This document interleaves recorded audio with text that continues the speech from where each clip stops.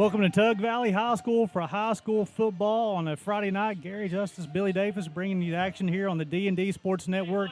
We appreciate you guys being on the ride with us. We're a little late getting started, and Billy, Mother Nature decided to impose their authority on a Friday night. Oh, yeah, Gary. We was both looking at this earlier today, hoping that it would hold off till later tonight, till 10 or 10:30. And it did not happen. What was it, 30 minutes before game time? It started lightning like crazy all around us. All the players are off the field. Everybody's in a nice, safe place. We have a rocking, crazy bunch up here in the booth with us tonight. It's been a lot of fun. As soon as we start the pregame show, let's take this overlay off here, Billy, so people can see what's going on. Is you can see the rain coming down. Yeah, it's coming down in sheets out there. And Billy, this makes you mentioned it as your time with the fire department, and you had a very accurate forecast that's coming in. He said it's going to be coming in 3 waves, right? And so I've lost count which wave this is. We're still in the first one. Is what my buddies down at Kermit Fire Department tell you. You see them parked over on the other side of the end zone over there. They're keeping a good eye on everything. They're making sure everybody stays safe and say, hey guys, And let's want to slide over here so people can see us at home here, Billy, as well. We'll put this on here. So Gary Justice, and you got Billy Davis here bringing the action. As we talked about, Billy, that first of all, the officials come in, and it's probably about 10 minutes till 7, right? That's when the thunder and lightning started coming.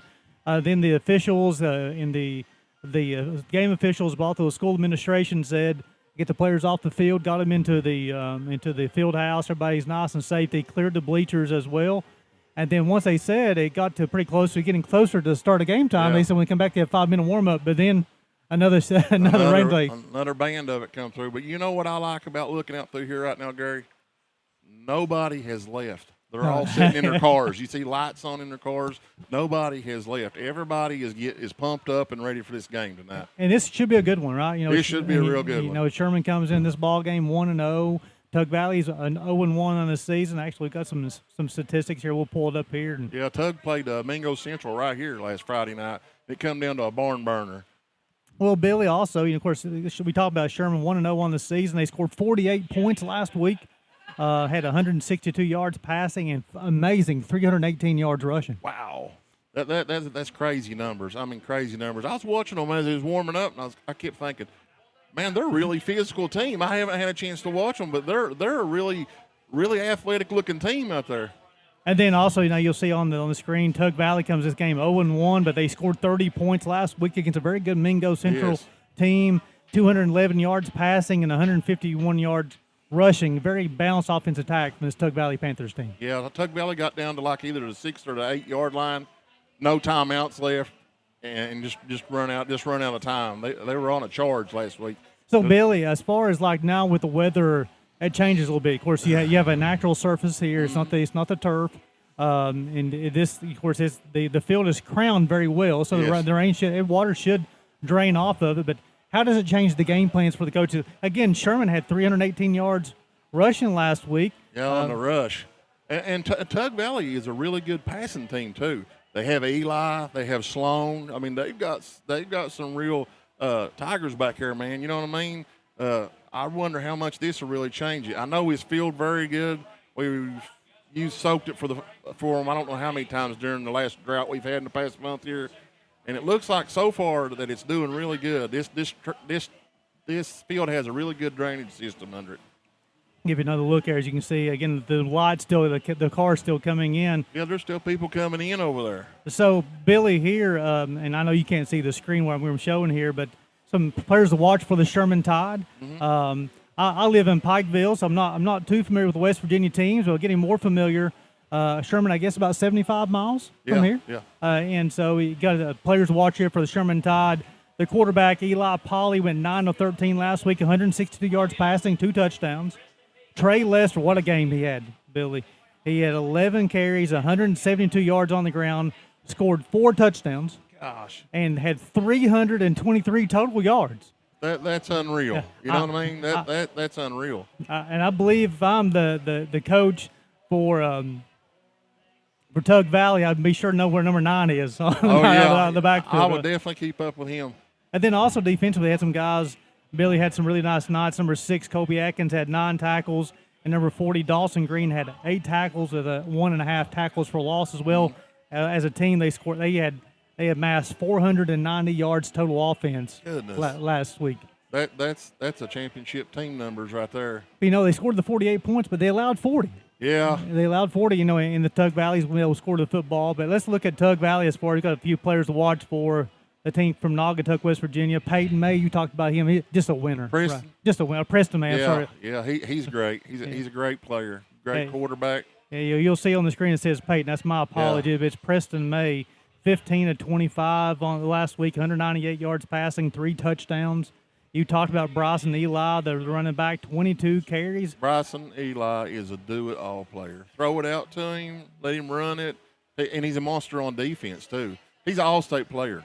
22 carries, 132 yards. You talked about Cameron Sloan in that wide receiver position. Talk a bit more about Cameron, Billy. He is the most underrated player I've ever seen. A lot of people, when they look here, they look at Preston May.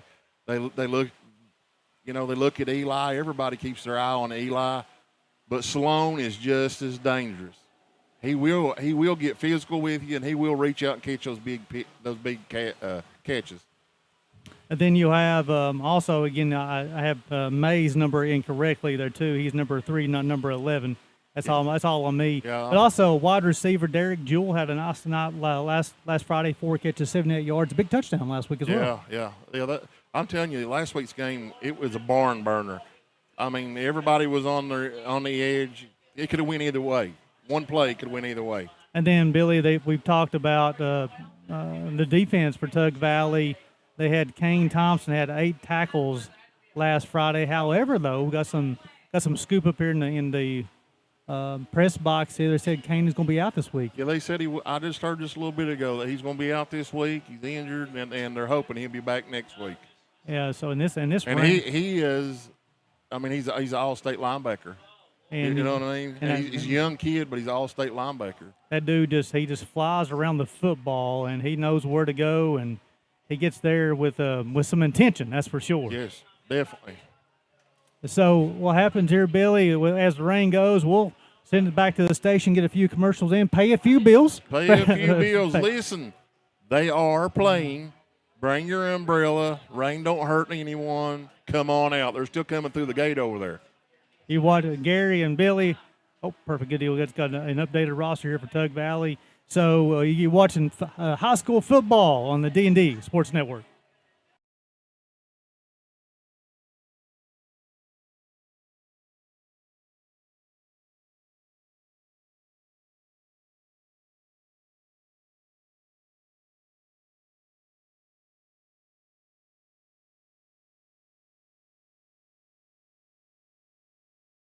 To serving the needs of the southern coalfields. For any of your financial needs, we encourage you to stop by one of our 5 convenient locations or apply online today at lbnt.com. Whether you choose to stop by or visit us online, our team is here to help you every step of the way. Buying a new home, expanding your business, choose Logan Bank and Trust. Let's bank together. Member FDIC, Equal Housing Lender.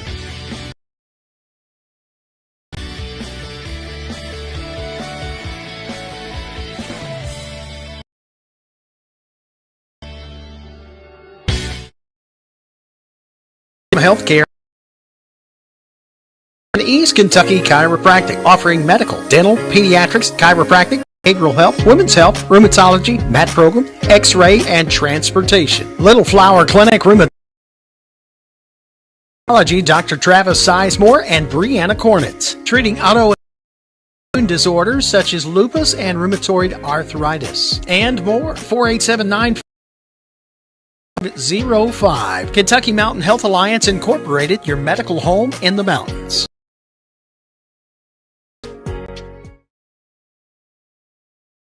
What does that mean? It means jobs. It means craftsmanship. And when it comes to Vaughn Bassett furniture, it means value. Kemper recognizes that. That's why they've dedicated an entire gallery to Vaughn Bassett. Made in America. Quality. And now, see the price. Come see your favorite Kemper store in Hazard, London, or Somerset. There are buttons to button, snacks to prepare, math problems to help with, and boo-boos to kiss. If you have people who need you need life insurance. Talk to a Kentucky Farm Bureau agent about a policy that protects the ones you love. Kentucky Farm Bureau Insurance. Big on commitment.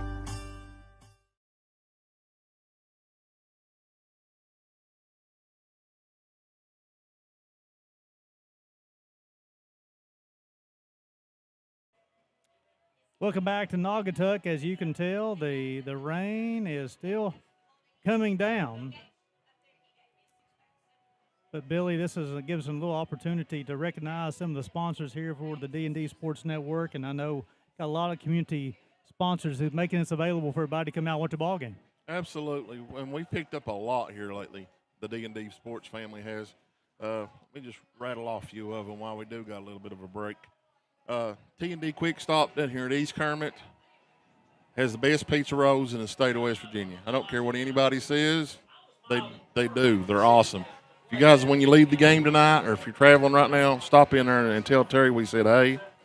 Tommy's Auto Sales over at Inez, Kentucky are the easiest people to get financed with and get along with you'll ever see, and they have a huge collection of cars over there. Precision and Heating and Cooling in Williamson, West Virginia are top of the line when it comes to heating and cooling companies. They do a great job, and their customer service is awesome. United Motorsports in Belfry, Danville, and in Logan is a very big sponsor of ours, and you probably can't see me right now, but I'm actually wearing one of their hats. Looks good too. I'm a big United Motorsports person. That's where I buy. That's where me and my family buys our side by sides at, and that's where we get them serviced at. We're a big United Motorsports person. 304 Motorsports Park is Justin and Doug Kirk's new place up on Twin Branch on 119. If you haven't been there, you're missing out. They have the awesomest drag racing around, the fastest cars. And plus, it's the place they just had Lee Bryson concert at here just a couple weeks ago. And I know for a fact here in the next 2 weeks, they have a huge announcement on D&D about who's coming there for their next concert. We got Cheech's Pizza at Lenore. If you're listening to me, you still have time to run down there and get something or order it and get it at halftime.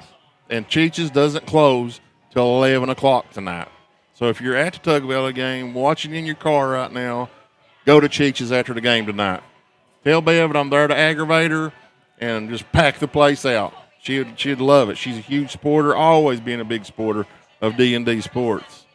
Ultimate Pawn at Kermit, Joey Smith and Brett are great people. They do a lot for the community down there, and I don't know whether you know it or not, but if you dig ginseng, you know it. September the 1st was the first of ginseng digging season, and then they pay top dollar for all your herbs down there. Go down there and tell them we said, hey. Chiefs Roadhouse over in Logan is one of our new sponsors over at the mall over there. They have some of the best steak they are. Believe me, I ate there yesterday. And stop in there and tell them. If you're over that way listening to the game, stop in there and tell them that D&D said, hey, we're here. Because I'm telling you, that place has great steak and a great staff too.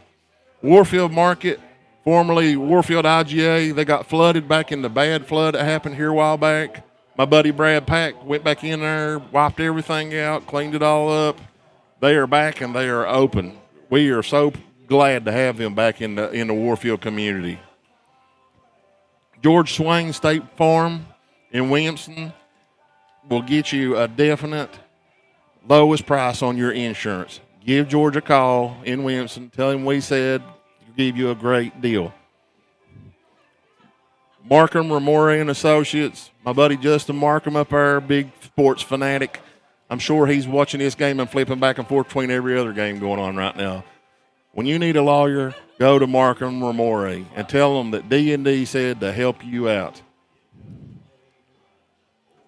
Quality Metal Roofing. They have places in Lenoir, Louisa, and Charleston and Beckley.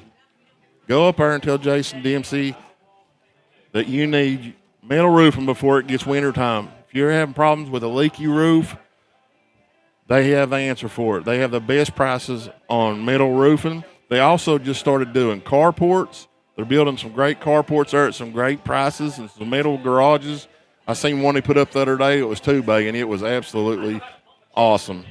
Go up there and check them out, or you can go on our Facebook page and see some of the pictures that people's been posting. Williamson Flooring in South Williamson, Kentucky. Yeah, they just opened up their new place right on the 4-lane there, and they have the best prices on wood. I just bought all my decking there the other day for my front porch. They have the best prices, and they'll load every bit of it up for you.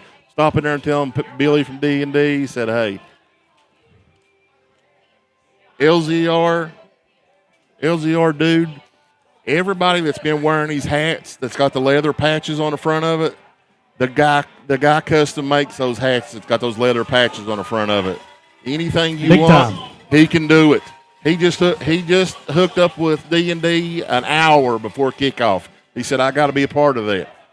And he's got a Facebook page. Go check him out. You've got our link on our Facebook page also. But just go to our sponsors and check out our sponsors. We got some great ones, and that's what keeps this going, so that we can keep broadcasting these games to you.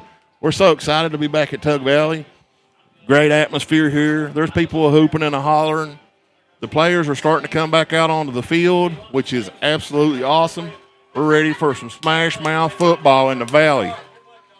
There is tons of fans here from Sherman. I tell you what, I hear cowbells going, and oh yeah, and it's ready to rock and roll. And also, I appreciate you getting a little filter there for me, Billy. We've been trying to.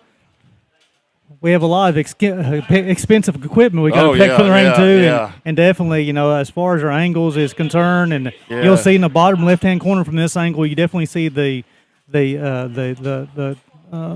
tent. That is something that, of course, we want to be respectful of the fans. If they made the journey down from Sherman, you know what?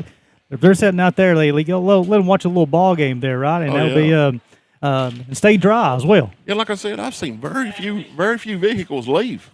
I mean, I've seen more come in than I have leave. Which is, it's encouraging, and that definitely want to come out and watch a football game on Friday night as well. Yeah, and the temperature's cooled down.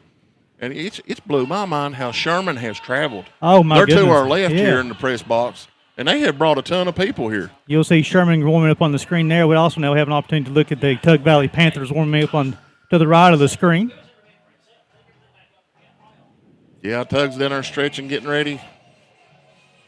We are about ready to rumble here in the Valley. So tonight, Billy, as far as keys, what's going to be some of the keys for let's start with the visiting team, the Sherman Tide. What's going to be the keys for them to be victorious tonight here at Naugatuck? I believe on both sides. I believe it's going to be the line.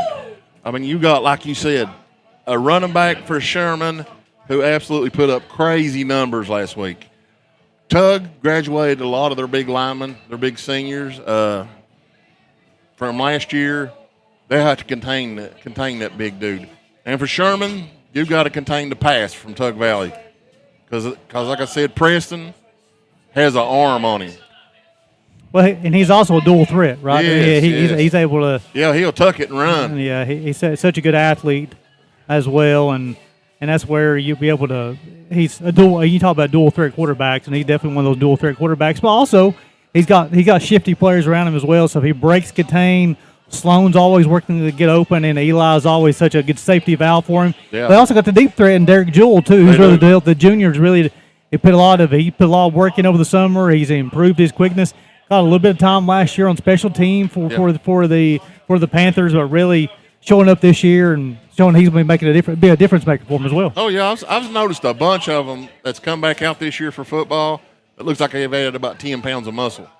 Well, they've been in the weight room, that's for sure, right? They've definitely been in the weight room, and you can tell that that little bit of taste last year, they wanted it. They wanted to go farther, work harder. Definitely had a great regular season last year. Hattie Ford leads the Tug Valley Panthers, and Kevin Buzzard leads the Sherman Tide. And really, looking out there, Billy, after the waves of rain, I don't see a whole lot as far as, the field looks in good condition still. Yeah, it looks pretty good. I see maybe just a couple of little spots, but I think they're going to be fine. As long as we don't get no more big sheets of rain like we did just a little bit ago. But also, Billy, it'd be one of those things that if this game is played and if you're looking in November after a few ball games and that type of thing, it'd be a little different, right? Oh yes, definitely. But You got the grass and stuff. What don't grow as good when it gets later in the fall and stuff here. Let's look at the upcoming schedule here for Sherman, as we're under a minute for kickoff. Upcoming schedule for Sherman next week, they'll host Pocahontas County. Then they'll travel to Riverview, host Wayne, travel to Man, and then travel to Tulsa. That's a pretty good schedule right there. And then for the Panthers, I know. Next week they'll host Logan, and then they'll have Wyoming East here at home. So they're starting all here in Naugatuck, right? Yeah. And then they go on the road for 3 straight: Riverview, Wayne, and Mountain View for the Panthers. Yeah, Logan will be a really good game next week. I think we got it on one of our other D&D stations tonight. They're playing at home. That Logan game will be a really good game, and I think they come back after that long road trip, and they play Tulsa here, which is always a game that everybody wants to watch. Huge rival. They're coming to the sideline over here. Hey, we're going to play a little football, I believe. They are wired up out there. Usually what happens there, Billy, you have in a weather delay both teams. Of course, you got young men out there, and they just want to play a little football, right? And that's usually this turns into something where they use it as motivation a little bit. It's like, hey, it's the brotherhood. Oh, yeah. Let's get there and play a little football. Yeah, and the people that you just heard hollering, because they was hollering and screaming and everything, that was Sherman. That was Sherman from over an hour away. Their fans stayed in the rain. They've got tents and everything set up out here. Looks like they're camping for something. Definitely appreciate you guys tuning in to the D&D Sports Network. Definitely encourage you guys to hit the subscribe button there, so you get, and also hit the little notification tab where you can see what's going on the D&D Sports Network as we be bringing high school football to you all season long. Over there in the corner behind that white truck, you see our buddy firefighter Chad Gibson over there. We lost our chief here at Kermit almost 2 weeks ago. Our fire chief, he used to bring that same truck right there and let off fireworks after every touchdown. So Chad is honoring his memory. Hang on just a second here. We'll get you over. We got the camera on now, so go ahead and talk about that. Yeah, Chad over there behind the truck, is honoring his memory, going to every Tug Valley home game, letting off fireworks. Love it. I mean, that's something. You can see just right to the left of the school bus is what it's pointing at. To the right of it. To the right of it. Yeah, sorry. to the right of it there. Here you'll see the captains at midfield meeting with the officials. We're getting ready for some football. Yeah, let's get going. I love it. It's cooled down.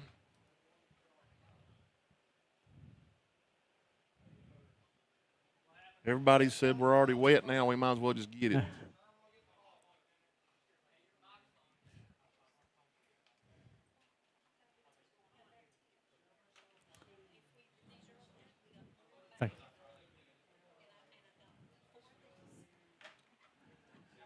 If you was here during the rain delay, you heard some wild music. Oh, Purple Rain by Prince. This booth is rocking up here. We're ready to go. Love it. So Tug Valley will win the toss, and they are going to defer to the second half, which that makes sense, right? Yeah. I think they're all pumped and ready. Coach is giving them final thing. Here comes Tug out on the field. They're ready to rock. Again, we've talked about their abilities. You have a different type of weather, and everybody comes together. Yeah. They play a little football. Number 19 for Tug Valley be doing the kicking tonight. That'll be Riley White, the junior. 5'9", 140 pounds. Tug had a good kicker last year as well. Yes, they did. We can just get away from the lightning and we can handle the rain. Get this game in. Tug looks like they are fired up out there. Yeah, more cowbells and people ready to watch a little football. Here's the kick.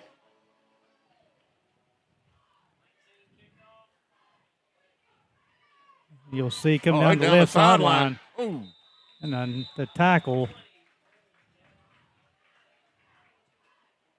So the starting field position will be a good one for the Sherman Tide. Number 20 for the Tide on the return. Sherman will take over 1st and 10 for the Tide. I don't have a number 20 on my roster. Yeah, I do. Braden Griffith.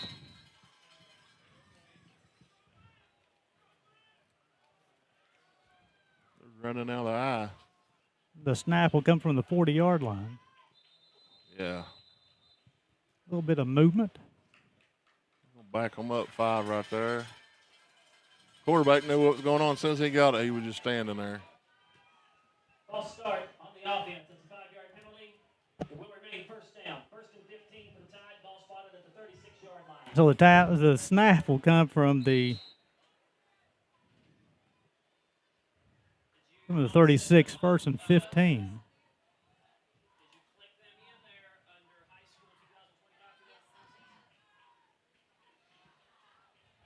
The snap, a handoff. He's running up the middle.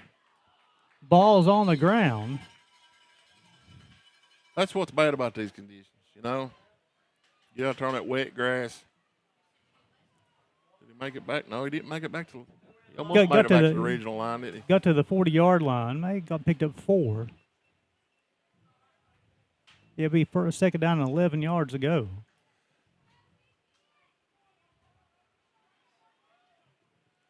So Polly will be taking the snap, the junior. Like to throw the football going deep down the right sideline. And they wasn't playing around with that. Just a little bit overthrown. You know, you talk about you wondered if they want to try to stretch the field any whatsoever. You know, they gained 490 yards the last week of offense, over 300 yards rushing. But, you know, that shows they had over 180 yards passing as well, too. Yards passing, yeah. It's one of those things, too, Billy. You come out here early, why not go deep here in these conditions? Because sometimes you get that defensive back who may slip a little bit and lose their footing. You might be able to break one here early. Yeah, that receiver just showed a lot of speed. Lester in the backfield of Pauly. He'll take the snap. Roll to his right. He's got room. Throws the football. He catch it. That'll be incomplete. That'll bring up 4th down. And the punting unit will come on the field for the Sherman Tide. Appreciate you guys tuning in to the D&D Sports Network for high school football. Tug Valley going to take over. That'll be Chase Southern, the punter, the sophomore, 6'2". Good-looking athlete for the Sherman Tide. There's a snap. He slips. Whoa! He's off the side of his foot. It's rolling. It's going to be. So the punt will go 5 yards. And Tug Valley will take over on their own 45-yard line. And then we talked about, Billy, during the pregame show with weather come into play and the field conditions definitely happened on that one. They was punting from one of maybe 3 spots that looked just a little bit muddy. I mean, he was literally standing right where there's like maybe 3 spots that's got mud showing. So Tug Valley will come back out, take over offense for the first time tonight. All sides. It'll be a free 5 yards. Against the offense. The 5-yard penalty remains 1st down. We're going to back it up to about the 50-yard line. Everybody just getting the jitters out from where we had the delay. Well, it definitely, everything was out of rhythm, right? And it's one of those things. Absolutely.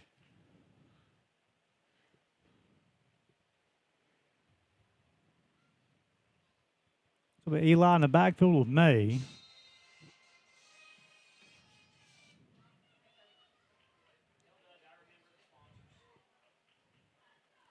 Throw to the right. Sloan will make the grab, go down the right sideline. A good catch by Sloan.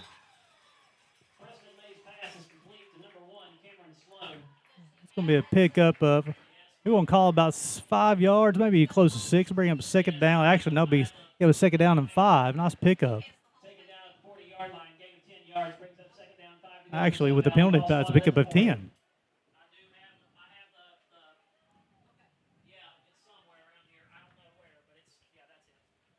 So May in the backfield, Eli, that's a bad snap. They jump. Yeah, they jump. You see that little hop. Dead ball. False start on the offense. Going to back it right back up. Remains second down. I keep on looking. I've got 2 different rosters for Tug Valley, and I'm looking. I've got number 12 at one of the receivers. I do not have a 12 on my roster, so our apologies there. But now bring up second down and 10 from the 45-yard line. May will take the snap, roll. He'll throw on the run. The catch is made. He'll go out of bounds. Eli Witt will make the grab on the left sideline. Nice job there, Billy, by May, giving himself a little bit more room going to that left side. It keeps that pass rush guessing, right? You don't be stagnant back there. Yeah, he's got 2 completions already. That arm's looking good. Third down and 4 from the 39. He's get to the 35 for the first down. Take the snap. He'll get it off to Eli. He'll come on the right side. He'll bounce. Running. He's going to the outside. Oh, he's out of bounds. And he'll be knocked out of bounds. Let's see. Don't even see flags there, Billy. As Eli did a nice job. I think he had a couple of options there where he could have bounced up inside. He had a read there, and he tried going around the right side. Yeah.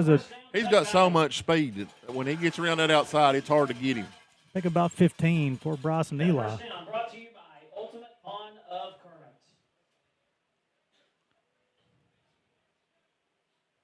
Kermit. 10:25 to play here in the first.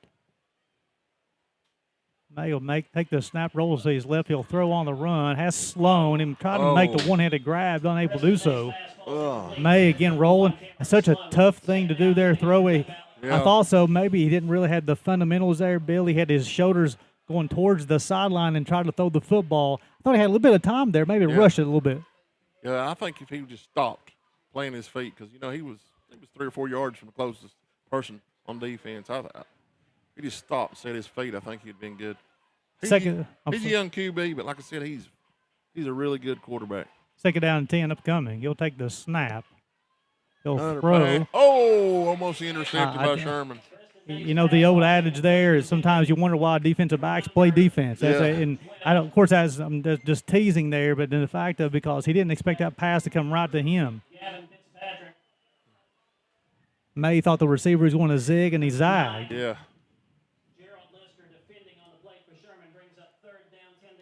Nice job of Lester from the Sherman Tide to defend.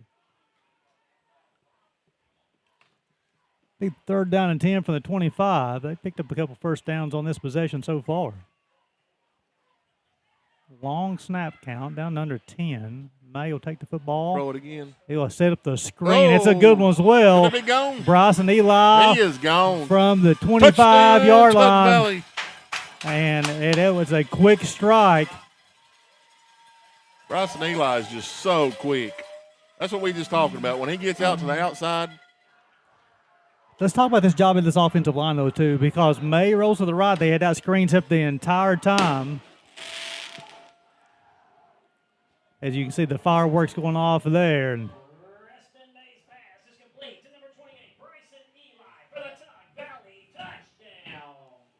excellent job on the screen from 25 yards out.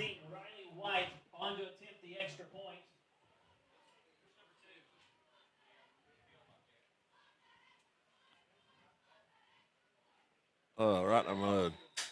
Like I said, there's one or two spots out there in mud. And then hit and both. They both have found it. I tell you what, Billy, here now with a little under 10 minutes to play here in this first period. We'll send it back to station break. You're watching high school football on the D&D Sports Network.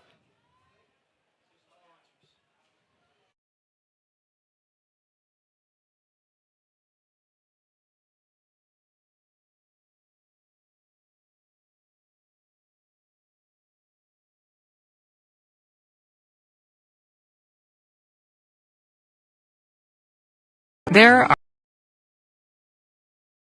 buttons to button, snacks to prepare, math problems to help with,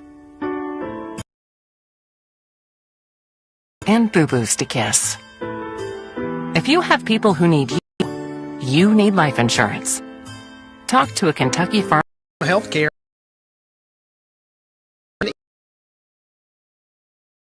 We're back in Naugatuck here, Billy.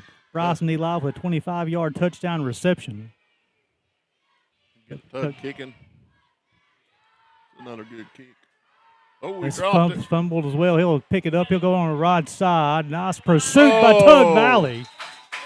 Oh, I think he lost a few yards on that. He could have just turned that corner. Tackle on the play by the Panthers, number 2, Jeremy Holyfield. Holyfield will be on the tackle. Again, we talked about Kane Thompson being out of this ball game for Tug Valley, and somebody's going to step up. Nice job so far, team defense from Tug Valley, Billy. Yes, they sure are. Kane Thompson is like I said, he's an all-stater. They said he'd be back next week, and I think that's great because he is a great player. Look for Lester to get some more touches here this possession for Sherman. Didn't have a lot of touches that first possession. They'll go to him immediately. He'll come on this left side. He's got some room, wrapped up immediately. He's definitely got some speed. Lester will pick up approximately, let's say, call it 2, second down and 8.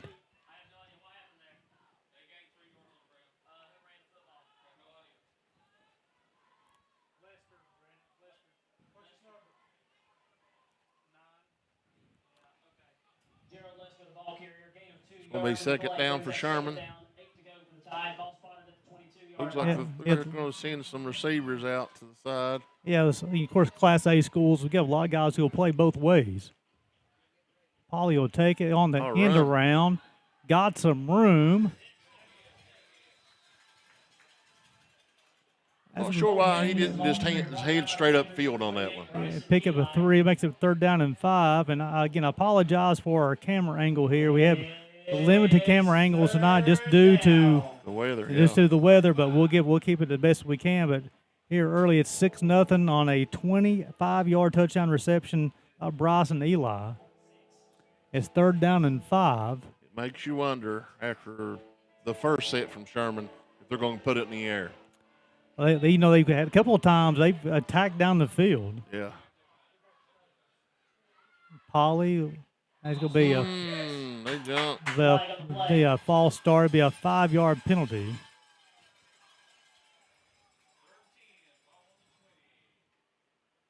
Dead ball. False start on the offense. We're going to back up 5 yards and try it again. Third down, 10 to go for the Tide. Ball spotted at the 20-yard line. So it'll be from the 20. It'll be third down and 10. You know Sherman's wanting to move this ball down the field. They're not wanting to turn it over where they're at right now. Maybe set up a screen to Lester. Paulie throwing the football deep. That's a wobbler. Oh. And that thing was wobbling. Don't know. Elijah Pauley's pass falls incomplete, intended for number 1, Chase Southern. Brings up fourth down, 10 to go from Sherman. Ball spotted at the 20-yard line. Yeah, Sherman so far 2 possessions, Billy, and they still haven't established what they want to do in the ball game yet. Exactly right. And if I'm Coach Buzzard for Sherman Tide, I would be feeding number 9 out of that backfield as much as possible and see if Hammy Tug is going to commit to stop Chase Southern and be back to punt. I noticed he moved over out of that mud spot this time. pretty Now decent. it'll bounce and it'll roll dead at about the 43-yard line. So it'll be a good starting position. That's a lot better than their last punt. But I'm like you. Their running back had monster numbers last week, and I was really expecting him to come out and show that power. And they've thrown it now, what, 3-4 times? So also, and they're throwing the football right now, and there's only a couple of positions on the field that is muddy. Yeah. And they're throwing it in the positions where there's a lot of mud. Let's see what Tug Valley's got going on here. Well, they nice job last time, May. Yeah. He rolled to the left, rolled to the right a little bit. Bryson Eli got a couple of carries, set up a really nice screen on that left side for the 25-yard touchdown reception. Now, also, maybe look for Cameron Sloan, get a couple of early touches, and also Derek Jewell for the Panthers as well. Yeah, Cameron is a really good receiver. I'd like to see him probably throw to him here because, like I said, they're going to be focusing a little bit more on Eli right now. Well, they did have that one. Let's see what happened there. I'm talking to Coach Buzzard about something. Not sure what that's got to do with anything.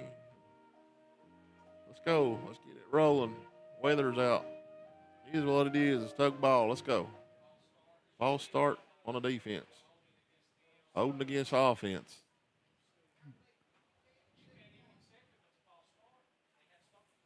First down, Tug Valley.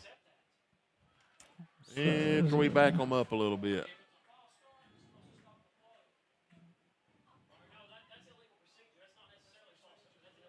So yeah, I'm not just a little. After a little bit of confusion, we're Yeah, back to back. Look like about the 32. Yeah, we're. Illegal procedure against Sherman, right? Against the Tide. That penalty is declined. There's also a holding penalty against the Panthers. That penalty is enforced 10 yards from the So here they decline. It should have been offsetting penalties, but Tug Valley decided to decline their penalty because they like their starting field position. Yeah. So May he'll take the snap. Eli to his left. That's football. He'll throw over to Sloan. He'll try to break a tackle, and he'll try to gain. He'll try to gain a couple of yards. Yeah, we got a flag down.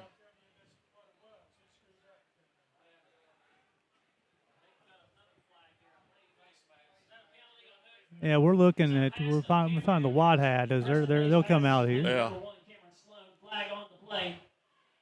Oh, they're marking it off against the defense. Yeah, I think it was a little a 5-yard face mask is the call. So yeah, they threw it just as soon as the defense tried to tackle him. But we talked about getting Sloan involved, and they did that on the first snap of this series. Oh. And so Sherman jumped and it caused the receiver for. Let's see if it could be against Sherman or Tug because I saw Sherman jump first. But then it depends on who the official saw jump. Got that on Tug's end. Be offside. Oh, they got it on Sherman. So that will move the chains. It was already first down. Just a late whistle. So it go up to the 45-yard line. So, off the punt, Billy, they're supposed to have the ball back to the 43. Then the penalty pushed them back. But then after a short gain and then a couple of penalties, now they're back to the original starting field position.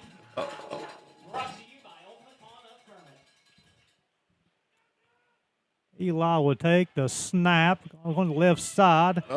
And they'll run him out of bounds. Where are they going to spot that at? That'll be another first down. We're going to pick up about 12 yards, 13 potentially for Bryson Eli. He had a really good dive right there at the end. Eli does such a good job, Billy, as far as getting to the line and keeps his feet moving. He's able to cut so quick. You talked about how good of an athlete he is. Oh, he's a great athlete. Football player and basketball player. He's a great athlete. I'll give it right to the middle. He's run a few right there. And that's still going. Bryson Eli, the ball carrier, brought down by the Tides, number 27, Levi Sprouse. Going to bring up about second down and 5 yards to go. I'll call it second 4. Give a gain of 6. Here from the 37. Tug's line's really doing a great job right now. Get a lot of movement. Change of play. Yeah, May look to the left. Got plenty of time on the play clock. 20 on the play clock. I'll take the snap off to Eli once again off the right side. He's got some room. That's definitely a first down. Yeah, they're starting to ride number 28 out of the backfield, and I don't blame him. I would be riding him also.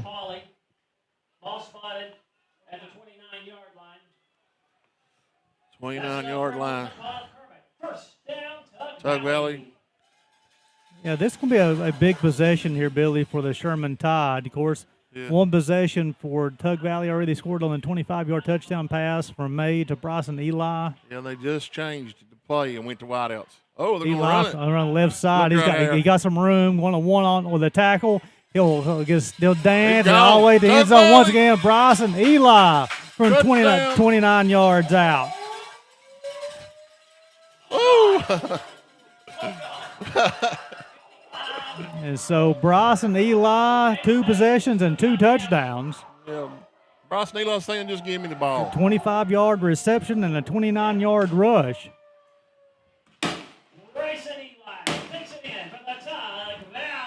You know, last week I heard against Mingo Central, he beat himself up a lot over that loss, which was not his fault. But this week, he's come to prove something. Riley White on to attempt the extra point. Jaron Holyfield to hold. The snap, it'll be a flag, and the kick would have been good. Would have been good. That was a good kick. I noticed they moved over around the mud hole. Offside on Sherman. They'll ask Coach Ford if he wants to accept the penalty. Because on the penalty there, they will move him closer. He won't consider going for a 2-point conversion. You would think Tug would, the way they've been moving it that close. So they're going to give the kicker an opportunity to split the uprights once again.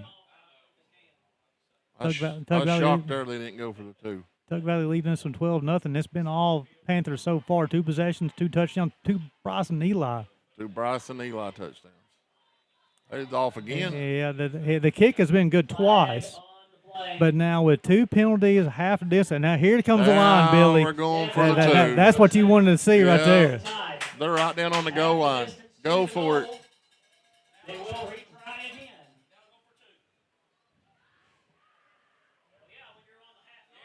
Here we go. The line has been doing a great job of getting pushed for Tug Valley, Billy. Then also Bryson Eli is doing a great job of dancing on the outside, making tacklers miss. He only has a half a yard to go here. You play a little bully ball here? I believe I would. This line has done great. I heard they was really young this year or lost a lot, but they are doing great. You got Eli to the left of May. Takes a snap on the end around. Cameron Sloan will walk in. Cameron Sloan. Oh, we got a flag. Hold. Hold. So we'll take that. We're going to do it again. That must have been as he got ready to go around the corner. And then they're going to go back and attempt the extra point. You know, the rain got us a delay getting started, and it's kind of been a little bit of sloppy play so far, and a lot of yellow flags so far. Again, only the second week of the season. Everybody's still working the kinks out a little bit. Absolutely. We have had a lot of flags thrown this game. But, you know, probably for Coach Ford, probably what he considered here is because they're out of – you talked about just a couple of sections on the field has the mud has gathered, the rain gathered. Yeah, I think that's why they're running a lot on the outside right now, running outside routes. Well, I want to say the attempt, because the other attempts he had been kicking from the mud, now with the penalties pushed back a little bit further and give him an opportunity. He's got plenty of leg. He gets the football through the Yeah, those last 2 looked really good. Riley White will attempt once again to snap the kick, and he slips on this one. Yep. He had made the first 2, and he slips on that one. Man, oh man, oh man. As we get ready for the kickoff back to Sherman, I want to remind you. Go ahead. Hit Cheeks' Pizza up. You still have time to order something before halftime and get it. And don't forget, they're open till 11 o'clock tonight. When you leave here or after the game, wherever you're at, stop in and aggravate Bev. Tell them everybody the crew from D&D was there to aggravate her. She will absolutely love it. And do not forget United Power Sports, a big sponsor of ours. You're going to hear about them all season long. You're going to hear about them all year long. Big sponsor of D&D Sports. They sell the best side-by-sides at a price you cannot beat. And you talked about D&D, tell Bev D&D, Billy Davis. Billy Davis said to aggravate you. I sell great product. That's easy to sell, you know. And you got D&D Sports with 60,000 followers. So we got an update here. Thunder and again. lightning. We have another lightning delay here. They're going to clear the field. And what we'll do here, Billy, we'll keep the stream going. Yeah, So if you're on this stream, we're going to keep this stream going. Yes. Listen, like I said, Cheech's Pizza. Now you definitely have time to get something for the gang to watch it. So we'll try to keep you updated. Typically, they will clear the field, and it's going to be for 30 minutes, in my understanding.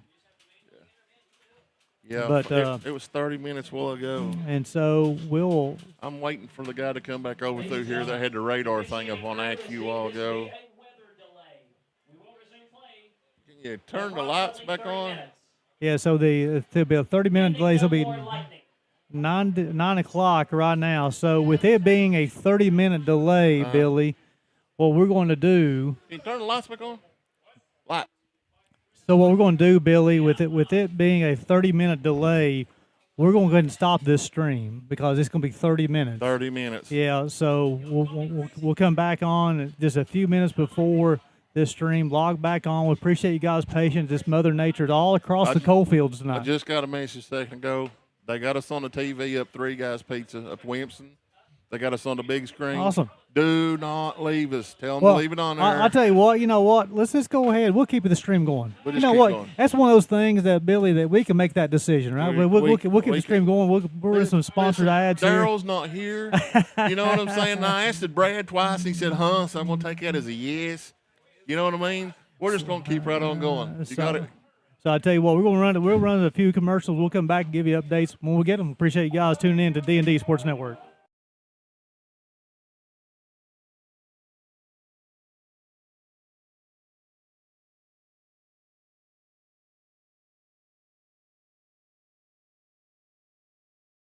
Little Flower Clinic, Quantum Healthcare, and East Kentucky Chiropractic, offering medical, dental, pediatrics, chiropractic, behavioral health, women's health, rheumatology, mat program, x-ray, and transportation. Little Flower Clinic Rheumatology, Dr. Travis Sizemore and Brianna Cornitz, treating autoimmune disorders such as lupus and rheumatoid arthritis, and more. 487-9505. Kentucky Mountain Health Alliance Incorporated, your medical home in the mountains.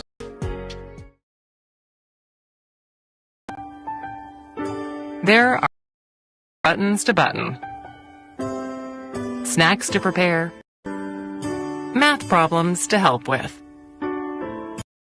and boo-boos to kiss. If you have people who need you, you need life insurance. Talk to a Kentucky Farm Bureau agent about a policy that protects the ones you love. Kentucky Farm Bureau Insurance. Big on commitment.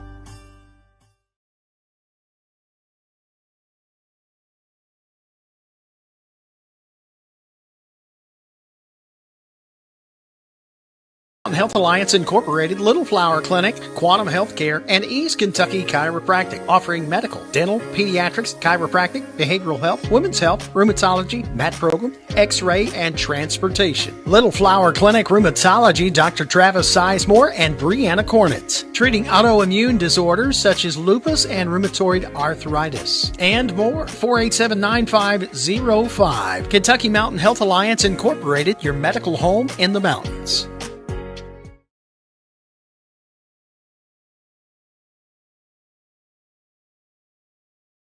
Here at Logan Bank and Trust, we are committed to serving the needs of the southern coalfields. For any of your financial needs, we encourage you to stop by one of our 5 convenient locations or apply online today at lbnt.com. Whether you choose to stop by or visit us online, our team is here to help you every step of the way. Buying a new home, expanding your business? Choose Logan Bank and Trust. Let's bank together. Member FDIC, Equal Housing Lender.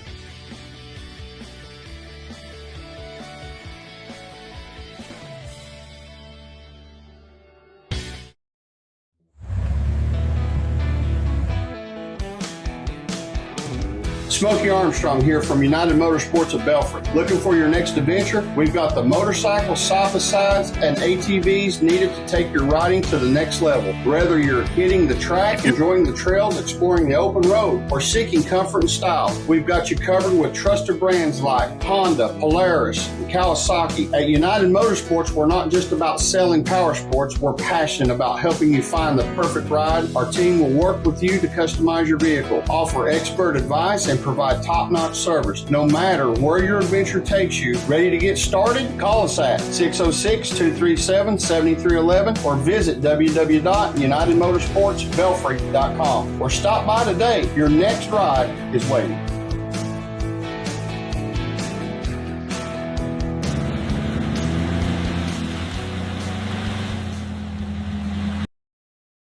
For an award-winning tire shop that focuses on custom.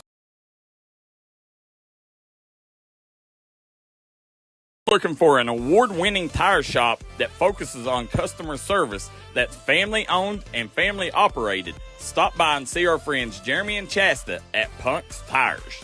If you have a hectic work schedule and you're looking for a non-stressful, convenient way to buy tires, take advantage of Punk's Tires appointment Saturdays. If they don't have the tire you're looking for, they guarantee it to have it the next day.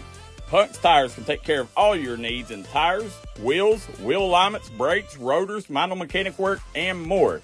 They'll treat you like family from the second you walk through the door. Come see us in Virgie, Kentucky, or give us a call at 606-639-TIRE. That's 606-639-TIRE.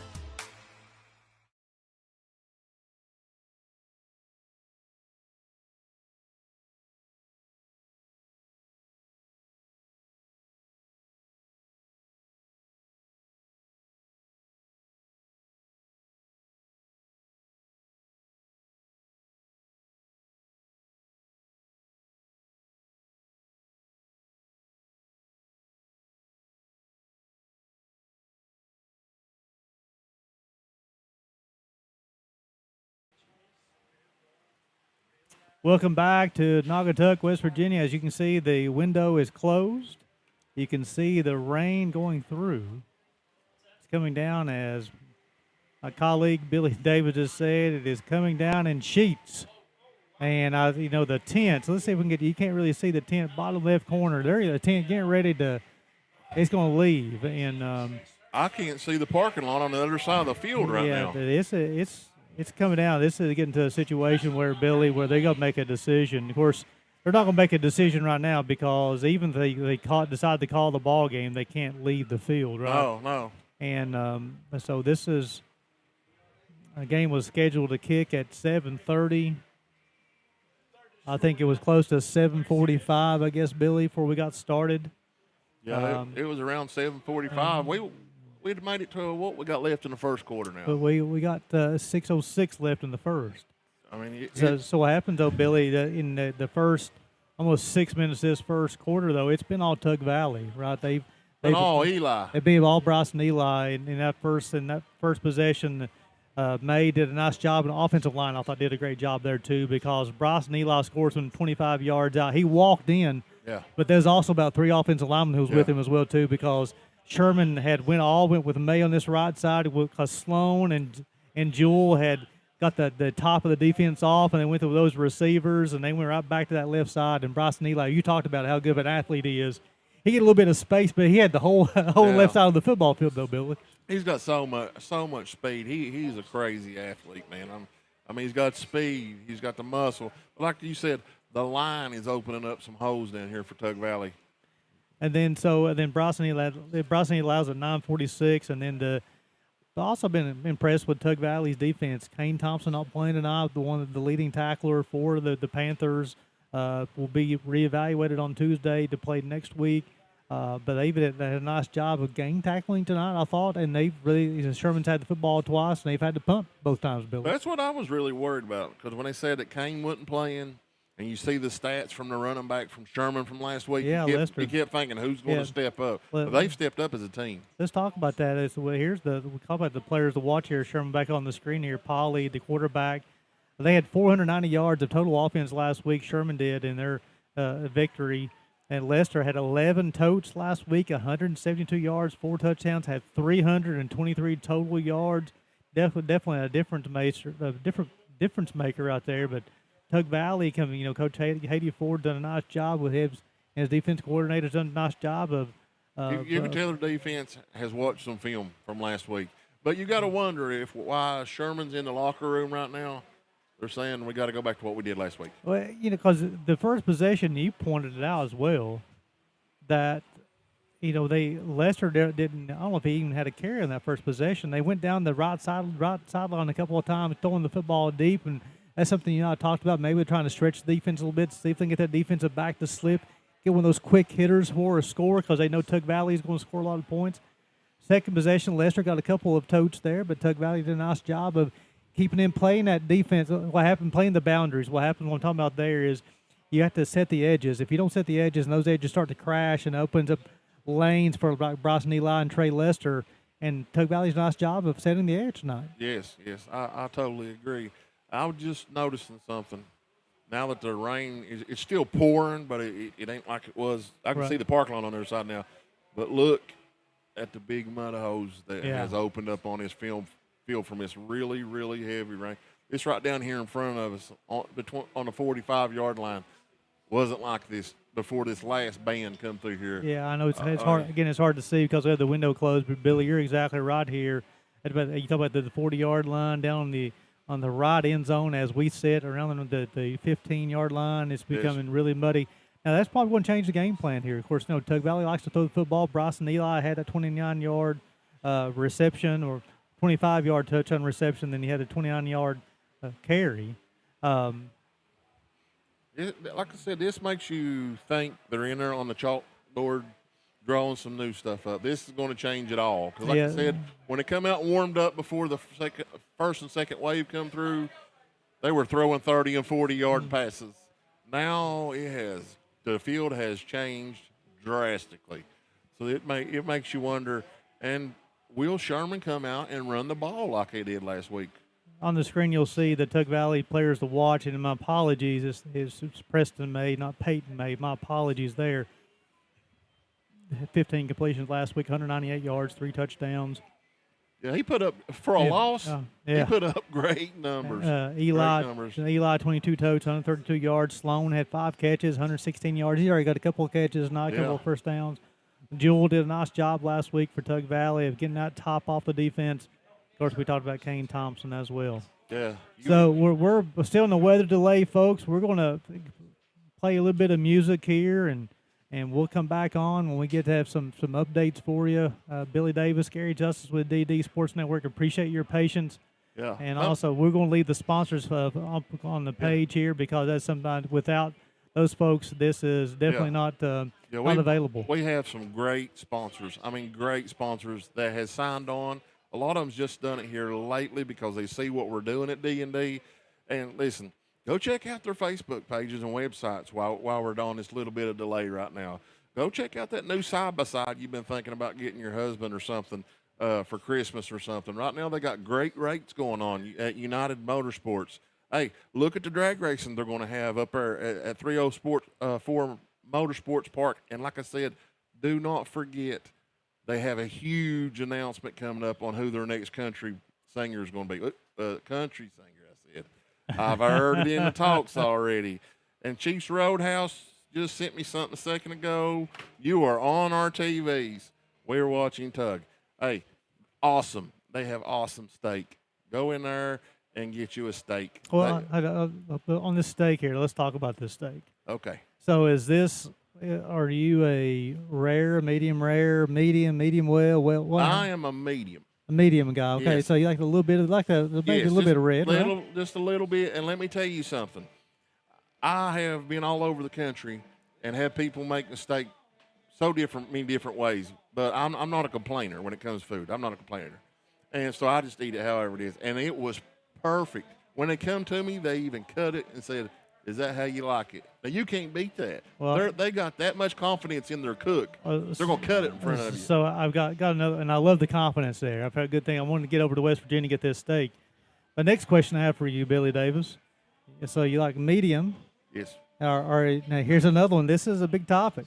Are you steak sauce or no steak sauce? I'm an A1 person. A1, amen, brother. Amen. I eat A1 even with grilled chicken. Hey, I'm I A1 love now. the taste of A1 sauce. Hey. I made a few cooks mad over that. Yeah. In New York, they was about ready to ask me to leave because they thought I was saying something. Their steak was dry. And I told them I'm just country. I like A1. To your point there, Billy, I was in a meeting down in Miami years ago, and they had Don Shula has a steakhouse down there, and he used to be the coach for Miami Dolphins years ago, and it was it's a nice steakhouse, and it's one of those steakhouses I can afford to pay for myself, but the company is paying for it, so let's go get a steak, right? Yeah. And as to your point there, I got my steak, and I immediately just asked for some A1. Right. I think the next thing you know, the chef is at my table.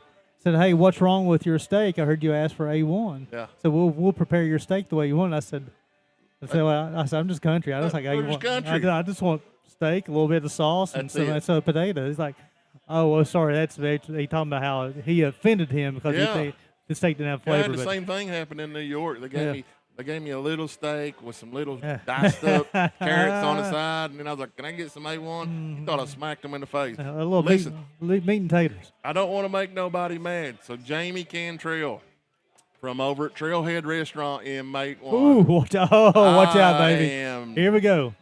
I have not forgot about you.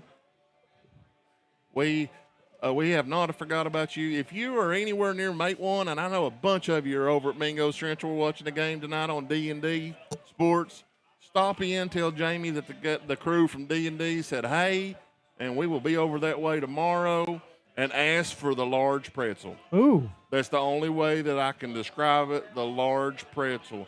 It'll come with cheese or butter, however you want it. Trailhead Bar and Grill does a great job. I have yet to eat there and not liked what I've ate. Oh, nice. That's saying something now. But put us on TV over there, Jamie. These people need to see this. With 6:06 to play in the first period here, we're under the countless number of weather delays. We're not for sure what number we're in, but I don't know what number we're in either. It's starting to get up there. We've got people scrambling, looking at radar, trying to figure out when we're going to get going, if we're going to get going. I'll tell you what I really liked is over here. Tug Valley's been really nice to us tonight. You know what I mean? That whatever we needed, we come here. You was setting up all the tech stuff. I'm not a tech person. Nobody would believe you if you told them I was. And, we get here, and you've already got the Wi-Fi rocking and everything, and then he goes over and goes, let me give you your own code. Yes, sir. I mean, how can you beat that? Don't let me try to kick you off on our code. Let me give you your own personal code, D&D. It is. It definitely. You can't see it on the screen, but got some guys got their shirts off and run the field here. We've got some got some kids having some summer fun out there. And they're having a good time. But the thing here, Billy, is going to be as the rain is starting to stop. Of course, originally it was going to be a 9 o'clock start back from the weather. I don't know if it's going to start back here. I'll tell you what, we'll take a short break here. Sounds good. We'll come back in a few minutes. We'll play you some music. We'll keep the sponsors up on the screen here, folks. We appreciate you guys staying with us on a Friday night. Gary Justice, Billy Davis, D&D Sports Network.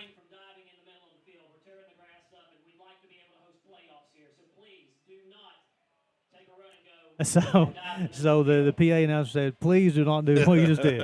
Only in the country. So we appreciate you guys tuning in. We'll play you some music. We'll keep the sponsors going. Stay with us, folks. 6:06 play in this first period. Tug Valley over Sherman 12-0.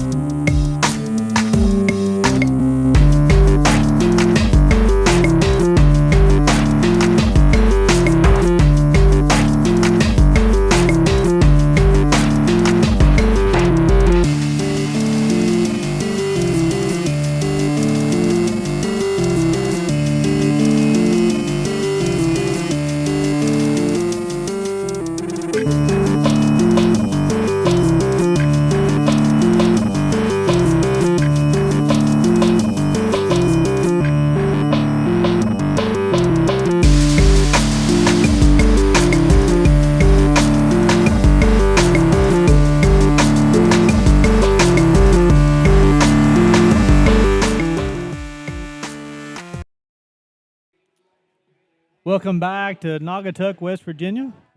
Gary Justice, Billy Davis, and the D&D Sports Network bringing you the action. The rain has finally stopped here, Billy, and have an opportunity to see the field here. As you can see, a little bit of mud on the field, but the players are in uniform, ready to go. Yeah, I believe we got a pretty good window.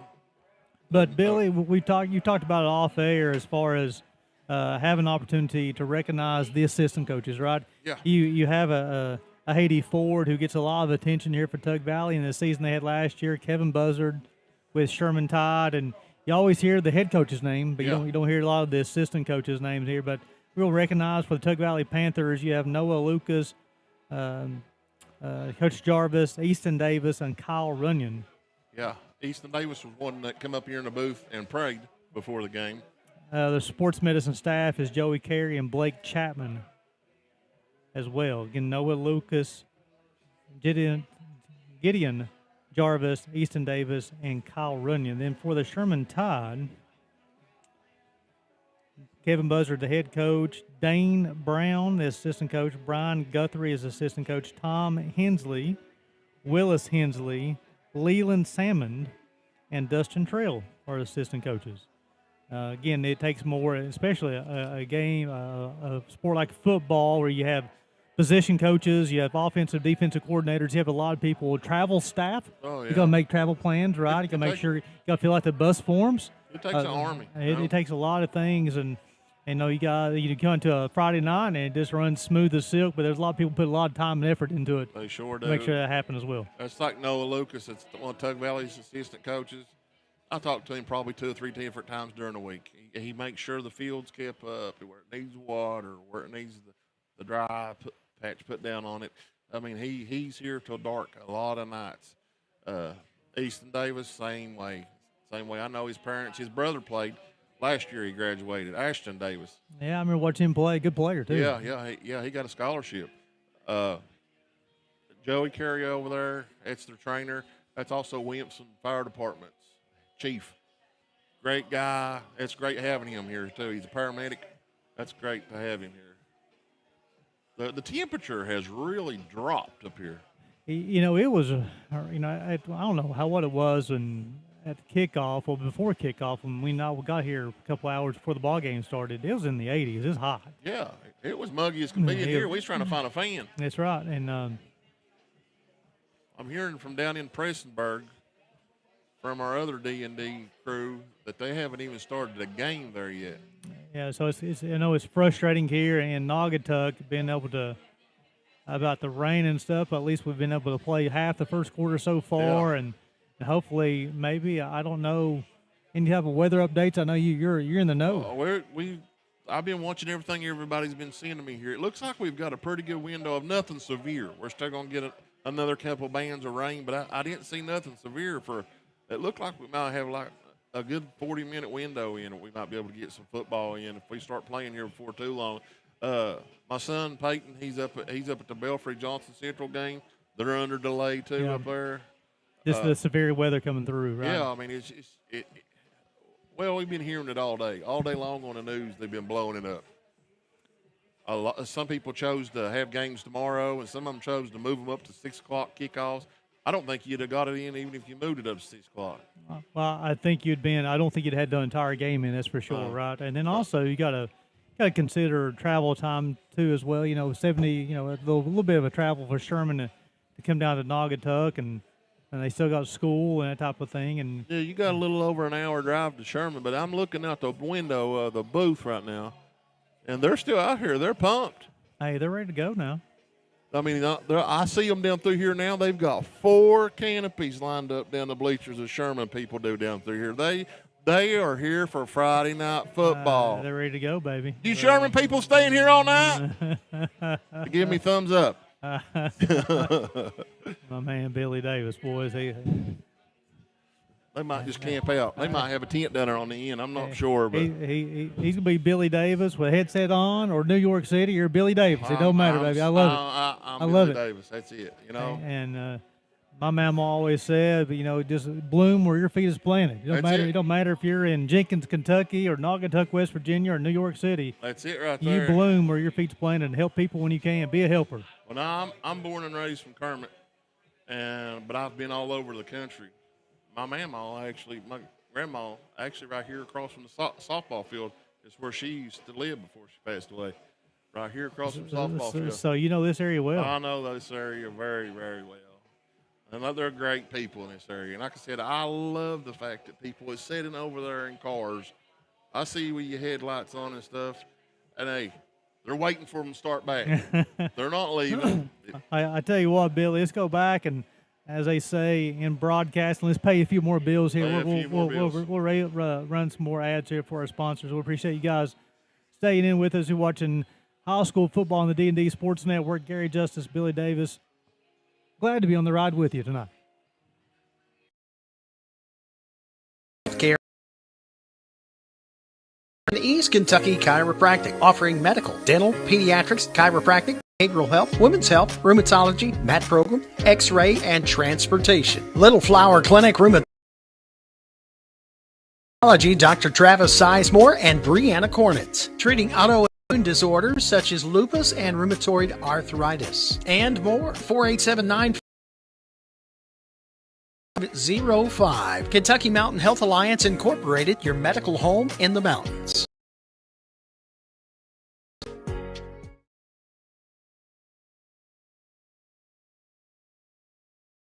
There are buttons to button, snacks to prepare, math problems to help with, and boo-boos to kiss. If you have people who need you, you need life insurance. Talk to a Kentucky Farm Bureau agent about a policy that protects the ones you love. Kentucky Farm Bureau Insurance.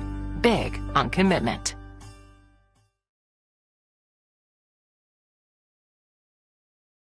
Of the southern coalfields. For any of your financial needs, we encourage you to stop by one of our 5 convenient locations or apply online today at lbnt.com. Whether you choose to stop by or visit us online, our team is here to help you every step of the way. Buying a new home, expanding your business? Choose Logan Bank and Trust. Let's bank together. Member FDIC, Equal Housing Lender.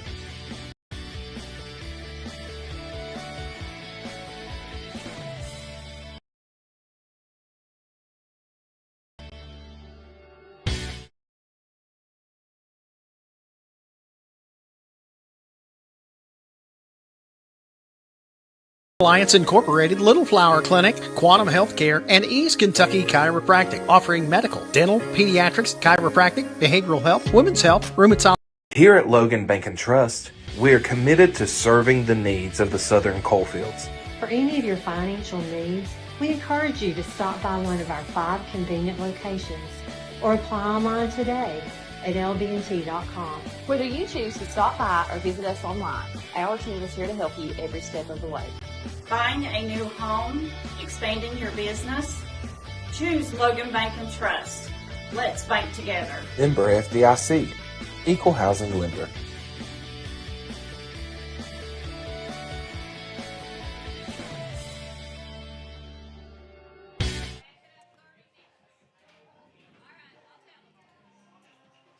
So we have an update. Yes, they're saying.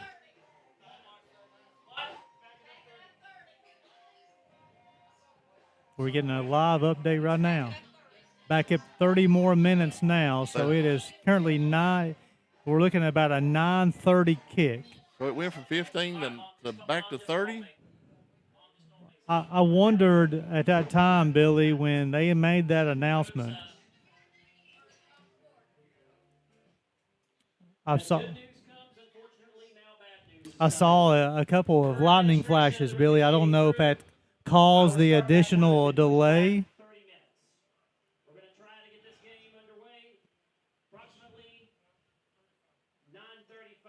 9:35. Wow. Again, still fluid, still weather permitting. 9:35 weather permitting, everybody. We will get this going. If you are leaving, go home, pull it up. If you was thinking about coming out, you still got time.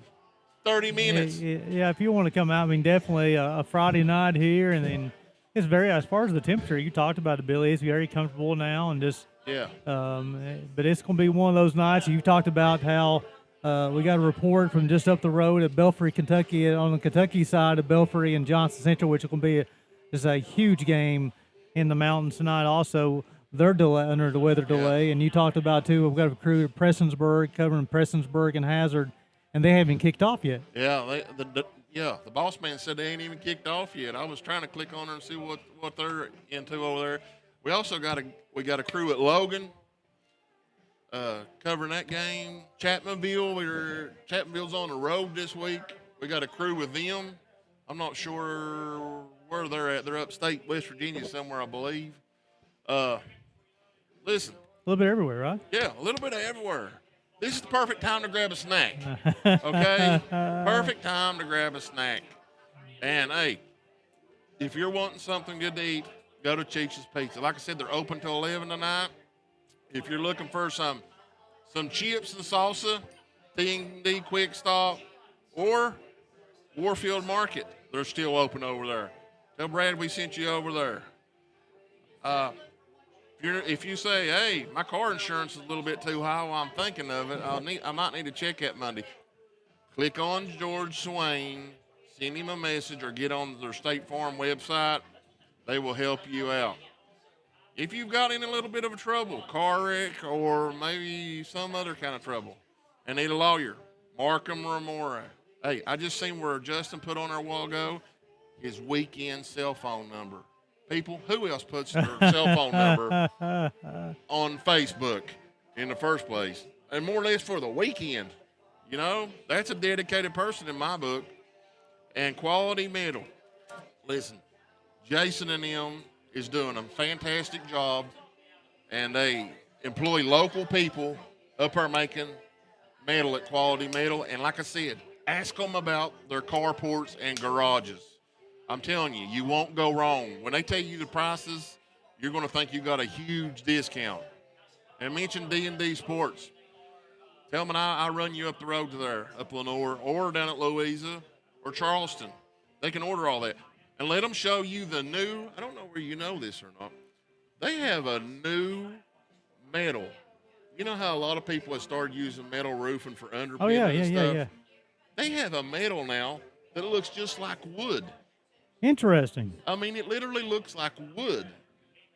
Yes, metal roofing that looks like wood.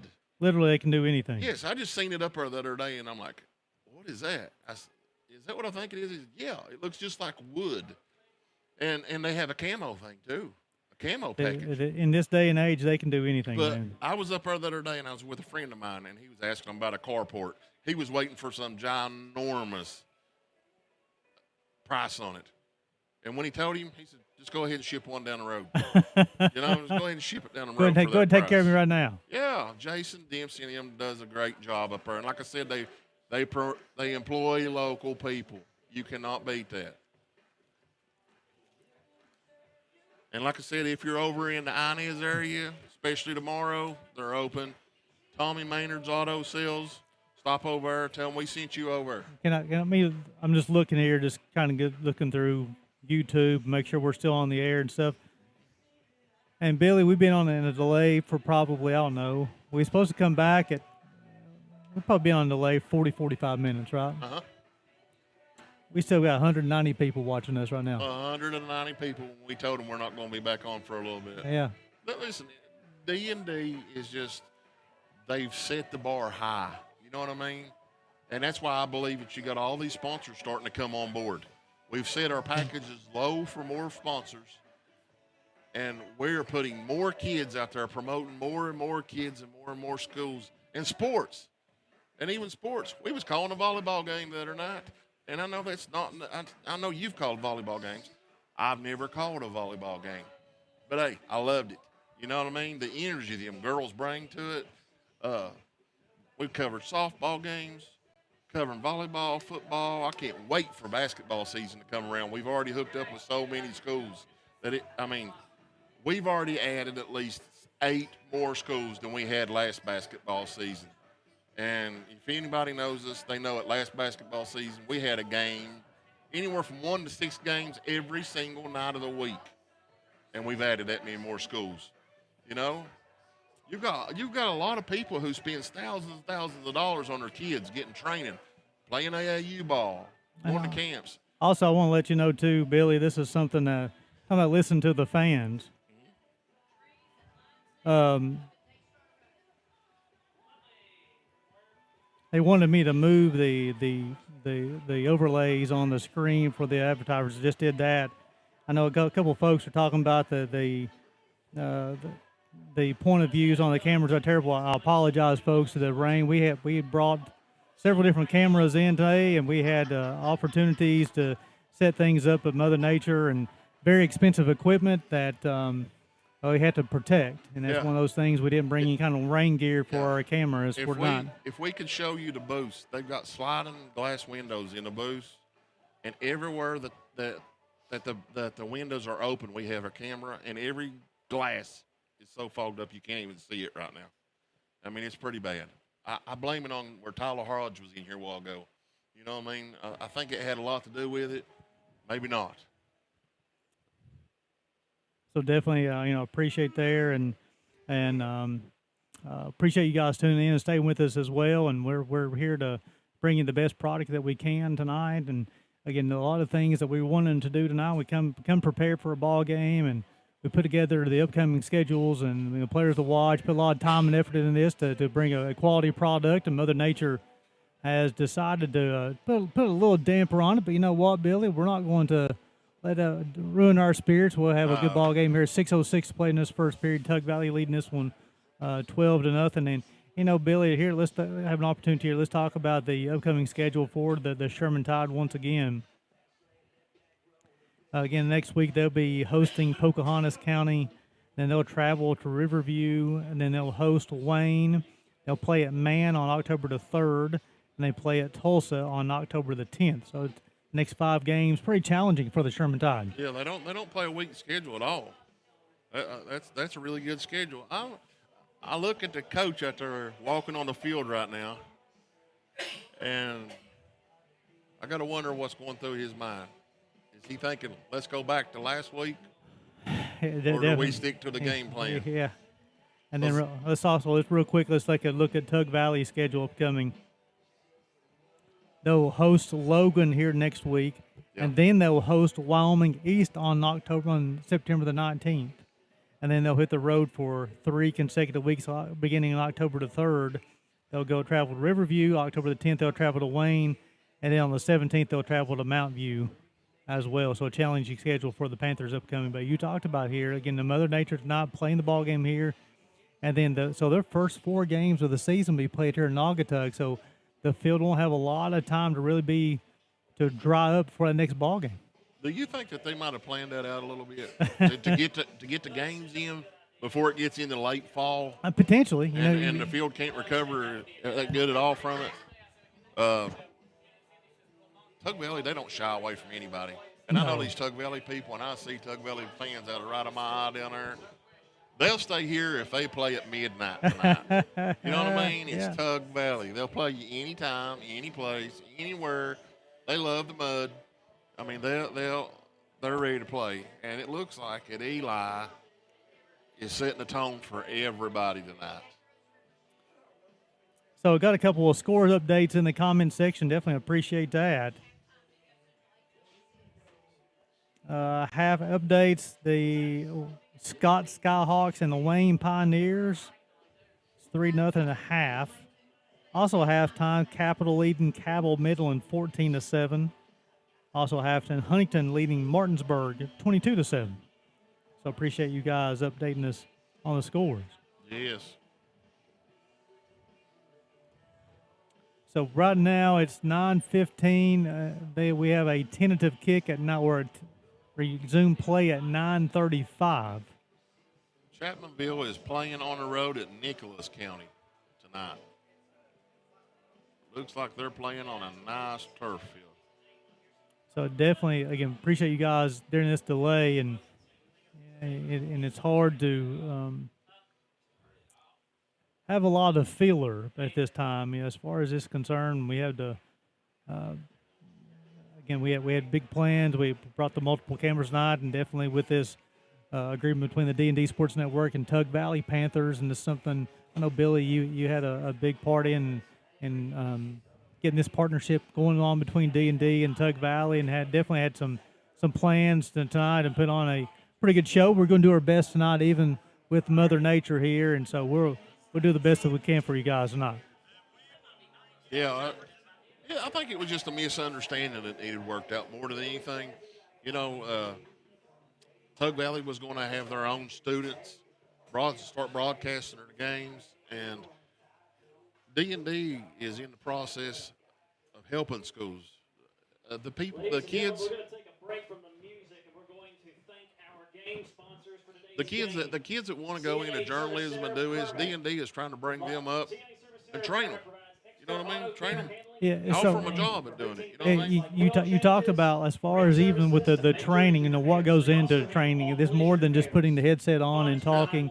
There's a lot of preparation that goes into it to deliver a good broadcast. Also, a lot of time with a broadcast, like the game kicked off at 7:30. Now we're here at 5 o'clock trying to get everything set up, getting the Wi-Fi, getting things. So there's a lot of time invested there. So when folks say, "Hey, I won't get into broadcasting," it's like, how serious you want to get into broadcasting? Because there's a lot of sacrifice that had to be made. They don't see everything that leads up to it. You know what I mean? But what happens is when you do have a high school student, I don't want to sound just like the old man, shaking his hand and his fist at the cloud. But you do find those students who want to get involved. They want to put that attention to detail, to put on a great broadcast, deliver the overlays, listen to the fans, that sort of thing. It's check out the rides that the administrators are riding around in the Kawasaki Mule. We would like to thank them for letting us borrow that. They want to. They do want to get into broadcast, and they want to put in the work. And it's just one of those situations, Billy. They got to learn how to do it, though. That's it. And it's like, where do I get my stats from? What day of the week shall I be talking to the coach? What type of overlays do I need to have? And what kind of, who I'll be working with? Who's going to be doing the play-by-play? Who's going to be doing the color? Who's going to be setting up the sound? Who's going to be working the scoreboard? And the technology is always changing. Always. You're showing me some stuff when I got here that you had. It's always changing. The technology is with this. Who would have ever thought out here in the middle of southern West Virginia, you'd be up on tip tops of these ridges and stuff, covering games and actually have signal and stuff? Because a few years ago, I know a bunch of places that you wouldn't have had signal. No. We've tried to cover games, and people's like, why couldn't you cover it? There's no internet there whatsoever. Now you got Starlink and everything. Yeah, it helps out. Now you have different ways that you can deliver the product to folks who, sitting at your home and able to pull it up on your TV now with the ease of YouTube and Facebook, and where you're able to, and also one of the beauties of putting on YouTube tonight, the picture quality and YouTube has a little different setting than what Facebook does, so it delivers a nice crisp picture tonight. Again, we want to, our intention tonight was a multiple camera setup on top of the press box, unobstructed views, but Mother Nature just decided to. Yeah, they were talking about. You guys went on top of the press box, and I'm glad we didn't. Yeah, because that's one of those things that when you can't get it down quick enough. No. Because when the rain came tonight, it came quickly and. But it's enough about us. We just definitely appreciate you guys tuning in and staying with us tonight. It's starting to rain again, Gary. I see it's starting to rain out there again, but we don't care. We play football in the rain. Well, that's that's the drizzle. That's not the sheets of rain that we've seen this evening. And I can't get over that while ago. That white Dodge over there across the field, I could not see it while ago, and it had its headlights on. I literally could not see it. Yeah, so right now we got that on. We got it on the camera right now. As far as Billy could not see that white Dodge over there, and it was. It was just a blur. Something else I love doing. If you have a grandchild or something that you're on here watching from far away, chime in, give them a shout out. messages. We do not care and would absolutely love it. We will bring you up.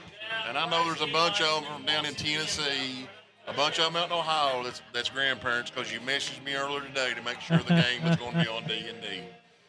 Definitely, you guys are welcome by moving the overlays. That is that's something that we're here to please the viewers at home, and we definitely appreciate you guys chiming in there, letting us know too.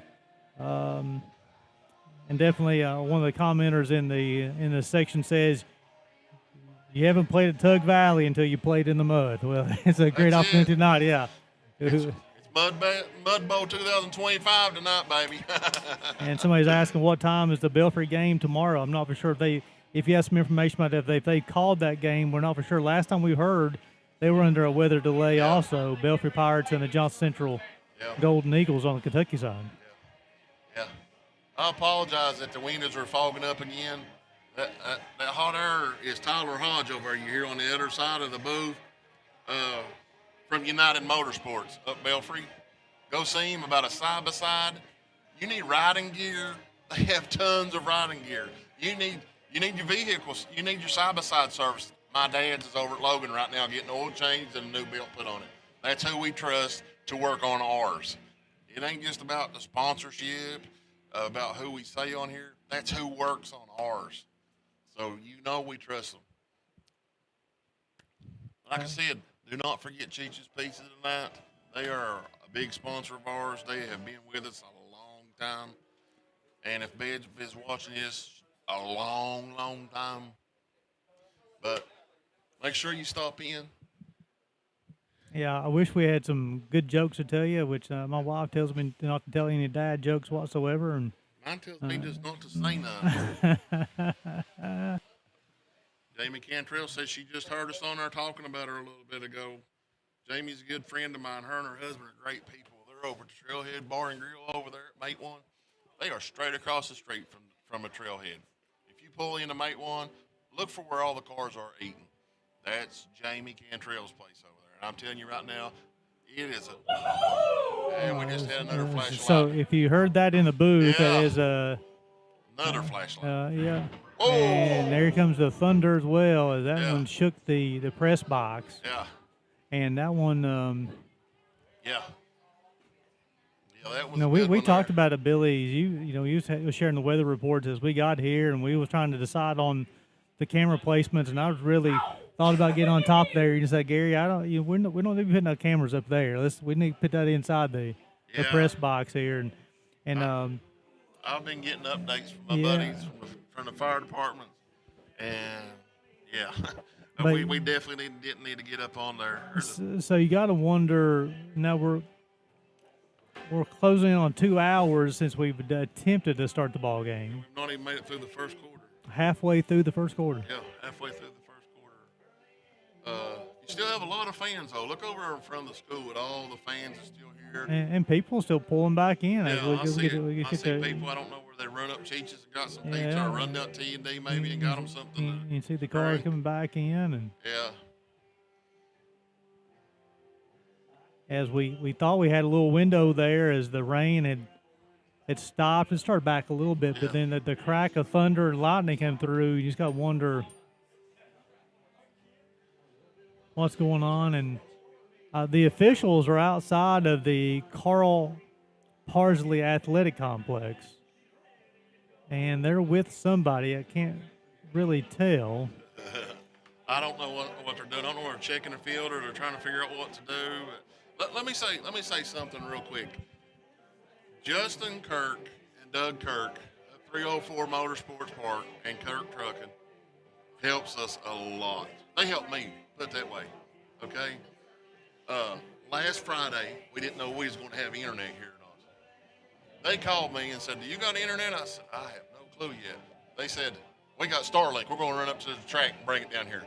Now, the track is up 119 towards Logan on top of a mountain, and they get it down here in time for us to cover the game.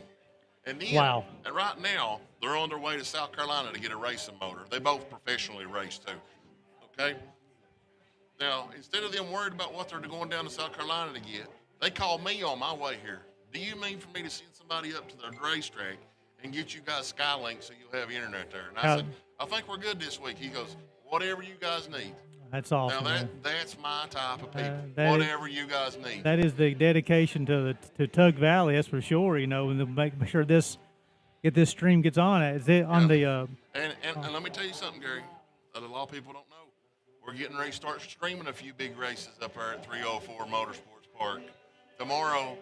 In pro class, they're running for $2,500. There'll be racers from 4 states coming in there to run tomorrow. That's not a bad Saturday, is it? No, $2,500. Hey, I'll take that any day, especially to get to see them big 4-second cars up there. Well, we got you zoomed in on the Carl Parsley Junior Athletic Facility as a nice look at the officials across the way. Look, there's some meetings going on over there, ain't there? As the officials are going, as you can see, going back into the athletic facility. We need to get somebody over there, don't we? We were getting calls of updates. I don't know where there's the guy right there that they was calling. But they just had a meeting of the minds over there about something, and everybody went back in the locker room.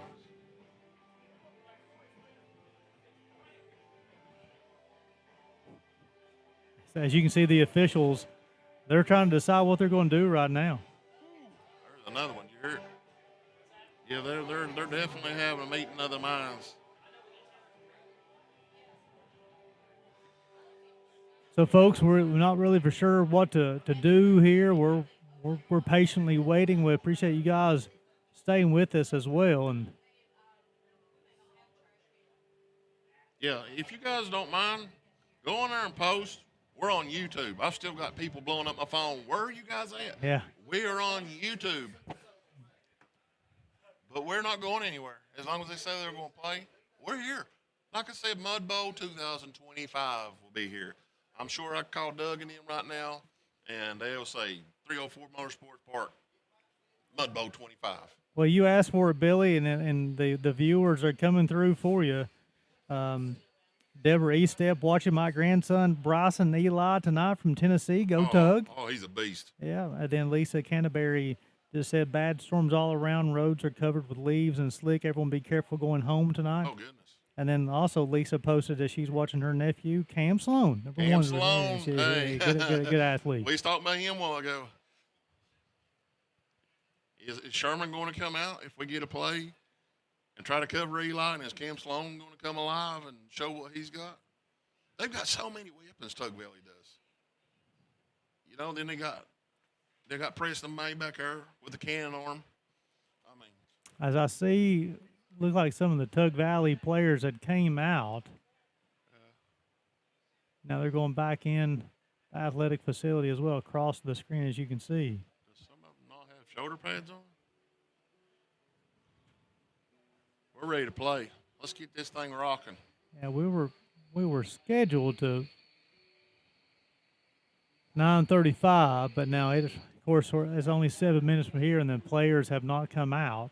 Right. Matter of fact, the players just went back in. Yeah, it looked like a couple of that didn't have their shoulder pads on. I just wonder if there's an update that they're not telling.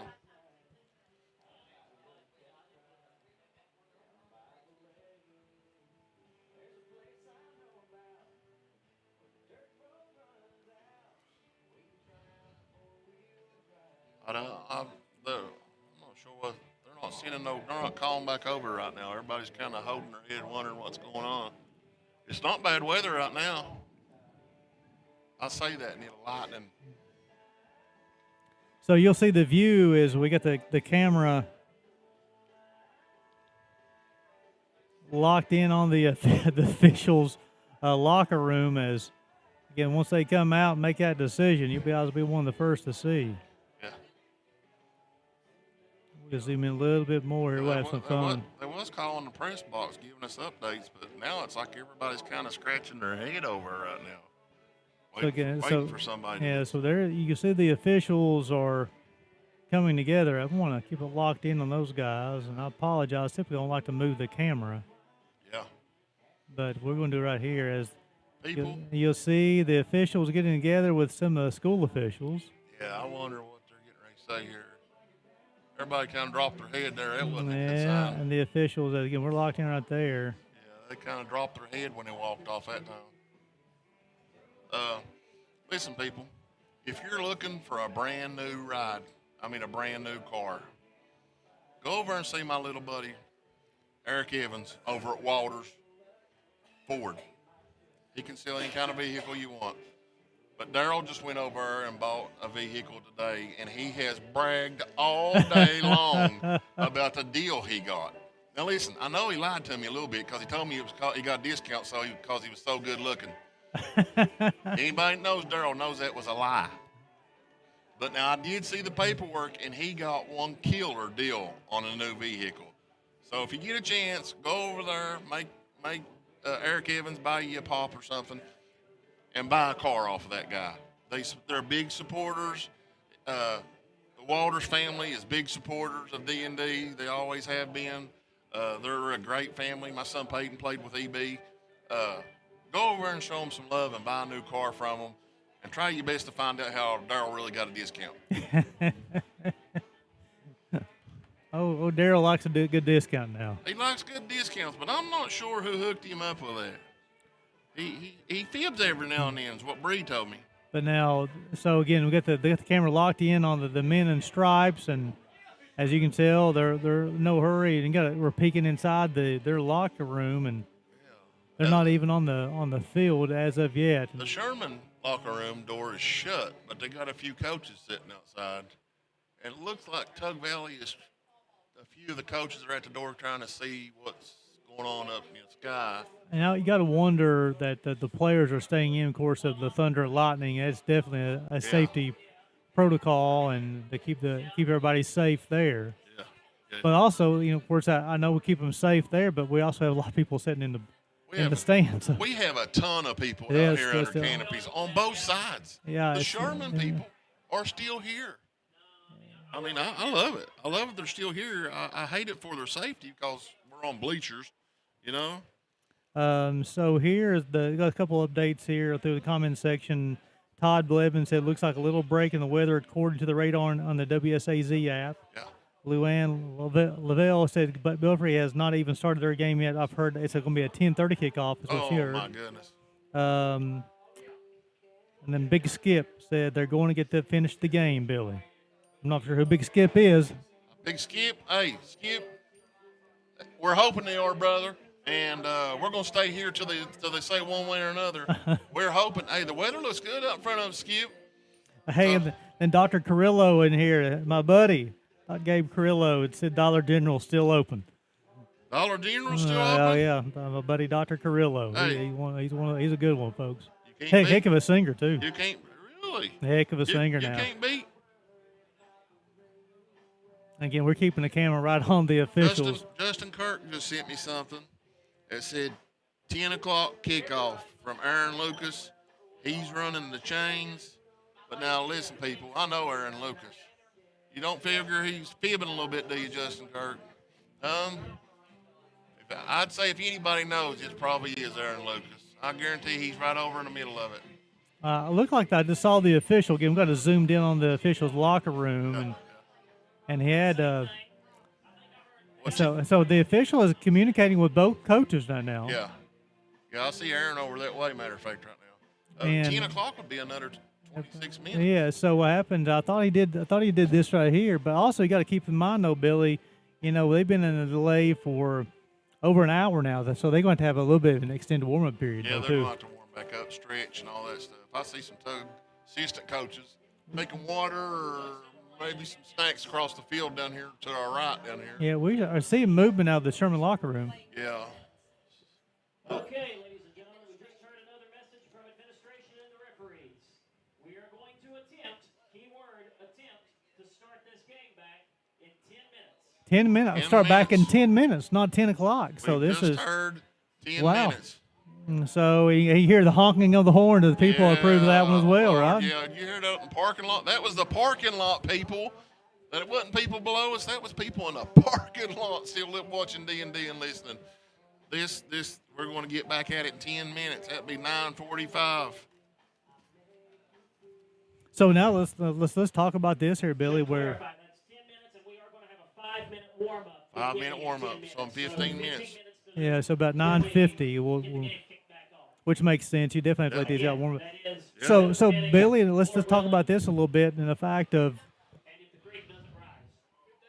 if you what may change a little bit as far as we talked about game plan. The field conditions going to change. You'll probably see a lot more running the football. But now with Lester for Sherman and Eli for Tug, you got two of the best ball carriers in the state of West Virginia, though. I think we're going to see the battle of the running backs right here. Next question I have for you is then where will they attack the field? Will they try to run the football? Yeah. Middle of the field's got a lot. It's saturated, Billy. You think they'll try to attack the edges? Yeah, I think they're going to go the outside, which works out really good for Eli. Every time that he's grabbed that ball to the outside, he's been off to the races. I really do think that Sherman has wadded up their game plan and just tossed it in the trash over next to the building over there because they're going to have to go back to what they did last week. And then you talked about Eli on those 2 touchdowns he scored, one on a reception, one on a rush. Both are on that left side where he was able to got loose, and he got to hit the pay dirt. Oh, yeah. I listened to David Jones's post-game comments last week with Mingo and Tug, and I heard him say, we just tried to keep Eli to the inside. We tried to keep him to the inside because we knew what would happen if he got outside. And every time he's got outside tonight, he's been gone. So Gary Justice and Billy Davis been here with you all evening. We'll be here until either we'll finish this football game or they say that the game is going to be finished. But definitely got to admire the administration and the coaching staff and the officials. But also got to admire a team like Sherman who, you know, after this ball game's over, you know, the guys from Tug Valley, they'll have a short drive home and they'll be getting to bed at a decent hour where Sherman's got to hop back on the bus. They still got to feed the kids on the way home, right? Because they've had the kids for so long, and then they got to travel on the bus, but they're ready to play a little football. Yeah, you're looking at a good hour and 15, hour and 20 minutes with dry roads getting to Sherman. And now you heard what one of the people watching our broadcast say. There's limbs down and trees down and stuff. You know, you're probably looking at an hour and 30, hour and 40 minutes them getting home tonight. If they don't stop and feed them somewhere on the way home, they've been here so long. Probably going to stop and feed them boys somewhere on the way home. Yeah, definitely. They have to do that because it's going to be, you know, you got to be late getting out of here. You got to feed the guys, that's for sure. Yeah. But yeah, the Sherman's coming out of the tunnel and. Yeah, they're getting their pads back on. Looks like they got their helmets back on. They're about ready to rock, ain't they? I see a few bouncing around over there. I know Tug Valley's ready. There ain't no way that Noah and them don't have them hyped up and ready to go. I love this though. I hate it for the delay, but I love how people are staying here to watch this game. They're still lined up 3 deep over in front of the high school over there. Yeah, a good look inside the Sherman locker room as they get ready to come out, and you see guys, they're helmets on, shoulder pads on, coaching staff ready to lead them out. Yeah, ready to rock. Yeah, I think they've gave them both teams has got a great pep talk during this. If they didn't, they had a great time to do it. You know what I'm saying? So if you're just not tuning in with us, folks, we're 6:06 play in the first period. Tug Valley, thanks to 2 touchdowns by Bryson Eli, leading this one 12-0. Bryson Eli's just a beast. That's the only way to explain him. We've been in a delay for over an hour now. And now as Sherman closes the door, it's a little concerning because at one time we had heard there was going to be – it was 10 minutes to come out, 5-minute warm-up, but then we're going to play. Yeah, I went back in and shut the door. Maybe there's just too many people walking around outside. Because there is people out strolling now that the weather is backed off. There's people out walking around. Everybody's ready for some football, Friday night, early Saturday morning, whatever we're getting to. We're ready to go. The booth is pumped. We're still packed from one end to the other of the booth up here. Tyler Hodge up here trying to seal somebody side by side in the booth. Listen, they got great financing up there too. At United, my son bought a 4-seater T-Rex. It's the new one. It's got the wide cage on it. A while back, they have so many different places they can finance through that they got him an incredible, and I mean incredible, interest rate. So I'm just didn't mean to interrupt you here, Billy. I got the camera on the locker room for Tug Valley. You see Preston May, the quarterback, coming out. He just walked out. He's walking up towards the maybe the cooler to get something to drink potentially, I guess, maybe. Yep, he's getting a little something to drink. You see a lot of the guys over there in the Tug Valley locker room coming out, getting ready. A lot of folks are ready to play a little football as well. They're ready. I see the officials' doors open. Maybe we're getting ready to get back at it.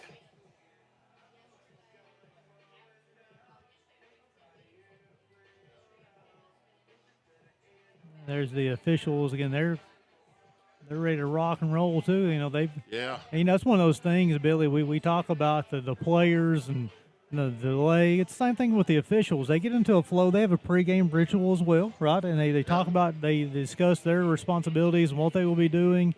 But then you get in a situation like this, you have an hour break, and now they're ready to. I think they got to strap it back on and get back in their mindset too, right? Yeah, You talk about players and having the right mindset, and coaches and telling guys to get focused and get locked in. Officials got to do the same thing too. And you got to be ready to rock. And after sitting here for an hour, wonder if we're going to play. And I'm sure that the officials had an opportunity to go in after that first 6 minutes of play, maybe discuss a few things. Maybe we want to, call the game a little differently here than the next 3.5 quarters. But I would hate to be a high school head football coach. Could you imagine if you got, let's say, 40 players? You've got to keep them hyped and focused for over an hour. And you've already went back in the locker room once, and you've kept them up. They're ready to rock. Well, you got to. And now they went back in again. So you got to get them all back up and get them ready again. And these kids went to school this morning and today, Yeah, they've had a longer day, and it's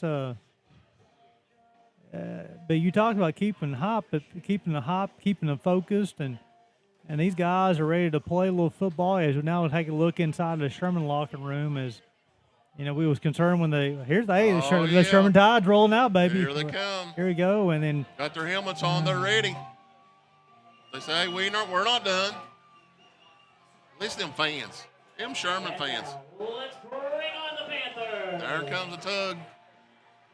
They're down here screaming and yelling, too. From the parking lot, they're screaming and yelling. Ready to play a little football, folks. Yeah, we're ready. We are ready.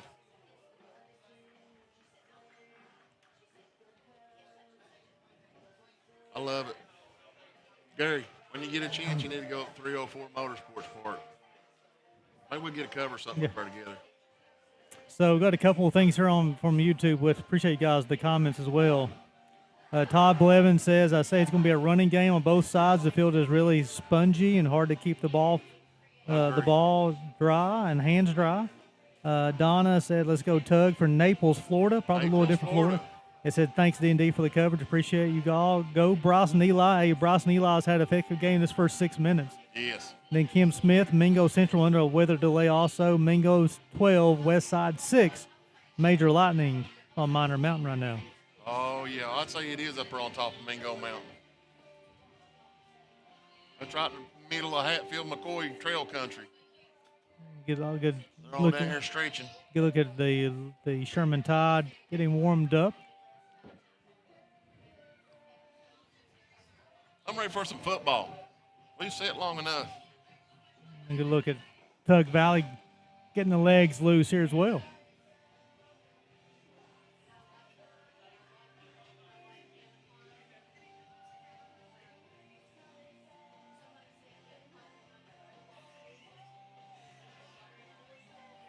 Trying to adjust this camera angle, guys, to get out of the. Follow the canopies. I apologize for doing it on the air, but it's the only way I can do it. But now we got it. Yeah, there's canopies everywhere, people. It's either canopies or umbrellas everywhere. All right, but they're here to watch a little football. They're here. The faithful.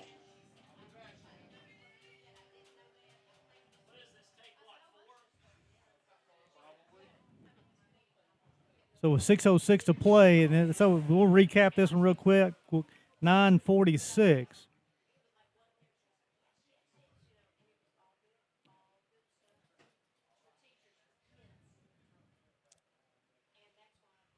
Bryson Eli had a touchdown rush over that left side.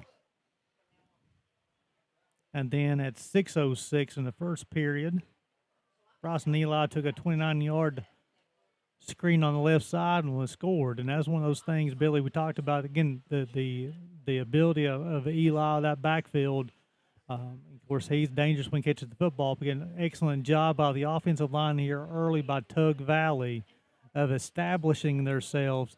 You talked about they had some graduation of guys. They've lost some guys last year. But the first two guys, they put up 30 points last week against Mingo Central, and they scored on their first two possessions this time against Sherman. I think this offensive line this year is, you know what? Hey, we're here to play a little football as well. They look really, really good. Like I said, a lot of people was kind of wondering. Dakota Walker was a huge player for them on the line. He graduated this past year. He's playing for college football right now. They lost a couple of other ones. Like I said, Ashton Davis graduated.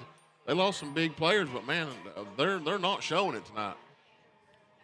They are fired up. I'm watching them do their drills down there right now. They are fired up.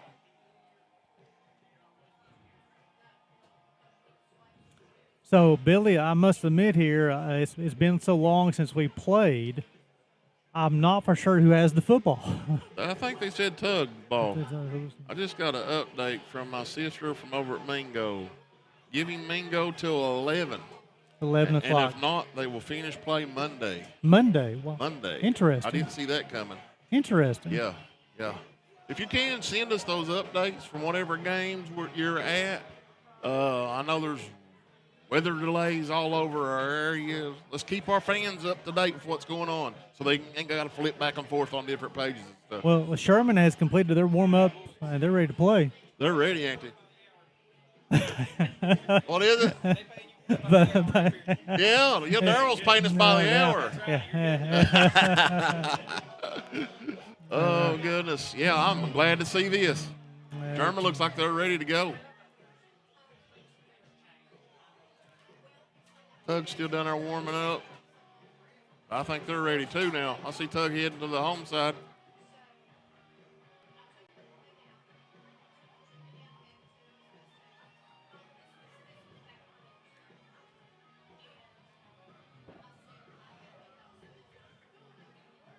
Let's play some football again.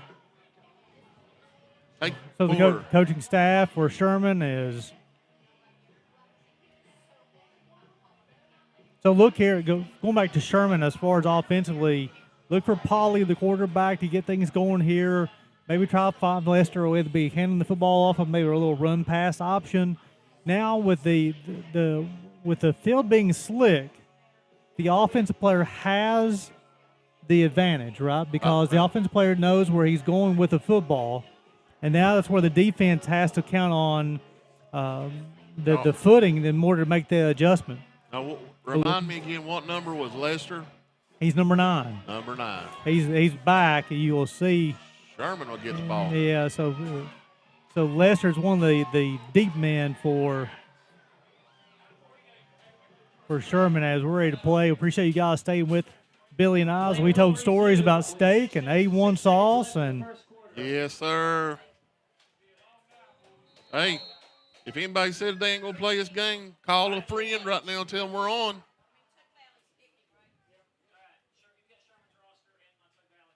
Raleigh White will tee it up, and we're ready to play a little football. The kick will be as a squib. Yeah, that was a short one. He fell down as soon as he caught it.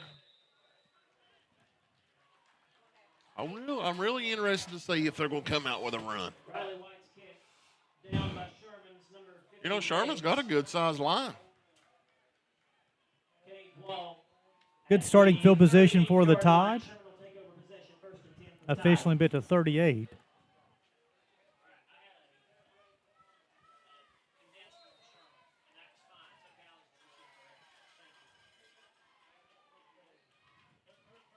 It is a run. They'll be on the left side.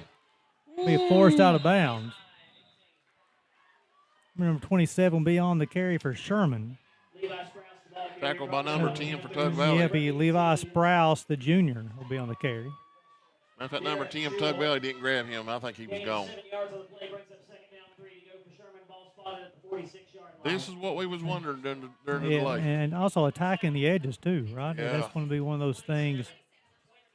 That's what we was wondering. They threw a really good block over here on this end. So now you're going Sprouse and Lester, a full house backfield with Polly. They'll hand it off to Lester on that right side. He's going. He got some room. Got an ankle tackle over there. He got the first down. He'll move the sticks. And that'll be the first time tonight they're able to move the sticks. Yeah. So across the midfield to the 48 would be the first time tonight Sherman's been in Tug Valley territory.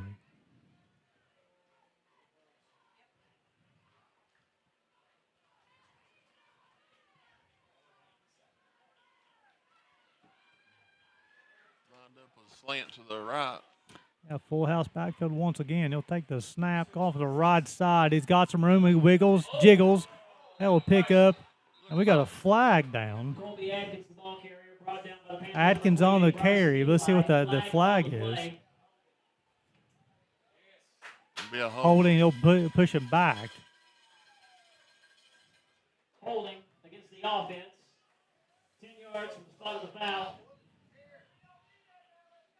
We'll replay first They really down. didn't need this when they finally started moving the ball. There you'll move it all the way back to about the 42-yard line. Sherman, ball spotted at the 42-yard line.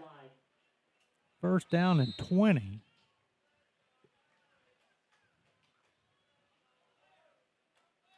So it's been Sprouse and Lester. Both got carries here early in this. And also Kobe Atkins. They'll shift as long as they reset. The handoff to Lester on the right, the left side, nice tackle. And we talked about it, Billy, about the importance of setting the edge, and Tug Valley's done a nice job all night long, forcing the runner to go back inside to where the tacklers are. Yeah, exactly. What I need to get on that play right there is how come Sherman's line was so far down the field?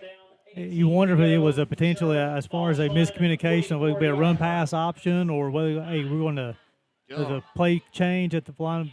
Because he met three Tug Valley players right at the line. But Preston May on that tackle, how many quarterbacks do you see playing linebacker in football? The snap, the throw. That's Atkins. He's got some room. Ooh, I think he's going to be about 3 short. Let's take a look. Let's take a look at one more time on the replay here. As you'll see, Atkins got it on this left side and get up across midfield. Picks up a big chunk of play for the Sherman Tide. And so if you draw up, you have 1st and 20, Billy. You get down to 3rd and 4. They're moving the ball good. They just don't get another penalty. But we talked about early on as what they were doing as far as wanting to throw the football deep. They're kind of using the screen game right now. Yeah. They'll throw once again. It'll be incomplete. We'll take a look at that once again. There's a short play to this right side. As you'll see, the tight end, he's open. It's just overthrown. I'll bring up 4th down, 4, close to 5. They're going for it. You know, it's not surprising here, Billy, wanting to go for it, I don't believe, because now you're getting a situation where it's the footing for the punter. Yeah. We've already saw that once tonight. Yeah. And they're on the good end of the field right now. They're on the best looking end of the field. Yeah, Lester in the backfield with Pauly. Try to get a hard count and didn't get it. He'll set his feet. He'll pump fake, loses his footing, and he will escape. He'll run. He'll be tackled out of bounds. That's a good hit. And let's take a look at once again here as he rolls to the right side, get close to the sideline. A big tackle. And they'll turn the football back over to Tug Valley. I see the coaches stepped in there shaking their head. I say they're wondering why he didn't throw that ball. He got free from 2 defenders and took off running. I say he should have threw that ball.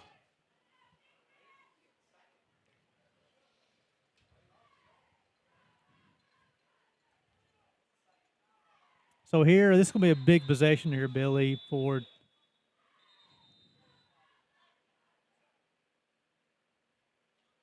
let's see, it'll be a timeout call to the Sherman Tide. Well, we talk about the importance here.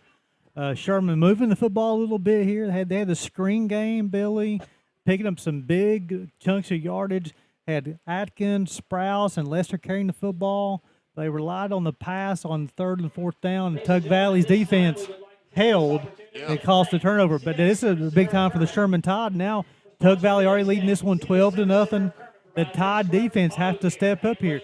They allowed 40. They won last week, but they allowed 40 points in that victory, though. You just wondered if Tug was going to push it to the outsides right here. Well, Eli scored both times on that left side. Thank you for sponsoring today's game. We'd also like to thank Little Flower Baked Goods and Catering, located in the Grateful Gatherings Event Center, for sponsoring today's first quarter. Thank you, Grateful. Hopefully I'm a little bit louder now. People want to hear what you have to say, that's for sure. Yeah, here they go. He's got that gun loaded. Ooh, right across the middle. Yeah, that was intended for Sloan. Yeah. Cameron Sloan brings up 2nd down, 10 to go for Tug Valley. Ball spotted at the 45-yard line. Hope you guys can hear me good now. I get a little bit carried away and wound up when he started throwing these passes, and I knocked the mic a little bit away from me. Yeah, Sloan was open. That was the right read there, Billy, and just unable to make the play. May will take the snap and give it off to Eli. No, it's a pump pass. Look here. Oh, intercepted. Oh, man. He had one man to get it over, and Tug would have been gone. Interception, Sherman. That turned the football over, and we talked about it. Number 5, Elijah Pauley on the interception for Sherman. That was a really good catch. But man, if it would have went over Pauley's head, they'd been gone. Well, Jewell had his man beat. Oh yeah, and a safety blitz. And it's a safety blitz, however, the throw was a little underthrown. Of course, with the conditions, is understood. Yeah. Pauley will take the snap, set his feet. He's set one in the air too. Oh, he got it. Oh, offensive pass interference, I'm going to say so because the ref's walking over yeah. So now, let's hold on. He pushed off right before then. Right before he caught it, he pushed off. Sherman's mad. But we talked about, let's see what this call is, Billy. Is pass interference, and the Tide, the Coach Buzzard is not happy. He is hot. But if he would go back on D&D later and watch this, there was a little push-off right before the separation. That was a 67-yard touchdown pass wiped out by the offensive pass interference. Yeah, the whole Sherman coaching staff down here is pretty mad right now. But we got it on camera if you want to watch it on replay. And that one's a big penalty. That's a huge one. Huge. Now they're back in where the mud is. One really bad spot on this field right now, and they are getting ready to hike a ball in it. But I got to give them one credit. That was a heck of a pass. It is 1st and forever. Yeah. Yeah, it's 1st and East Kermit for them. He'll hand it off to the right side. That's Atkins, nice job. Let's take a look at it once again. This Tug Valley defense swarming for the football. Atkins will go down the right side. Multiple haps for the Panthers, laying the wood for the tackle. Yeah. Colby Atkins, the ball carrier. No, it was 2nd down and 20 from the 20. Brought down by a host of Panthers. And actually, I don't know if that should be. If that's a 23-yard line. Yeah, 23-yard line. He'll take the snap. He'll set his feet. Put it in the air again. Look here, what an arm. Again. Look what an arm. He's got Lester down here. Oh, now they're wanting to know how come they want a flag. Let's take a look at once again here. At the end, the pass is up and a little bit of contact, but look like all players going for the football. I think a lot of the problem was it was right in front of the Sherman coaching staff. You know what I mean? They are hot down here to the left. But we just showed it on replay on the D&D Sports Network, and it looked like there wasn't a lot of contact whatsoever. It looked like it was a good play. Yeah. That's why I like how D&D's got the replay now. We can go back and look at it if any doubt. Like I said, the Sherman coach staff still hollering at the ref. Dude, he's already blew the whistle. They're not going to take it back. Well, of course, that's coming off that offensive pass interference to True, take away a true, score yeah. as well. It's probably one reason he was upset. Polly with Lester in the backfield with him to his left. He'll take his snap. He's It's going to be a screen. Oh, here you go. He's got room. And Atkins has got some room. He got back up to the regional line there. Yeah, let's look at it once again here as he takes a screen, nicely set up.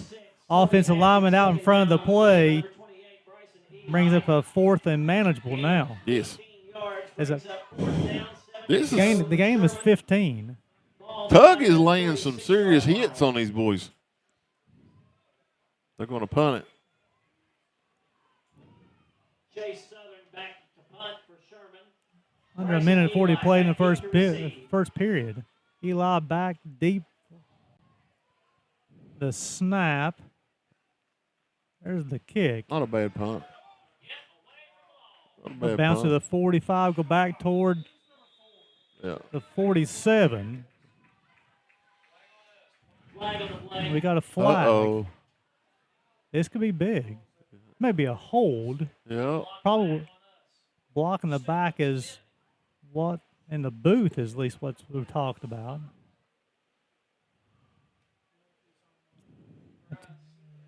It's a hold. Yeah, so still Tug Baller's going to mark it back. They will go from the end of the play. These refs are not known for their speed tonight. You know? So here, Billy, nice job by the Tug Valley.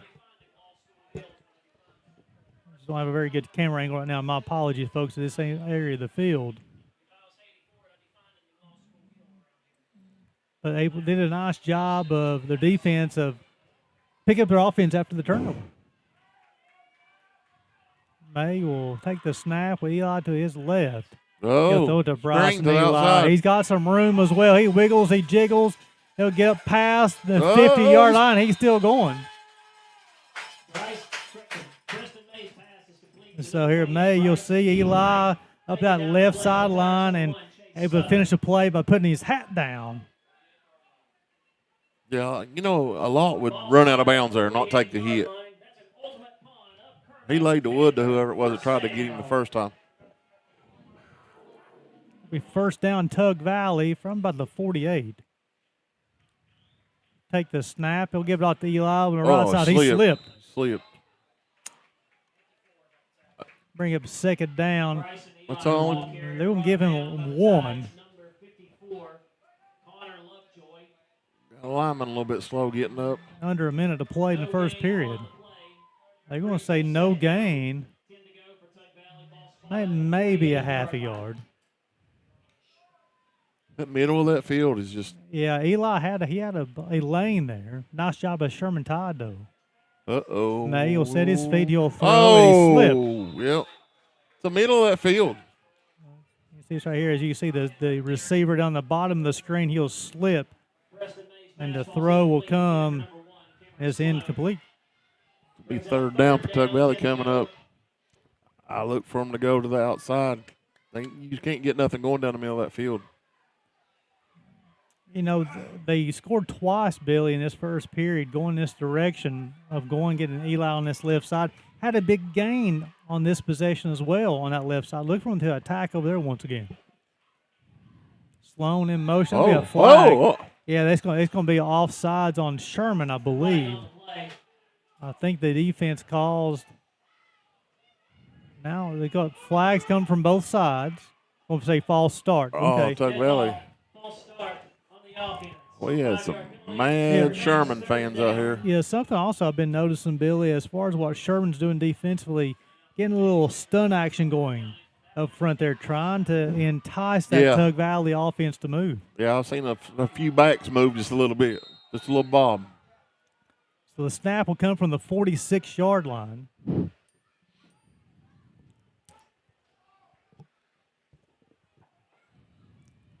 Tug Valley leading this one 12-0. 3rd and 15. Receiver in motion. May will take it. He'll fake. He'll step up. He'll throw on the run. As you'll see here, nice May will step up. He'll make a good throw. threw his hands almost into Sherman's hand. Had a little bit of pressure, and just the throw a little too high. It'll bring up, is this the first fourth down for Tug Valley's head tonight? It's the first fourth down for Tug. Because they scored, and then they also had the turnover. Looks like, and this will be. Like they're going to punt it. They're going to punt. Again, this is a situation where you're in the dry part of the field. Boom. Put the leg in it. It'll bounce. It'll take a Tug Valley bounce. And they will down it with 22 seconds played in the first period.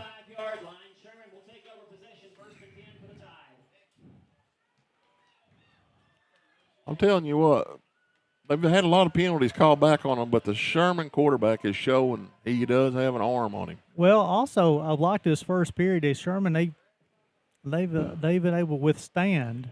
Yeah. I mean, he's threw what, 4 or 5 passes for 40 yards or so? I'm trying to see where they're going to mark. They're going this snap will be from the 4-yard line. But I like in this first period, the Tide have got Lester, Sprouse, and Atkins all got carries. Oh, yeah. 5 yards. Take the snap, the handoff on the inside. That's Atkins on that right side. Nice job by the Tug Valley defense. And that may be the last play in the first period, as the Tide would not have to snap the football at all. And we wind down, and that will hit 0. So after 1 period of play, we finally made it through a quarter. Tug Valley leading this one 12-0. You're watching high school football on the D&D Sports Network.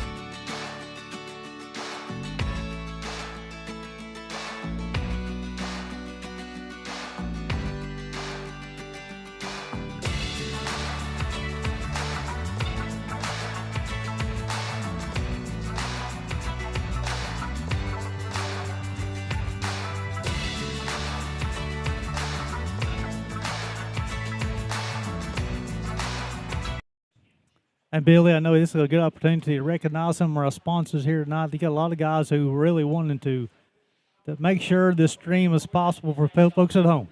Yes. There's a lot of people that's come on D&D Sports lately to make sure that what we're doing gets seen. And a lot of parents have been asking. But tonight we got D&D Quick Stop at East Kermit, Precision Heating and Cooling in Williamson, West Virginia, 304 Motorsports. It's Doug and Justin Kirk. United Motorsports. We got Tyler Hodge in here in the booth with us right now from them. Cheech's Pizza, do not forget, it's still another hour until they close. Ultimate Pawn Shop down at Kermit. Those guys are great. And the screen on the left side here, Billy, he'll break one. Oh! And he's got room to run, folks. He's got speed. Will he get run down? He's gone. And he Touchdown, will break. Sherman. You talk about a big play. This place just got woke up. 94 yards. 94 yards. Listen to these Sherman people. Let's take a look at this once again on the replay as he celebrates the touchdown.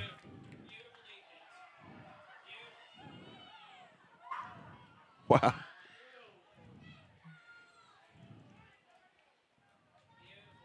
Excellent play there, Billy. That screen coming on the inside. It took a whole 15 seconds. Goodness. Are they going for 2? I'd say with a footing, that's a good possibility. I think they are. Sherman will attempt a 2-point conversion.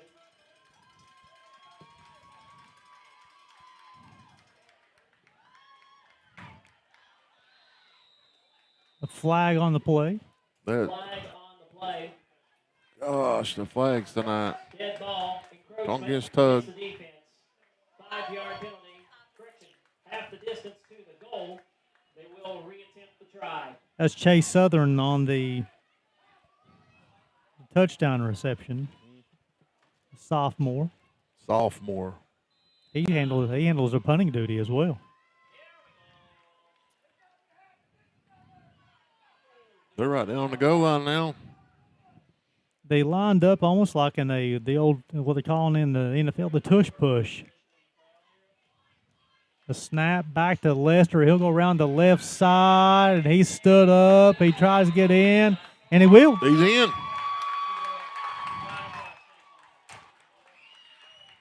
And Touchdown, Lester. And listen to the Sherman bunch out here. I tell you, Billy, that is something that Polly to Southern from 94 yards out, and he took that screen on the inside, Billy, and he outran 2 Tug Valley defenders, and then Trey Lester. All the momentum has shifted from Naugatuck over to the Sherman Tide. The Sherman. It's 12-8. The Sherman Tide, look at them out here. They're up on the rail down here. They're excited. They're fired up. They're ready to play football. Let's go. 11:43 to play until halftime. Now I need these Tug boys to get fired up and let's go.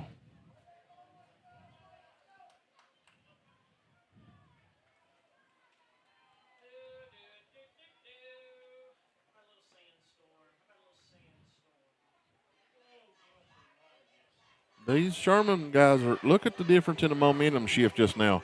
Sherman is running back out on the field. Tug is walking up to the line right now. Big momentum shift right here. Huge.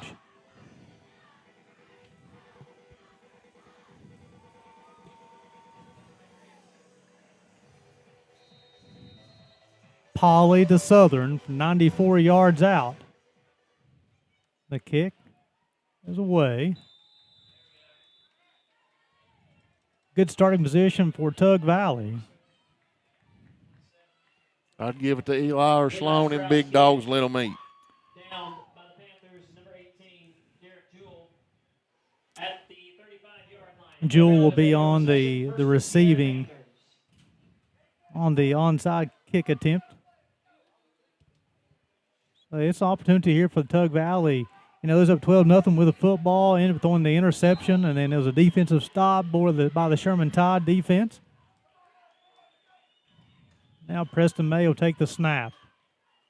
Hand it off to Eli off that right side. He's going up the middle. He's got some wiggle room. He's going. He's gone.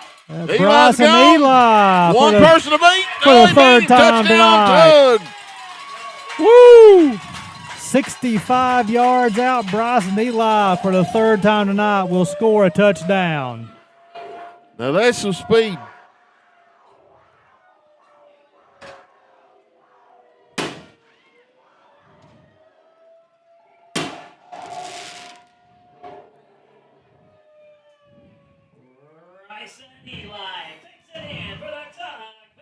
Back-to-back long runs. I tell you what, again, that's something that Chase Southern and Bryson Eli, if they got in a foot race, I don't know who would win that one. I really don't either. I'd like to see it, though. The snap will get away from May. He kicks it. Yeah. That's the best thing to do, just get on top of the football. But, Billy, the big play was the Bryson Eli rush over the right side. He wiggled, he jiggled, he got a little lane. He got down that right side, Billy, and he did not stop until he found the end zone. Oh, he was gone. I don't know what that kid runs in a 40, but, yeah, he was gone. Great play by the Tug Valley offense to respond. That's what you got to do right there, you know. You got to come back and deliver a punch. Go Chase and the Tide, watching from South Charleston. Glad you guys tuned in to the D&D Sports Network.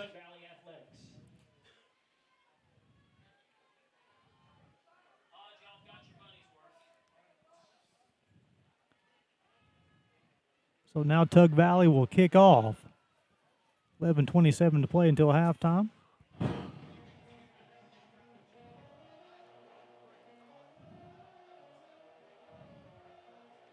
Let's see what Sherman does now.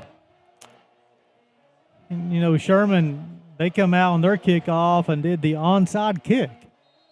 I wonder if maybe it's about footing. Tug will have a player run off at the end. Riley Watt will handle the kicking duties for the Panthers. They'll approach the football. The kick is up. Good kick. It's a good kick. Return the football up on the left side. I think the whole Tug Valley team just tackled him. Yeah. Oh, flag. That's terrible. That's terrible. So let's see what the flag is going to be. But it's going to be a late hit after the whistle. Personal foul, Tug Valley. I think it's after the whistle where they wouldn't let him down, let him go. Personal foul against the Panthers. Little mean on stuff like that, you got to, you know what I mean? Well, you definitely, you got to, you know, the coaches will tell you to play to the whistle. Yeah. But it is hard to stop. Especially when the whole team looked like he tackled him.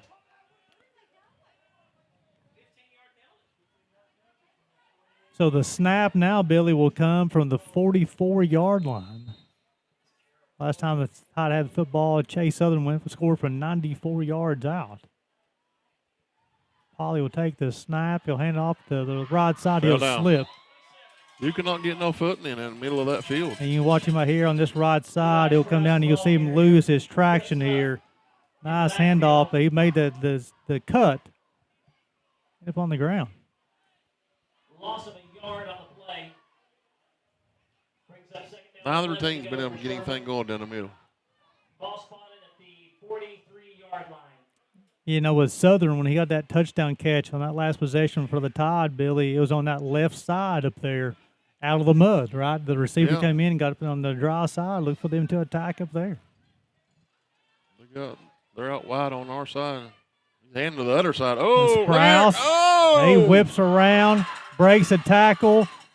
He broke He's still battling. Game tackling. He's still pushing. He might grab the couple. Pile is moving. Wow. And folks, let's take a look at that one more time here. As this young man did not stop. As you see, that pile continues to move for 5 yards, and the Sherman Tide moves the pile.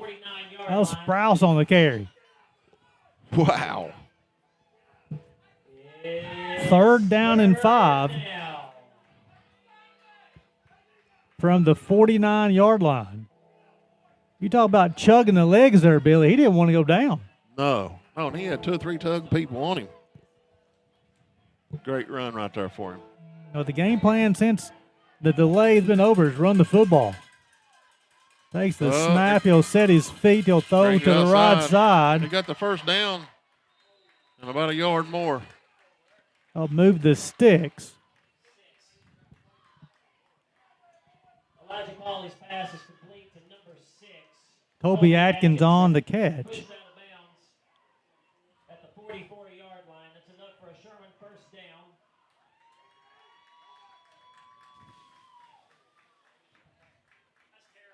Yeah, nice job, Paulie, of finding the running back. That's where the outside of the Southern reception from the wide receiver, Billy, they've been getting their yards on the screen to the running backs. Nice job of the offensive lineman to get out there and create some holes for them. He'll take the snap, hand off to Atkins. He wiggles on the left side. He's got some room. He's got some juice. And he'll go out of bounds. Colby Atkins in the ball carrier. I'll bring up about 2nd and 3 for the Tide. Pushed out of bounds at the 36-yard line.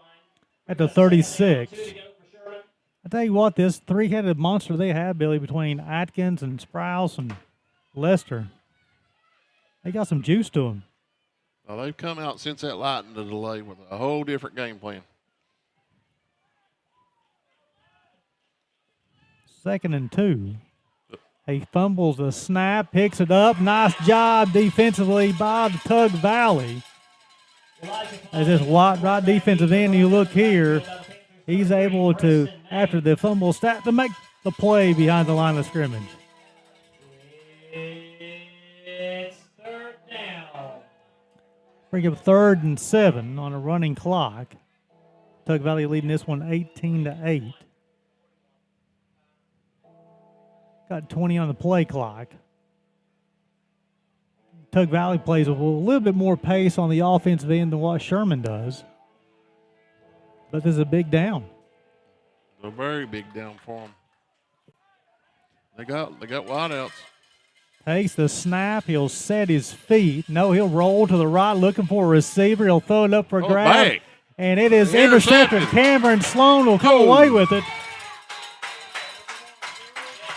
And let's see here. You'll see this interception as he throws it up. And Cameron Sloan with the interception. And a return. Tug Valley will take possession. It's always dangerous for a quarterback to throw back across the field, you know.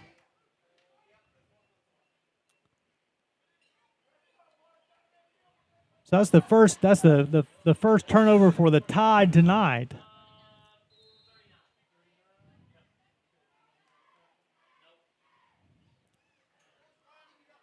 $7:32 to play here until halftime. And also here, getting this situation, that's the time of the ball game, Billy. Remember, Tug deferred till the second half. Yeah. Look at the first possession. May will take the snap. He'll hand it off to Eli. He wiggles. He jiggles. He's got some room. He's making a move. He's across midfield. He's across the 40-yard line. Makes another man miss. He'll make the tackle. Yeah. As we'll take a look at that once again as he wiggles, he jiggles. As you'll see him, he's making people miss.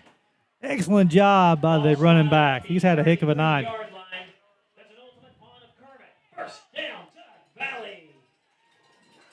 The snap will come from the 33. Again, I want to apologize from this camera angle here. This is our worst angle when they're at this field.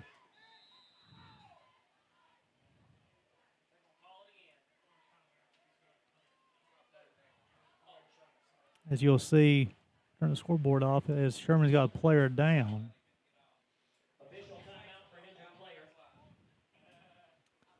I didn't see him. He was all the way over at the sideline. The cramp? Yeah, I think it is a cramp from the way they're acting. And there he is. Yeah, he's up. He's got to come out for a play, though.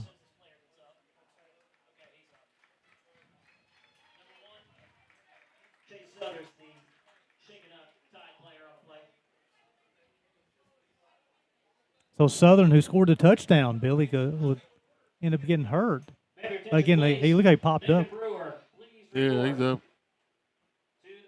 I believe he's just cramping a little bit. Over getting some water or Gatorade in him. Really interested to see what Tug does right here. I would wonder if they'll strike at the end zone.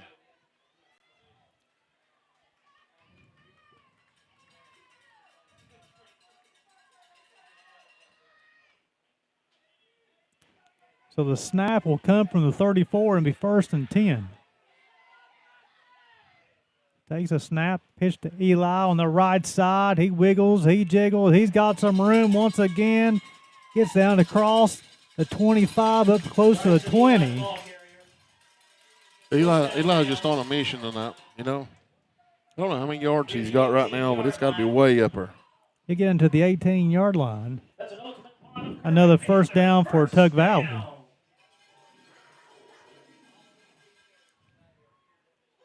Uh-oh. As you guys just saw that on the screen there, there's more lightning coming through. A flag. It should be offsides. You know, Billy, both these teams have demonstrated they have some explosive players. You know, Eli's right, those 3 touchdowns tonight. Southern with a 94-yard touchdown reception. I think Atkins and Lester and Sprouse, all 3, have done a good job tonight for the Sherman Tide. He'll take the snap from the 14.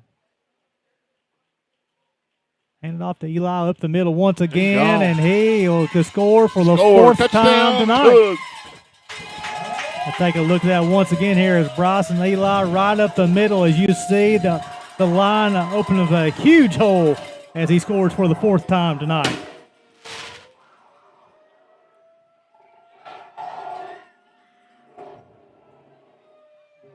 Bryson Eli takes it in for the Tug Valley touchdown. Looks like we're going to go for the field goal here. Yeah, a little better footing here. Riley White, he's hit a couple extra points tonight. It just Riley White on to attempt the extra point. the kick is up, and Heard it is whistles. good. Flag is down. Let's see what the call is. Offense. Dead ball, false start on the offense. So that's happened several times. Riley White's made kicks all night long, Billy, but they've been on penalties. Yeah. Well, a couple of times he may have been a penalty on the defense. They've thought about going for the 2-point conversion.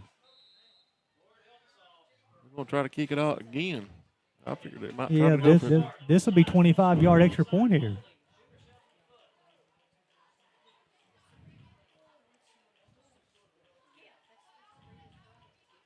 Kick is up. And it's good. 25 yards out. Right down the money. So with 6:26 to play until halftime, you got Tug Valley leading to Sherman 25-8. As more fireworks going off, and Billy, this we've talked about having key offensive possession. And this is going to be a big one for the Sherman Tide because we've talked about it, Billy, where you have the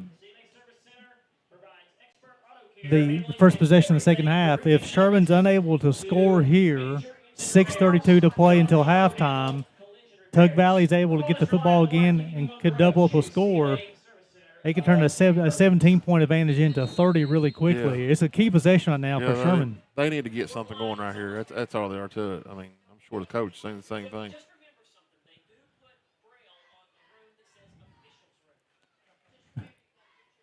That don't look good. Yeah, my man Billy's got up the red. He's got the radar up. Yeah, we're right here.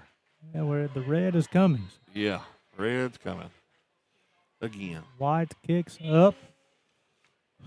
It bounces around across the 30. Nice tackle. He had a good cut to the outside, but didn't have no blockers. Yeah, Derek Jewell with a nice special teams tackle for the Panthers. Yeah, Jewell just run right by who was supposed to be blocking for him. I don't know if it's the speed that Tug Valley has. It's really wearing down on Sherman or what, but I mean, it's like the blockers, they're either not blocking or they're blowing by them. It definitely seemed like it's maybe a step slow, as people would say, right? Yeah. And it's or instead of taking a step slow, maybe the Panthers just a step quicker here in the first half. Big possession here. Polly will come back out in the shotgun. He's got his wide outs. I wonder if he's going to show it arm some more. Sprouse is in the backfield with him. They're blitzing. They have Lester now. He's number 9. You'll see him on the screen. He's in the main back. He lined up as a wide receiver on that one. So Sprouse, let me check that. Lester is 9. He's a senior. You have Sprouse, who's a junior, and Colby Atkins, who's a sophomore. They're the 3 main ones who will tote the rock. They put on a show a while ago. Sprouse in the backfield with Polly. He'll take the snap. He'll set his feet. He'll throw the football. The catch is made. And Derek Jewell on the tackle.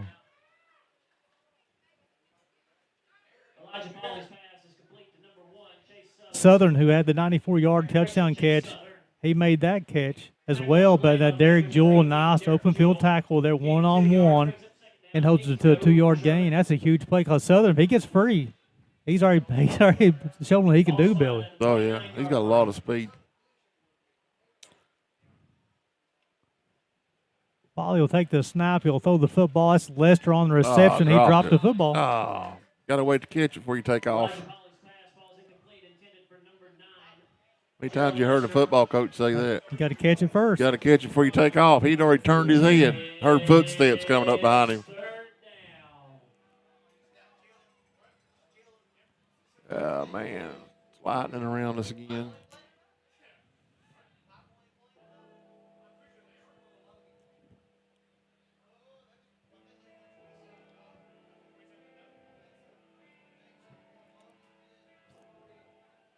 Third down and 8. Going to swing this. He'll take the snap. He'll set his feet. It's going to be a screen. Lester's got the football. Oh, He's got some room, and he'll get past. Got enough for the first down as he will execute a screen here to Lester on the inside. Gets behind those big offensive linemen. Get across the 40-yard line for the first down.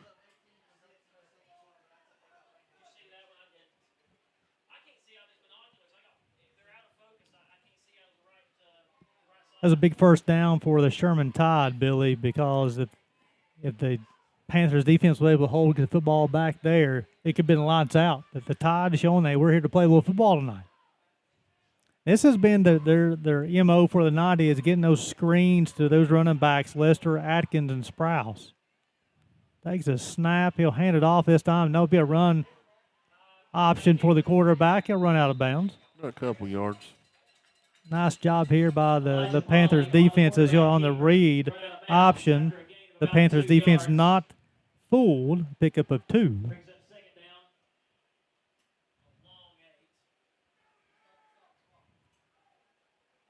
go for Sherman. Ball spotted at the 41-yard line. 4:51 in play until halftime.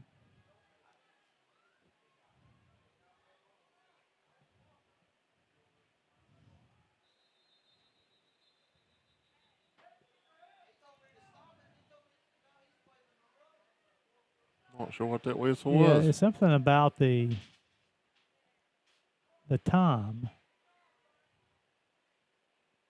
At least that's what the indication is. At least in the booth, that's what the indication is. 4:50 on the clock. So I got my scoreboard has 4:51. We're right on the money, Billy. Woo! Here we go. Sprouse in the backfield with Polly. Takes the snap. He'll hit Lester on the move. He wiggles, he jiggles, he's still going. Whoa, another first down. And nice play here.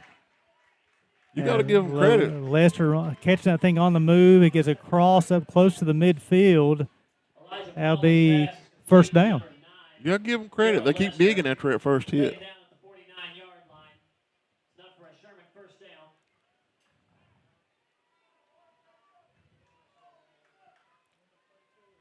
Back-to-back first downs picked up by the Tide. Big first downs. And they're kept splitting Lester out once again this right. Sprouse in the backfield. Polly will take the snap. He'll throw the football. He's looking for the receiver, and it will fall incomplete.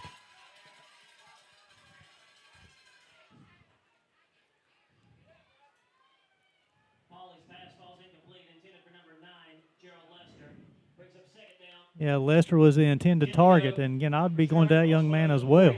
Yeah. He had to wait on the ball, come back to it. Yeah, Polly's having, in both quarterbacks, I feel, even on the interception that May threw earlier, the quarterback is having a hard time finding the footing, Billy, to get that push off of that back foot. Yeah, in the middle of that field. Second down and 10 from the 49. Takes the snap. He'll throw.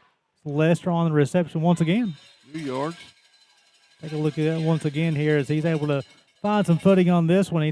He'll take the snap. He'll set his feet. Nice throw. Nice easy toss to the left side. Yeah, I don't know where they can tell it on at the house on the screen, but the middle of the field is really, really saturated bad. Especially when you get to the high school end of the field. So after the reception, they'll bring up 3rd and 5, 20 on the play clock. Appreciate y'all tuning to the D&D Sports Network for high school football on a Friday night. Ooh. And as you can see in the background, there's lightning all around. We're on the edge of something. Here we go. Here we go. The snap. Sets his feet. Polly getting some pressure. He'll throw. Yeah, I think he might have got hit by the time he went to release it. We'll take a look once again on instant replay here. Polly will take the snap going to the right side, and that Panthers defense collapses on him. Brings up 4th down. 4th down and 5. It's 4th down.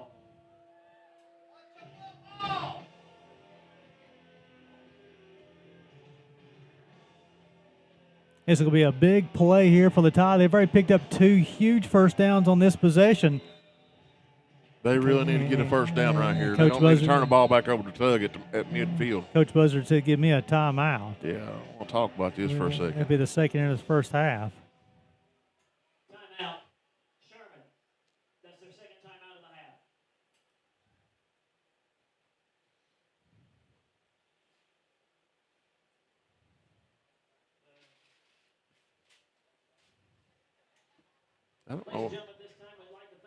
I don't know where he's going to throw it again or run it. He just subbed in that's been blocking all night long. You know, something that we expected. Lester had those 10 totes last week for 172 yards. He's caught the football a lot tonight. They've been splitting him out and also be using Sprouse and Atkins as well. Of course, Chase Southern is big. Like I said, both quarterbacks, we've talked a little bit about it so far, Billy, and it's just they're not comfortable with the footing in the middle of the field right now. No, you see them scramble to left or right, but even when they make the decision they're going to throw the football, they're not, as you talk about ripping the football, they're not ripping it right now. But now here's going to be Southern, who caught the touchdown pass from 94 yards out, is in the back. Well, they're going to punt. He's going to punt. Well, that was definitely a change. Eli will be back to receive the punt, the kick. I would not want to punt that ball with Eli back there. Just punt down to the 22-yard line. Tug Valley will take over possession. 1st and 10 Panthers. 3:17 to play until halftime. And this is a big possession here for the Sherman defense. They've come up big so far in this first half at times, but Bryce and Eli has scored 4 touchdowns tonight. 1 receiving, 3 rushing. Have all 3 timeouts left, Billy. 3:17 to play. And, this is not going to be something that Hattie Ford is just going to, let's get to halftime. He's going to attack right now. This could be a knockout blow. I think because he don't know whether there's going to be another delay or what's going to happen. Good point. May will take the snap. Eli on the right side. The pass behind the line of scrimmage. It could be a fumble. The ball is on the ground.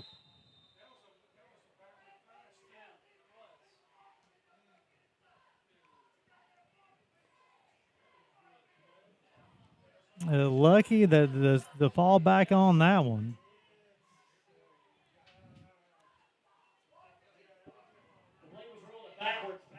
So it was a fumble. Yeah. Second down, a long way to go. Yeah, they're hiking this from Lenore. May will throw, has Sloan. They just overthrow him.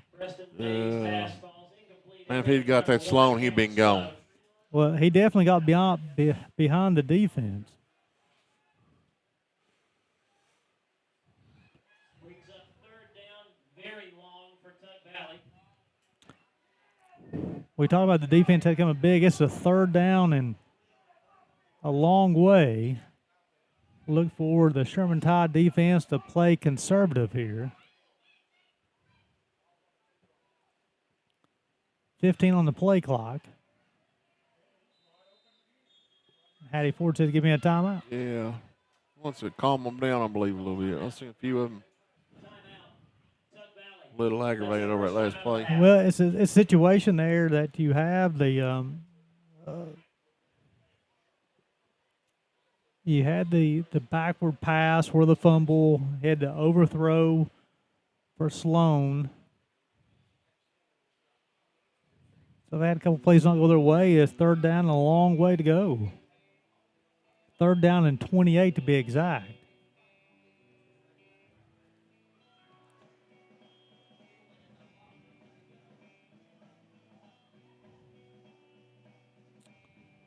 And Billy, let's run a couple of spots here for our sponsors. Sounds good. If you're looking for an award-winning tire shop that focuses on customer service that's family-owned and family-operated, stop by and see our friends Jeremy and Chasta at Punk's Tires. If you have a hectic work schedule and you're looking for a non-stressful, convenient way to buy tires, take advantage of Punk's Tires appointment Saturdays. If they don't have the tire you're looking for... We're back to action here to third down and 33. Rolls out. Oh. The pass is incomplete, but there's a flag down. Holding. And it's going to be a safety. That's safety.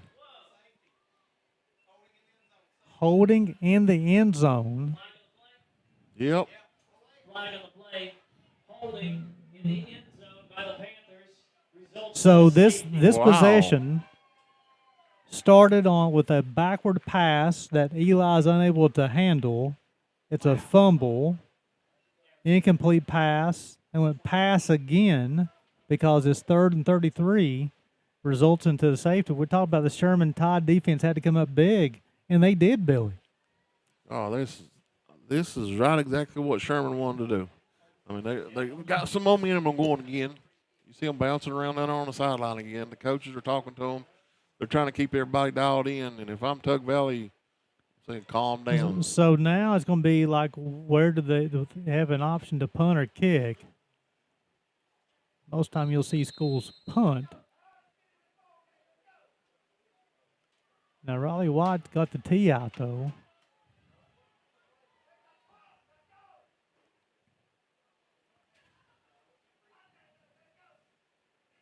As you see, the Sherman Tide, you got Lester back. They're way off the ball. Yeah, he and Kobe Atkins as well. You got a coach trying to get his Sherman players up. Kicks up. It's fielded on the left side, going down that left sideline. He's got some room. Woo.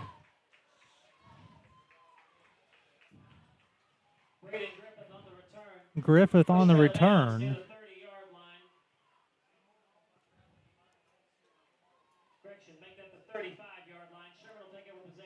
So let's start to the 35. And Billy, this is exactly what the doctor ordered for them. Yeah, it couldn't have worked out any better for them. They got a timeout left. Sprouse in the backfield with Polly. Atkins and Lester split out wide to the right. A little wing T action. Up the middle. And nice defensive play. Yeah. Oh, fumble. Ball's on the ground. I think they're going to say he's down. The referee's coming out there. Hit it down.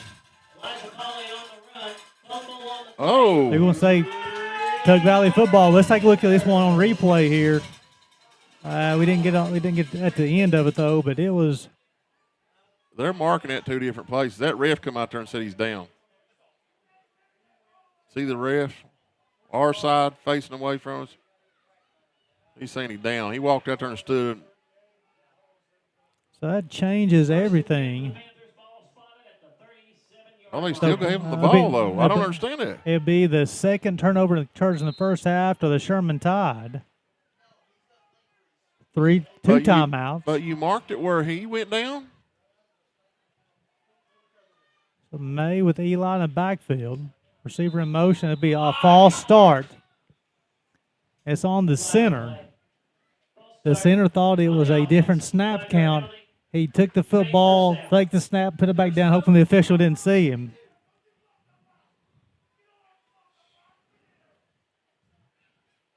I think somebody's dad is sitting down from me from Sherman.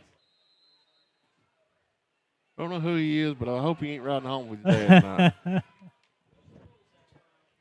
Second down, first down to 15 from the 33. 13 on the play clock. May will look to the sideline. he'll change the play. Under 5 on the play clock now. Take the snap, hand off to Eli up the middle. He'll bounce it down to this left side. He's got some moves. He's got some room. He's down. Yep. And so we got some jawing going on by both teams. Yeah, I'm not sure why number 58 even did that. Before that, let's take a look at this replay as Eli, well, I thought we may have seen who the penalty is on, but we're unable to do so.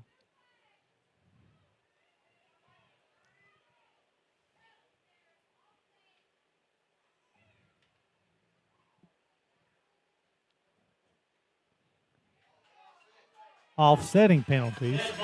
Personal foul against the Tide and personal foul against the Panthers. Offsetting penalties. Play remains, right?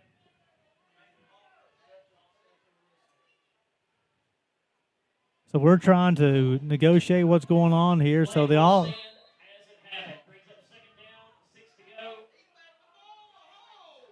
So I was looking at where the sticks were. Yeah. So take the snap, Eli off the right side. He's met by the defenders. Another flag. Bryson Eli, the ball carrier, flag on the play.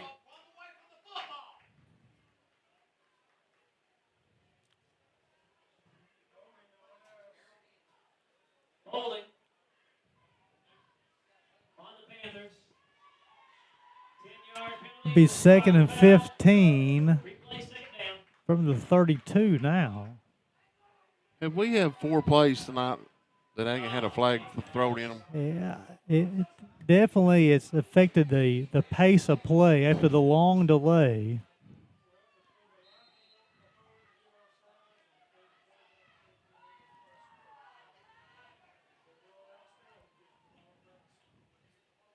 Take back, he'll set his feet, he'll throw. He's got a man. He got intercepted and dropped it. I thought Sloan had that one. I already had the camera switched to the end zone cam. But nice job by the defender, by Sherman, to get his hand in the last second, just to bothered him just enough to knock it away.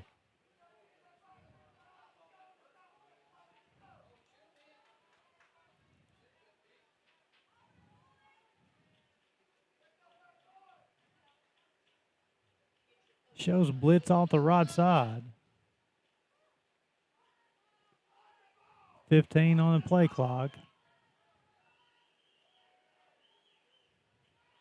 Takes a snap. He'll fake it to Eli. Got some pressure. He wiggles. He jiggles. Gets across to the 50-yard line. He's got some room to move. Preston May, a long gain. Leg. I think he's cramping. Official timeout for an injured player.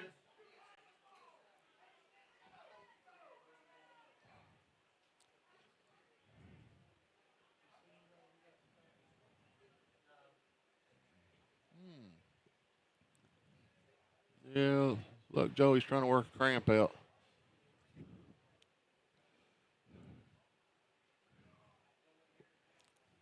So 1:23 to play until halftime, and it's been Bryson Eli on a 25-yard touchdown rush, a 29-yard reception, and then Chase Southern for the Sherman Tide with 11:43 to go in the second period had a 94-yard touchdown reception.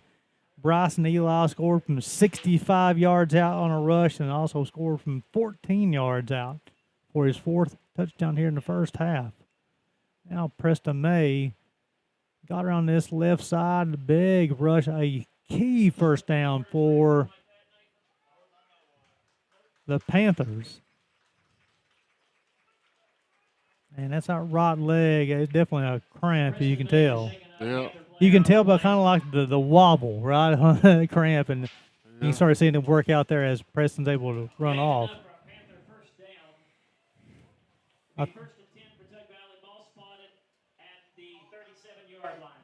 I think Mays going to try to stay in, but he'll have to come out for one play due to an injury.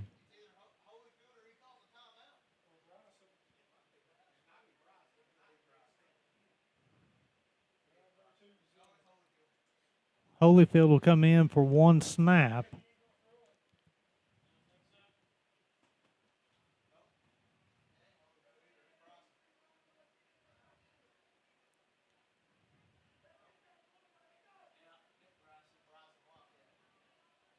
Looks like he's going to run the old-fashioned Wildcat here, Billy. That's probably a safe call with your QB over on the sideline. Well, especially with that young man, he gets football in his hands. Anything can happen. 1st and 10 from the 43. Takes a snap. He'll roll to the right side. He's going to throw it. Throwing it. He's got a guy. Whoa. Falls incomplete.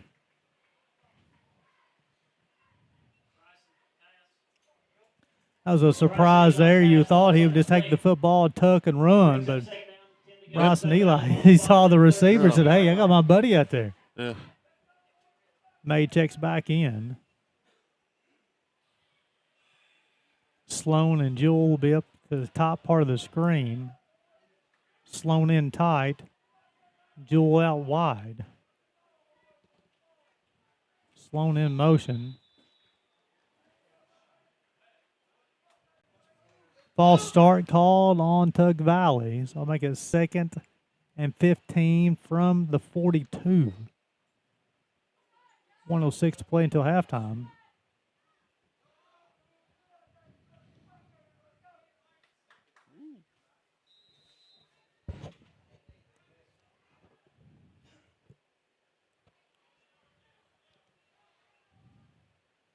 So the clock will start on the snap. Sloan in motion once again, hand off to Eli on this right side. It goes. He broke one tackle. He's still going. Yep. He's still going, and he's not forced out of bounds. And there comes the flag. There comes the flag.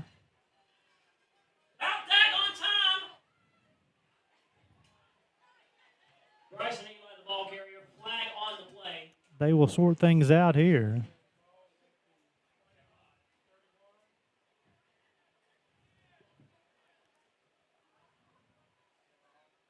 Dead ball, personal foul against the Tide, 15-yard penalty. So it was a nice run by Eli, and then this little extracurricular activity after he went out of bounds.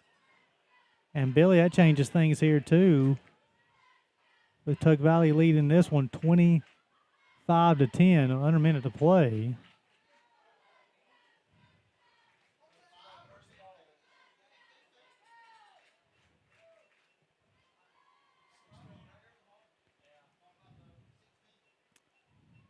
The snap will come from the 16-yard line. First down, 10 to go for the Tug Valley. Ball spotted at the And the clock will start on the snap. There it is. He'll roll to his right. He'll throw on the run. Touchdown. Touchdown, Tug.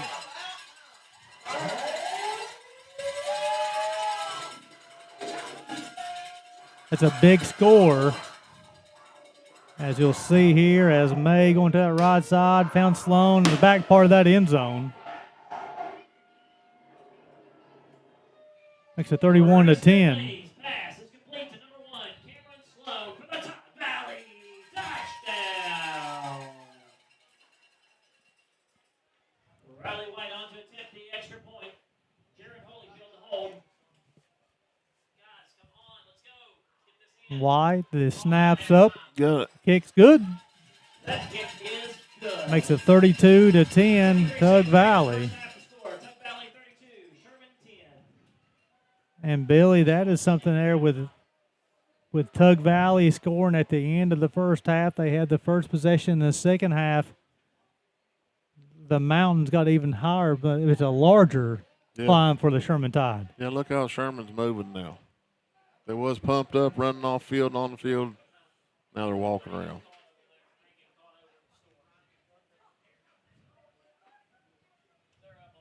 Gary Justice, Billy Davis, D&D Sports Network. Appreciate you guys being on the ride with us. It's been a long one, folks. I know we're pushing 11 o'clock. We're almost halftime.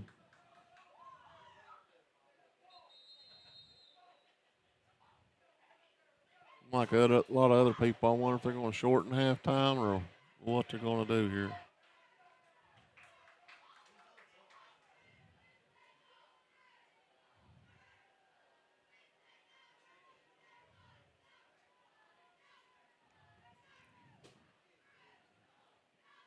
So the kick will be from the 40-yard line.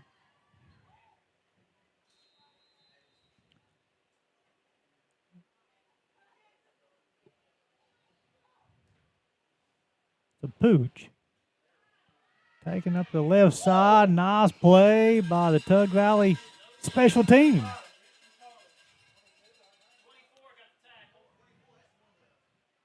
Excellent job there, Billy, as on the Pooch kick. The coverage team immediately hit the ball carrier, dropped him there, and they'll take the snap from the 37-yard line.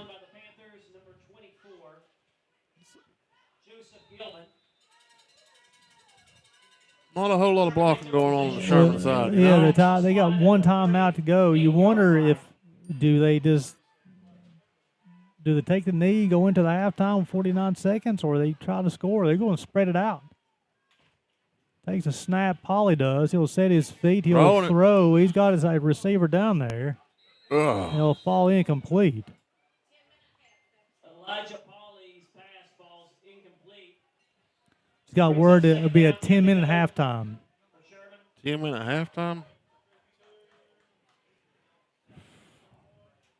Ladies and gentlemen, may I have your attention, please? We need the newly elected members of the Tug Valley High School Hall of Fame to please report to the end zone near the school. The newly elected members, if you are still here at the Tug Valley High School Hall of Fame, please report to the end zone. Hall of Fame night at Tug Valley. Didn't know that. Paulie will take the snap. He'll set his feet. Now he'll escape the pocket, runs into an offensive lineman. He'll cross the 40, 45 to 50. He'll get out of bounds. Did a nice job to keep that one alive there, Billy. He went back, set his feet, didn't see the receiver, climbed the pocket, showing his ability to escape. Got crossed up to the 47-yard line, 3rd down and 2. Our buddy Doug Kirk said the Belford game has been called to tomorrow night at 6:30. Tomorrow, 6:30.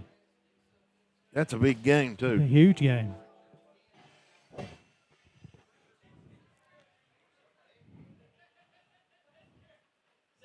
Takes a snap. He'll go up the middle. He'll get across to the 50-yard line, and then he is met by a host of defenders.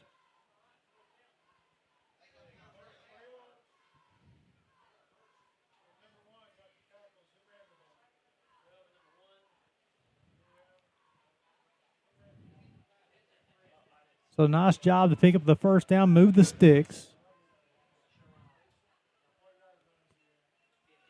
They got to try to get something on the board.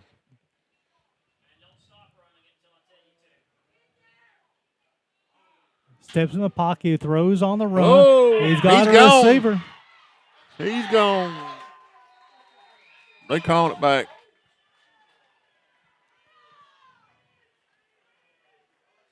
They calling it back. Elijah Polly's pass is complete. No. No, it's touchdown, Sherman. I thought they might be calling it back the way the rest was just standing down here in the middle of the field. Trey Lester came up with a huge reception. Man, when they get speed, they got speed. They're just gone. Well, I said it too soon. They had to put something on the board. So it makes it 32-16. A lot of fireworks here in the end of the first half. You thought after the 16-yard connection between May and Sloan might have been the last score, but then Sherman, the 50-yard touchdown reception by Trey Lester. 4 seconds to snap the football. And here comes more rain, folks. Atkins got the football on the left side, and a nice play. As you can see the rain coming down.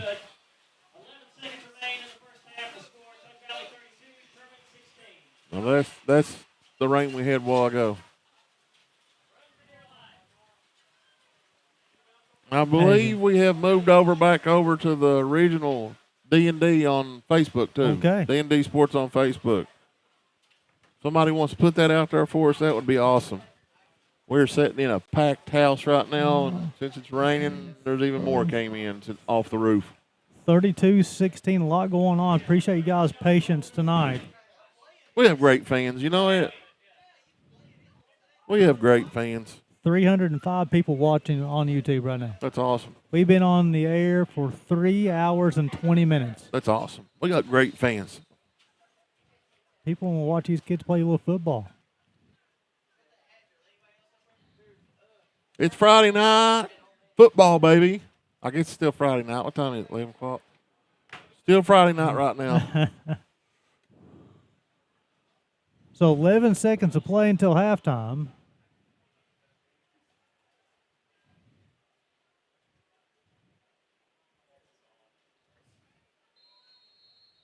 Ready to kick it off. Now the rain was lighting up there so slightly. Short Knuckleball. Yep. I'll get out of bounds. And the penalty flag will come down. Yeah. If you're Sherman, you hope that don't haunt you.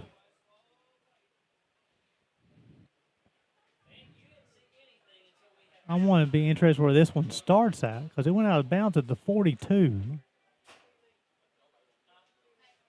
I don't know. They've been a few calls. These refs. I'm not a ref, but it really baffled everybody in the booth here.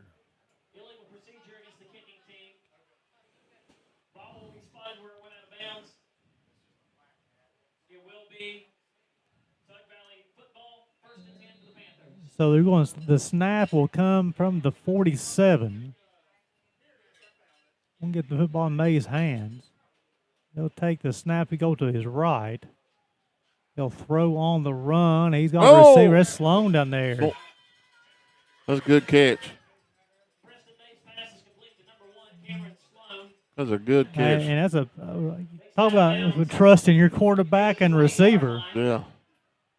We'll have time for one more snap.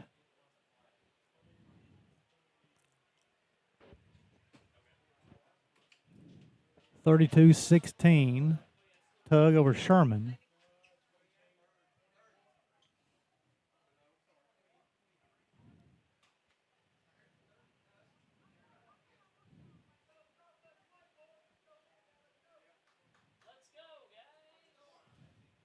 (15 on the play clock. A long look over. They do got 2 timeouts. They got time for one more snap, though.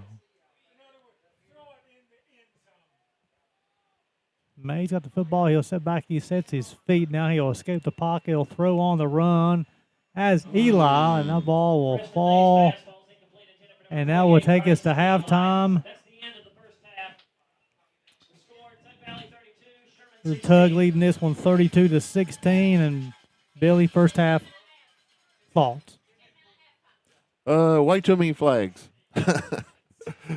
Way too many flags. Every time Sherman got going, they got a flag called on them, penalty, just mental stuff. Tug has thrown so many passes that they were just a couple of feet away from really blowing this game and putting an end to it. I believe you're going to see a lot more running from Sherman, but they got to throw it almost to get back in the game. They're down so good now. I'll tell you what, Billy, we're going to play a couple commercials. We'll take a little break here. We've been going for 3 hours, almost 30 minutes here on the air. We're at halftime. Tug Valley leading with some 32-16. You're watching high school football on the D&D Sports Network. An award-winning tire shop that focuses on customer service that's family-owned and family-operated. Stop by and see our friends Jeremy and Chasta at Punk's Tires. If you have a hectic work schedule and you're looking for a non-stressful, convenient way to buy tires, take advantage of Punk's Tires Appointment Saturdays. If they don't have the tire you're looking for, they guarantee it to have it the next day. Punk's Tires can take care of all your needs in tires, wheels, wheel alignments, brakes, rotors, minor mechanic work, and more. They'll treat you like family from the second you walk through the door. Come see us in Virgie, Kentucky, or give us a call at 606-639-TIRE. That's 606-639-TIRE.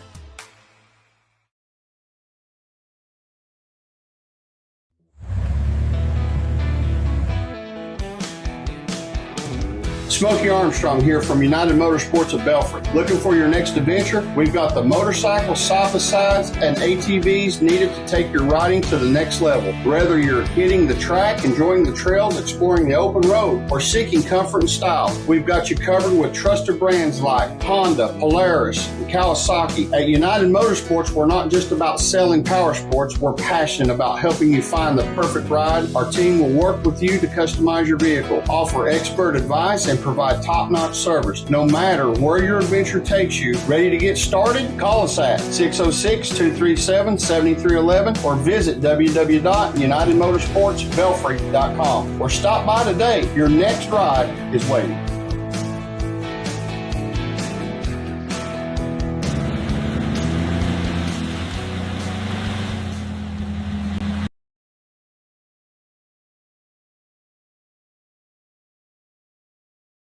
Looking for an award-winning tire shop that focuses on customer service that's family-owned and family-operated? Stop by and see our friends Jeremy and Chasta at Punk's Tires. If you have a hectic work schedule and you're looking for a non-stressful, convenient way to buy tires, take advantage of Punk's Tires Appointment Saturdays. If they don't have the tire you're looking for, they guarantee it to have it the next day.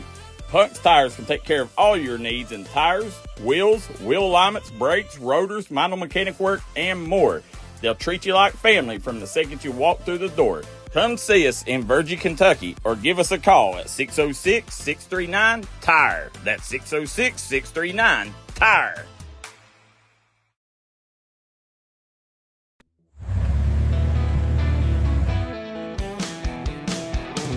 Smokey Armstrong here from United Motorsports of Belford. Looking for your next adventure? We've got the motorcycles, side-by-sides, and ATVs needed to take your riding to the next level. Whether you're hitting the track, enjoying the trails, exploring the open road, or seeking comfort and style, we've got you covered with trusted brands like Honda, Polaris, and Kawasaki. At United Motorsports, we're not just about selling power sports, we're passionate about helping you find the perfect ride. Our team will work with you to customize your vehicle, offer expert advice, and provide.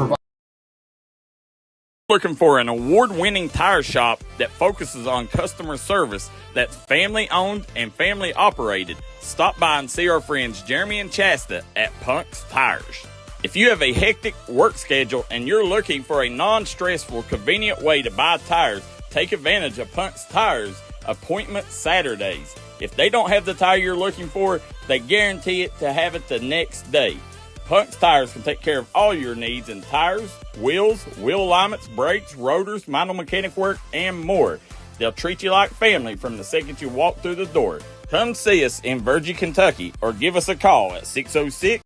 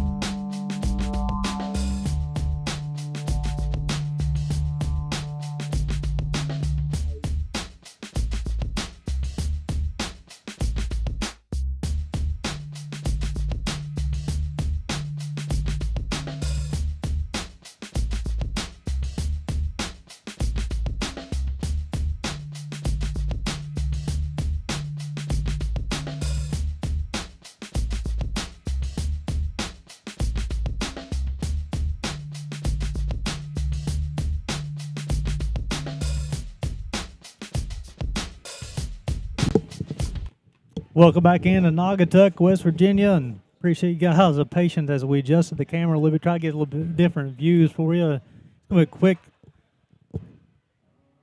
timeout. And yes, folks, I got some stats. We'll go over real quick here. In the first half for Sherman, Polly goes 9 of 18, 211 yards, 95 yards.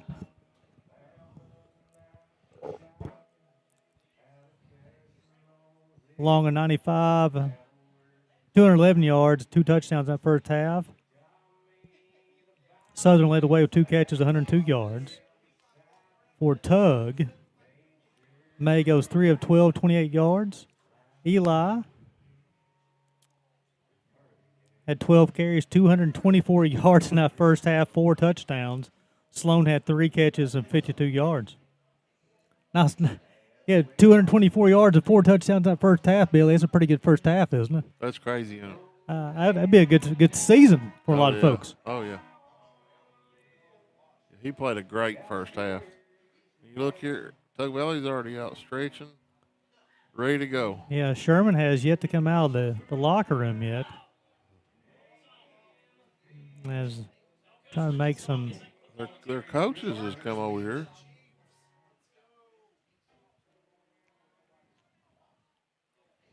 Let's go. Let's get it.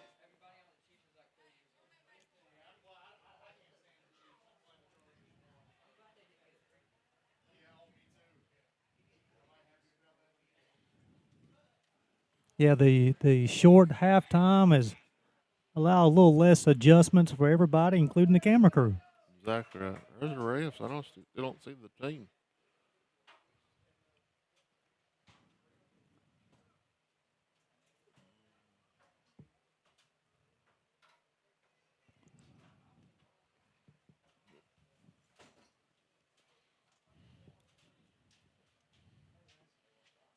Like I said, we got a new sponsor, LZR Dude. Yeah, I saw that. I saw on the sponsor list. I wasn't sure what that is, though. And it stands for Laser Dude, because he takes this laser, and all these guys that's wearing this leather patch thing on the front of their hats now, he makes those. Okay. He can make them in anything you want. So everybody go check out his Facebook page, and we'll have his ad and everything up on D&D probably tomorrow. We just picked him up right before game time. I've seen a lot of his product on it. It looks really nice. Somebody said he made David Jones a hat. Well, here with 32-16 and Billy in that first half, again, a good first half. Very entertaining first half. A lot of points being scored, 48 points, with both games scoring in the last minute and a half of the first half. We didn't think that Sherman would continue to attack. They did, and Lester ended up with a touchdown. We talked about those 4 touchdowns in that first half for Bryson Eli, 224 yards in that first half. Ooh. But then also, Sherman has really impressed me as you see the captains, Lester and then Sloan will go back to the field. And yeah. I'm not familiar with the second half. But what gets me about Sherman is their penalties killed them. You know, they'll run the ball, almost get a first down, and be a hold. Get up on the line again, you almost get a first down, offsides. Right.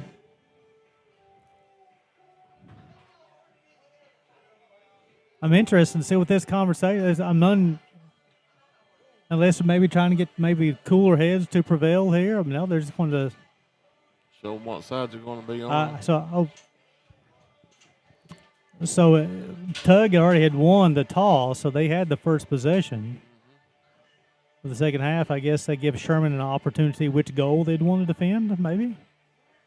Maybe. Like I said, I'm not sure about these refs. You think after 11 o'clock at night they'd be speeding up a little bit, you know? They call, and it's like instead of them walking over together and going over it, they walk to different parts of the field and talk about it.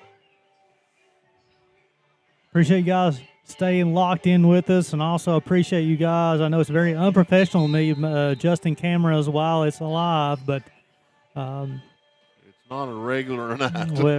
we appreciate you. That's We've had to move cameras because of rain and everything. Yes, that's definitely appreciate your patience and a very an unprofessional broadcast as far as the cameras. What you would tell broadcasters not to do, we've done tonight, but it's all in good tension. Yeah. I've had to move my cameras and my presets, and so. Well, we tried to give our viewers the best view. You know what I mean? We've had some stuff we've had to adjust around, like people putting up canopies in front of us, and there's the kick. Up, and it's going to be fielded. Going to the right side, up the middle now. That's Sloan with the football. Gets out close to the 45. It's a pretty good return. Cameron Sloan on the return, brought down at the 45-yard line. Tug Valley will take over possession, 1st and 10 Panthers. I'm surprised Tug Valley's coach ain't telling them to go the outside on everything. Especially when you're on the high school end of the field. Look at the middle of that high school end of the field.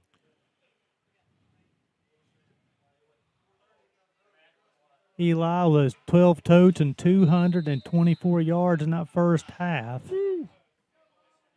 I'd be surprised you don't see a steady dose of him in the second half. Takes the snap off the Eli up the middle. Once again, he's tripped up at the 50.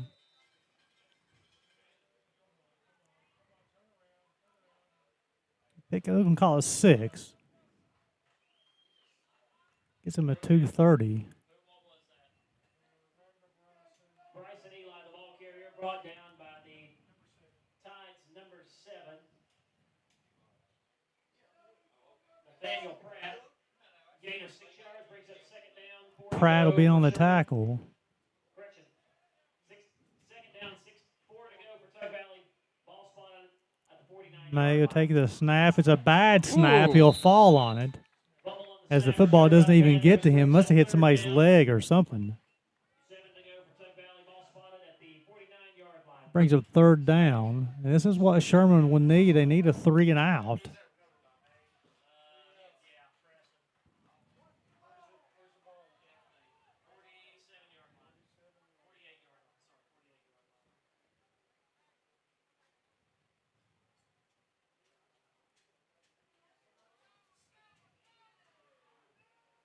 Sloan will come out to the left. 2 receivers down to the bottom.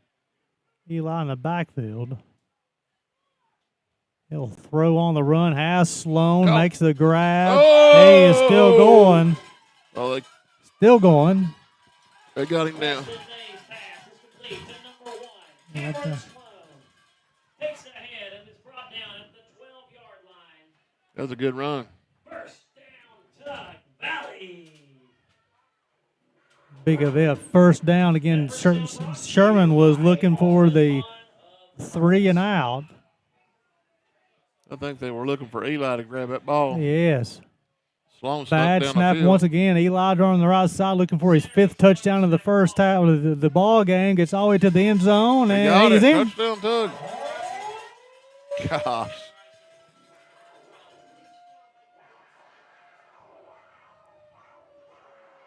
And he is his 5th touchdown of the night.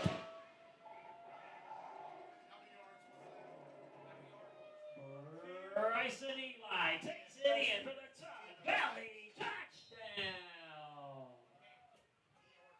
Kicker will be on the attempt the extra point. Kicks up. That's blocked.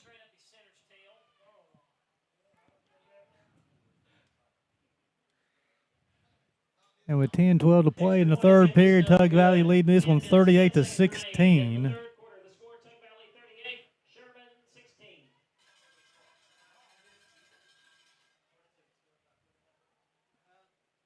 And Billy, that was something, of course, the Tide was only a play away from potentially forcing a punt. And then the Preston May completion to Cameron Sloan for the big first down leads to Bryson Eli's 5th touchdown of the night.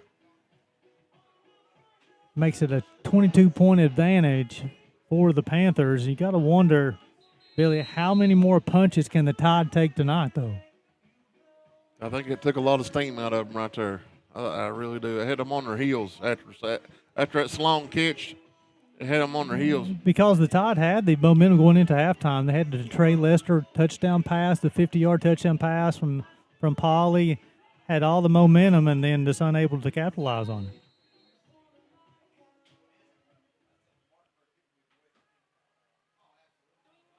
The Pooch going up the sideline, it'll be out of bounds. Good field position, though.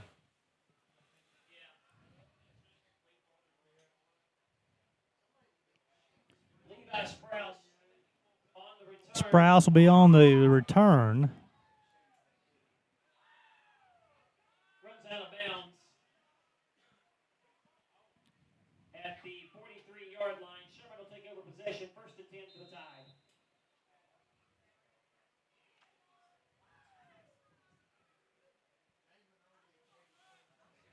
Big possession here for the Tide. Pauly be taking the snap. Sprouse in the backfield with him. Atkins.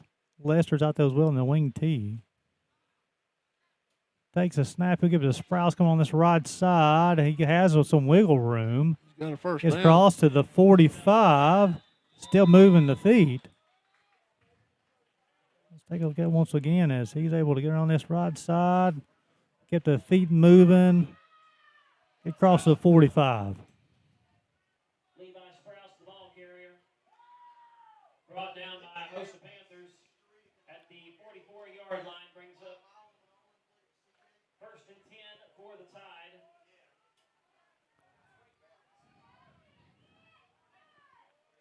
First and 10. We'll give it to Sprouse on the left side once again. Finds a hole. Down to the 40.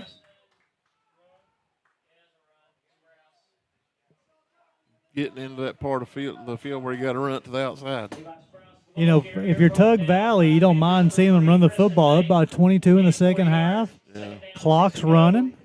Playing contained defense. Tug Valley's still doing a good job of setting the edge right now, Billy. Making them run inside, run back to the tacklers. The old adage, the clock is your friend right now. Oh, yeah.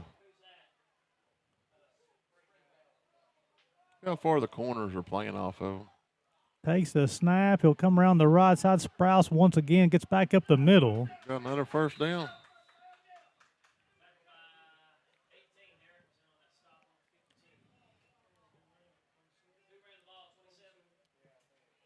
Levi Sprouse, the ball carrier, brought down by the Panthers, number 18, Derek Jewell.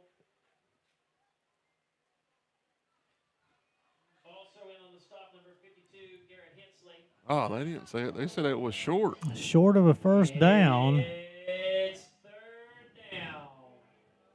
Wow. It's 3rd, and you're looking less than a yard, Billy. You're going to think they're going to give him the ball back, but now they got wideouts going.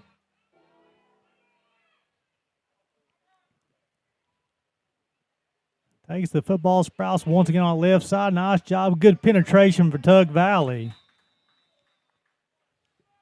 You'll see this penetration here as Sprouse will take the football on that left side. Good penetration, but he's able to find the hole just enough to get the first down. Down by the Panthers, number 4, Braxton Jones. It's enough for a Sherman first down.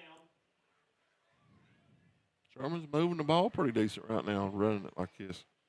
But again, Billy, I'm won't sound like a broken record here, but they're doing a good job of making it be a very long drive, right? Yeah.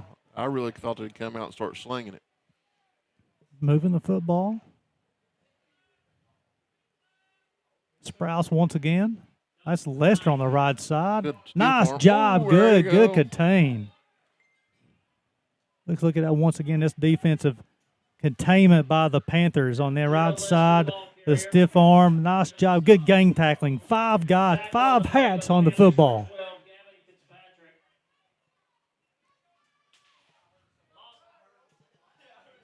Loss of 2 yards on the play brings up 2nd down, 12 to go. Ball spotted at the 34-yard line.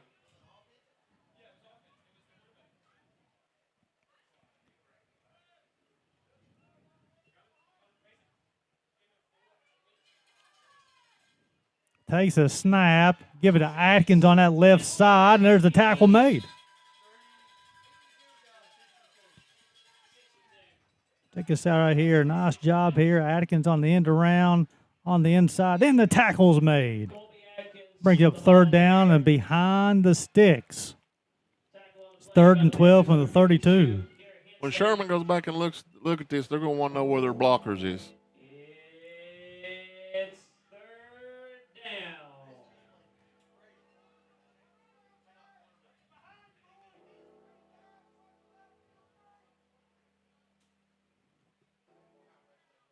Takes a snap. He'll set his feet. Now he'll get out of the pocket. He's going to throw it away. And I'll stop the clock.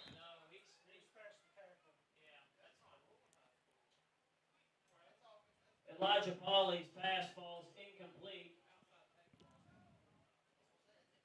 6:11 to play in the third quarter. Brings up 3rd down and 14. Check that 4th down. We'll call it 14 from 35. Big play coming for the Sherman Tide.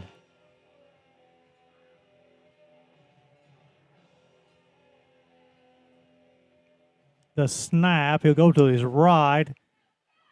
Getting pressured, he'll throw on the run, knocked away. Short of the first down, huh?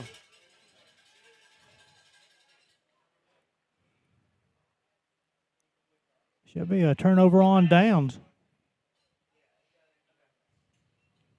Pauly's pass fall ruled incomplete. Oh, incomplete. For number 9, Gerald Lester. Tug Valley takes over possession. 1st down, Panthers.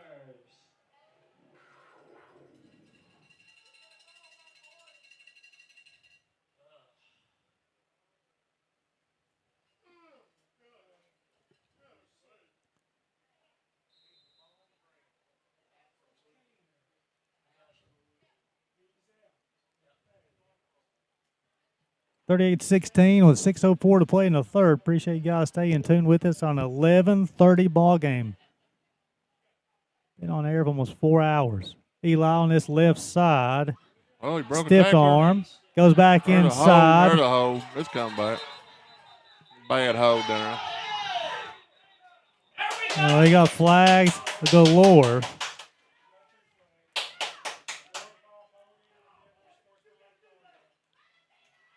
Bryson Eli, the ball carrier, flag on the play.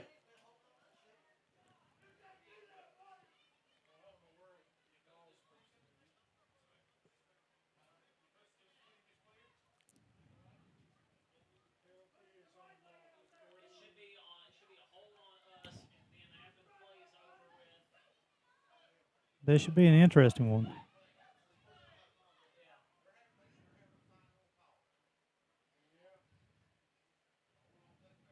Hold on, Tug. Tell the coach. They'll mark that one off. There's another flag down, though.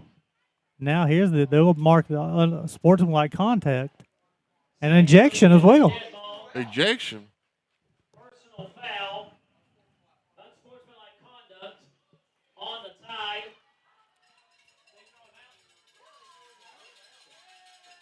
15-yard penalty. Automatic 1st down. And players ejected. But who got ejected, though? I do not know. I didn't see nothing where anybody would get ejected.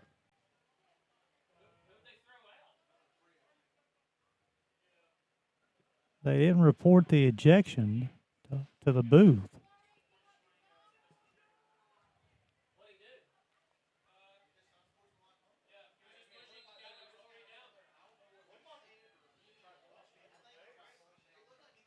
So may have been in backfield to Eli. Sloan in motion, takes the snap. Eli going around the right side. He's going. He's going up the right side once again. They gone. And Bryson Eli looking for his 6th touchdown of the night, and he does. Down to 3. Down to 2 or to 3. Bryson Eli, the ball carrier, trips up at the 2-yard line.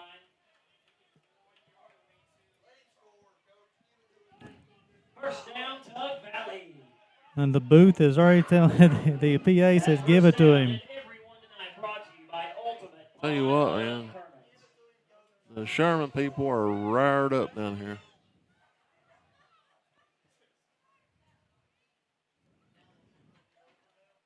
They are not happy. The snap will happen from the 1-yard line. Eli once again up the middle. For the 6th time tonight, he'll cross the goal line. Makes it 44-16.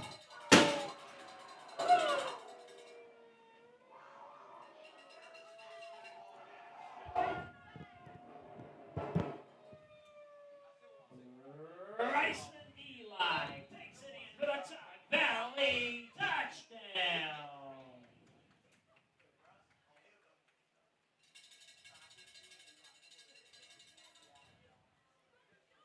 Kicker's on once Oh, again. A dropped the fumble ball snap, again. and he is tackled.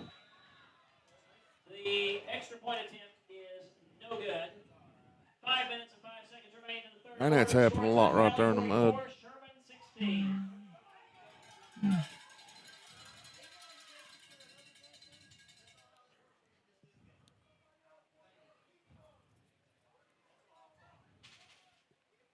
So 5:05 to play in the third.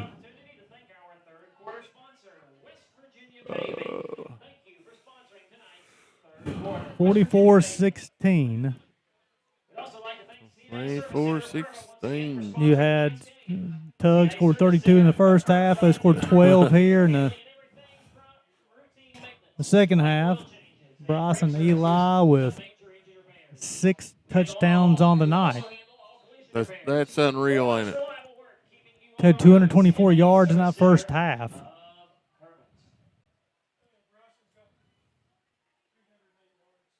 .308 yards for Bryson Eli. Gosh. They said he was coming out tonight. He had something to prove after that Mingo game, and I believe it now.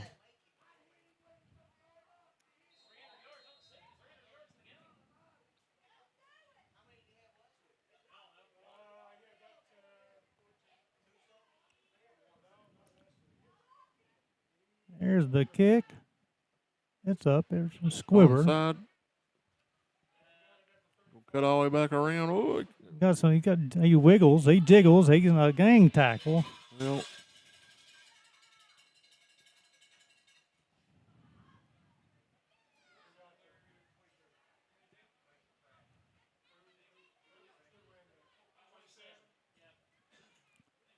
So, Billy, we've talked about it tonight here where, again, the Sherman Tide have to respond. And right now, this spot, they have to respond if they even have any shot whatsoever, trailing 44-16.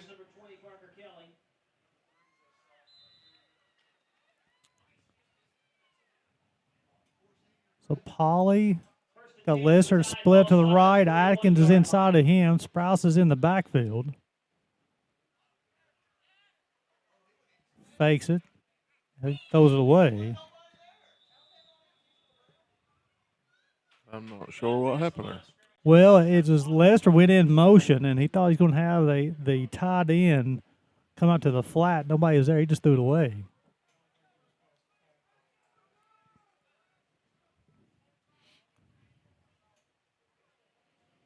Elijah Pauley's fastball is incomplete. Brings up 2nd down, 10 to go. Ball spotted at the 41-yard line.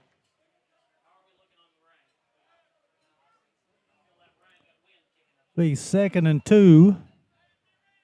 Check that 2nd and 10.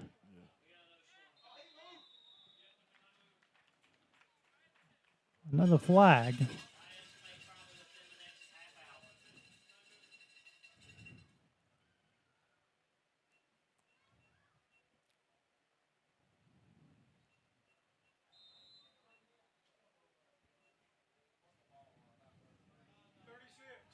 From the 36, be 2nd and 15.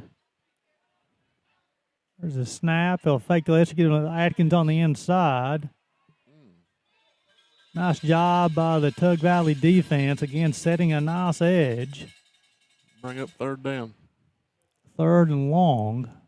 Third about 12. Anytime you're playing behind the sticks, it's tough, but when you're trailing by 28, it's even tougher. Appreciate y'all tuning in to the D&D Sports Network for high school football. It's been a long one, folks. Closing to being on live for 4 hours. Partner Billy Davis and Gary Justice. Happy to be on the ride with you. Takes the snap. He'll set his feet. He's got a receiver. And the pass will fall incomplete. Jerry Jewell, we called his name several times tonight. Paulie's pass falls incomplete, intended for number 1, Chase Southern. As they're looking for Southern once again. They switching some players out because that's some awful clean uniforms coming on the field there. 1, 2, 3, 4 clean uniforms. You got to wonder if they're going to go for it a punt here. Looks like going to send Chase Southern back in the punt formation. Bryson Eli, who has scored those 6 touchdowns, to be in punt formation and back to receive the punt.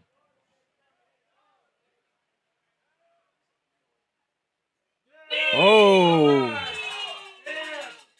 Southern will just fall down on it. Fumble on the snap, recovered by the Tide, results in a turnover on downs. Tug Valley will take over possession, 1st and 10, ball on the 12-yard line.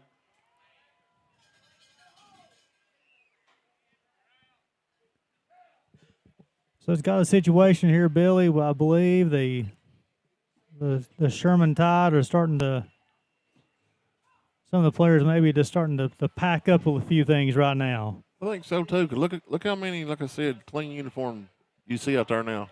Well, even when we're talking about this, I'm not going to say effort-wise. Again, it's been a 4-hour game. Those guys been on several weather delays, and these guys have been to school today, been on a school bus for a long time.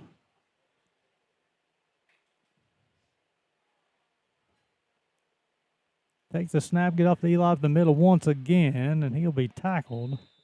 Bryson Eli, the ball carrier. Brought down by the Tides, number 6, Kobe Atkins. Gain of 5 yards, brings up 2nd down, 5 to go.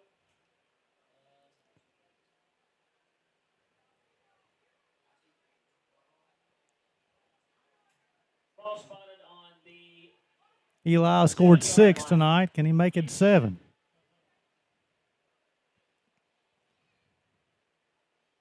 Bad snap. Eli will take it.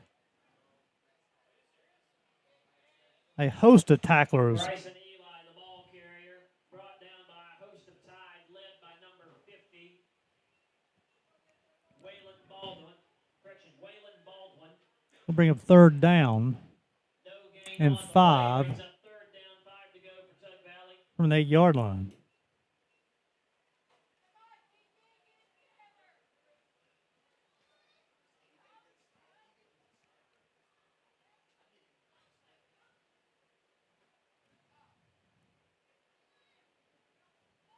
Mayo will use the play clock. He'll take the snap. He's rolling to his right, throw back.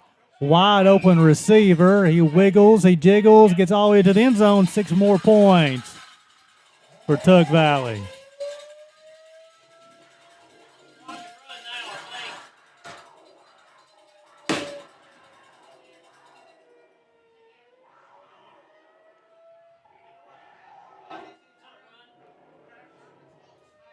Who was that scored for Tug? Gavin Fitzpatrick. I do not have 12 on my roster. I'm glad they made that announcement.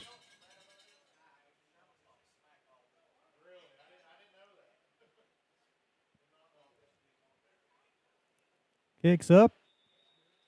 It's good. Riley White, extra point attempt is good.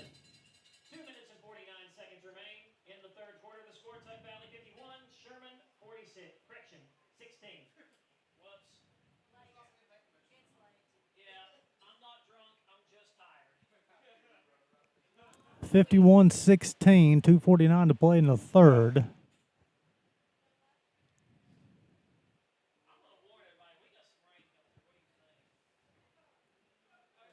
Just about everybody on this field looks wore out.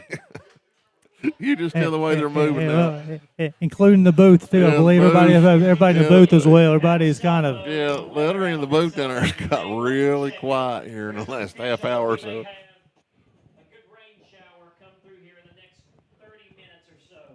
So just be aware of that and plan accordingly. Now, again, I'm more familiar with Kentucky as far as the running clock. Running clock. And it stuff. Should be a running clock now.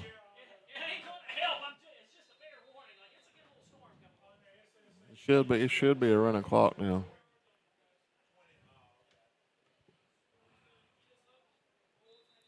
Well, no kick will not count.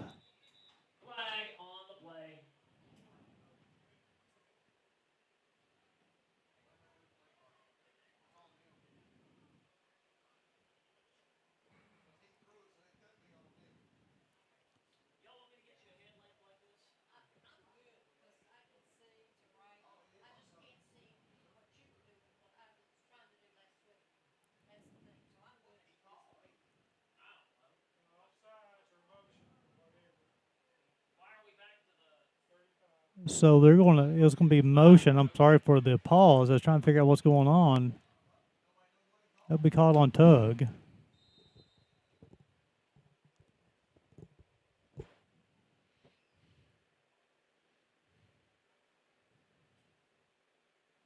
There's the kick. Fielded. Up the middle. That's Atkins. He wiggles, jiggles. Big time hit.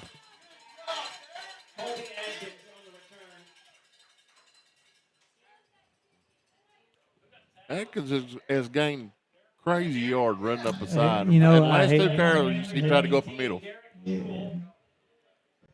And Derek Jules once again on the special team. He's become a special teams juggernaut himself. But you talk about Atkins, though, he's got a little shiftiness to him, that's for sure.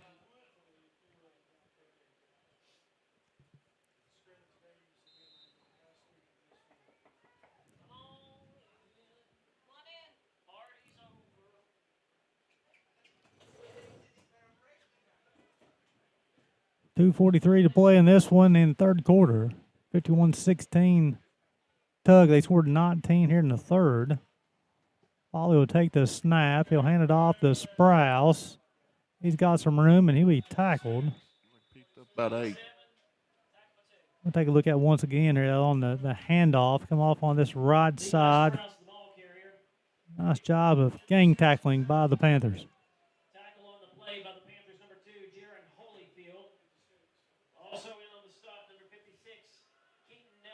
Holyfield will be credited with a tackle. 9 yards. Brings up second down. A little over a yard left for the Tide. Ball spotted at the 45-yard line. Takes a snap off of Sprouse on the left side. Nice job. They're only going to give him a yard on that. Be third and a yard. We'll take a look at this once again. A nice job by the Panthers defense to trip him up. Just short of the line of the game. They're giving it to him. They gave it to him.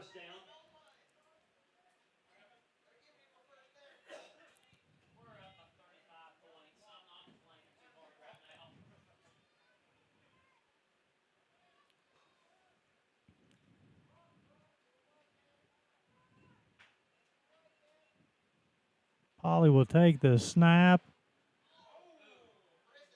He'll avoid a defender, and then he'll be tackled behind the line of scrimmage, inbounds.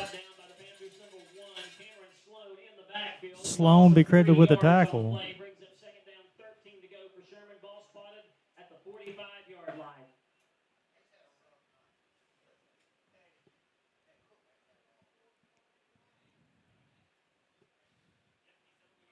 The official having some conversation between one of the Sherman players and one of the Tug Valley players. Under a minute to play here in the third. Been all Tug Valley here in the second half. Outscoring Sherman 19-0 in the third. Second and 13. Ollie will take the snap. Ball's on the ground. As we'll take a look at once again, the snap does just not even get back to him here. A little miscommunication. Actually hit an offensive lineman on the leg.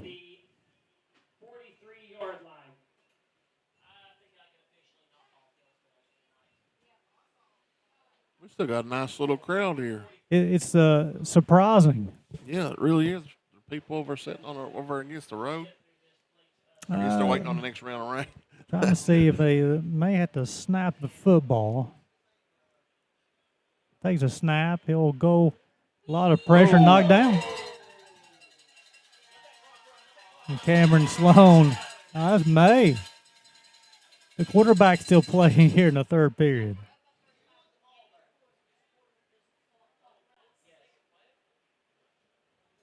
Elijah Pauly's pass falls incomplete. Brings up fourth down, 15 to go for Sherman. Ball spotted at the 43. Southern will go back in formation.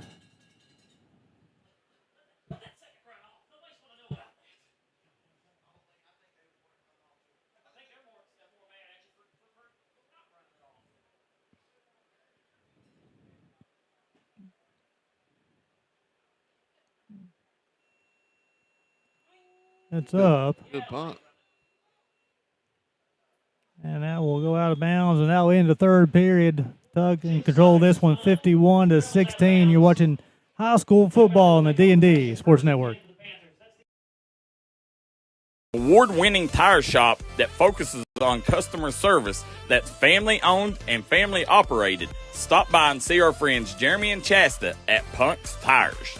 If you have a hectic work schedule and you're looking for a non-stressful, convenient way to buy tires, take advantage of Punk's Tires Appointment Saturdays. If they don't have the tire you're looking for, they guarantee it to have it the next day.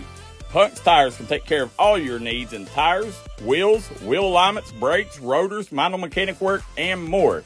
They'll treat you like family from the second you walk through the door. Come see us in Virgie, Kentucky, or give us a call at 606-639-TIRE. That's 606-639-TIRE.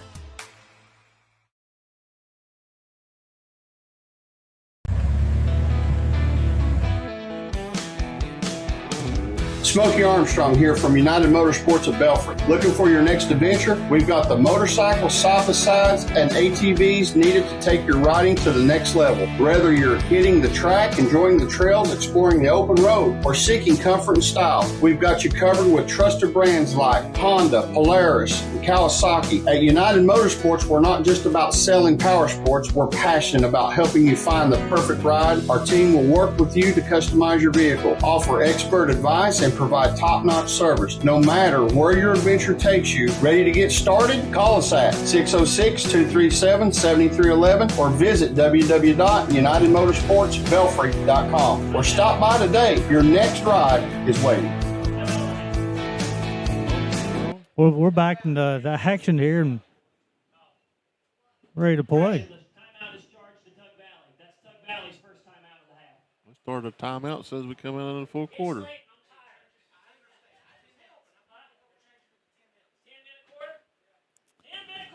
So we're going to take the timer off our scoreboard. The fourth quarter will be shortened to 10 minutes, Billy, and then it'll also be due to the score and the situation, there'll be a running clock here in the fourth period. I agree with that. You just tell these. Definitely appreciate everybody's. Sherman here, you see some of their, to the right of us right here, their main linemen from the first half and stuff, they're not even going back in the game. They're all over here. We appreciate you guys' patience with us all evening long and adjustments on cameras on the fly and just due to the rain and just appreciate you guys tuning in. It has been a vengeful and wild night, to say the least. Yeah, we're down to one camera now just due to the situation here, and this is, again, highly unprofessional as far as all this movement at one time, but I want to make sure you guys see all the action. Holyfield being to play quarterback in running clock here in the fourth. Take this snap. He'll hand it off. He'll go off the left side. Nice job trying to break a tackle. And unable to do so. And he'll get tackled behind the line of scrimmage.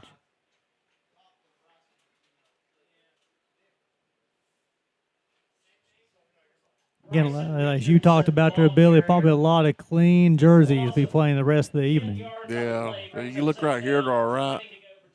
The starters, the line, and look, linebacker, they're not even going back in. You might as well give the other guys some playing time. They made the bus trip too, you know. A lot of them out there now looks young for Sherman.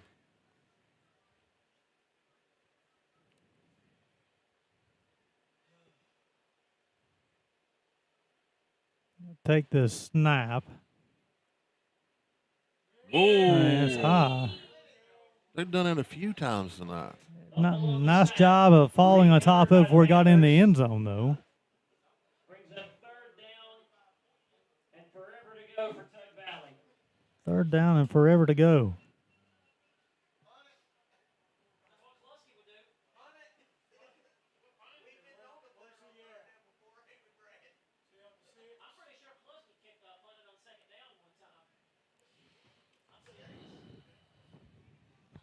And the tents are starting to come down. Yeah, I believe everybody's getting ready to pack it up.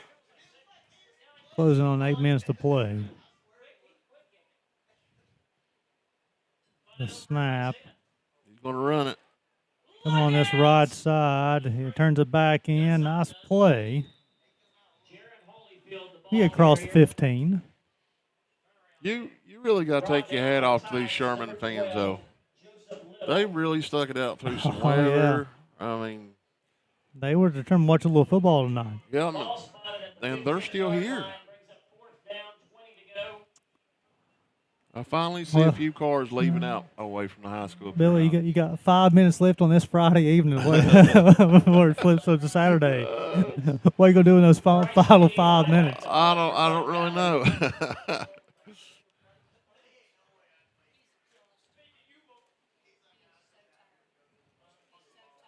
Let me rattle off our sponsors once again, because man, what a night that they sponsored tonight. T&D Quick Stop, Tommy's Auto, Precision Heating and Cooling, United Motorsports, 304 Motorsports Park, Cheech's Pizza, Ultimate Pawn, Chiefs Roadhouse, Warfield Market, George Swain State Farm, Markham Remora and Associates, Quality Metal of Lenore, Wimpson Flooring, LZR Dude, Hats, and it's just been a wild night here tonight. But I really appreciate all of our sponsors. We have great sponsors at D&D, and I'm glad to have them aboard. You know. As we click almost 4 hours and 20 minutes, Billy. 4 hours and 20 minutes. You know, it's our first ball game we've got to broadcast together. And I tell you what, it's been a doozy. We've put enough time in it for 2 ball games. Yeah. Closing on 6 minutes to play and get a running clock.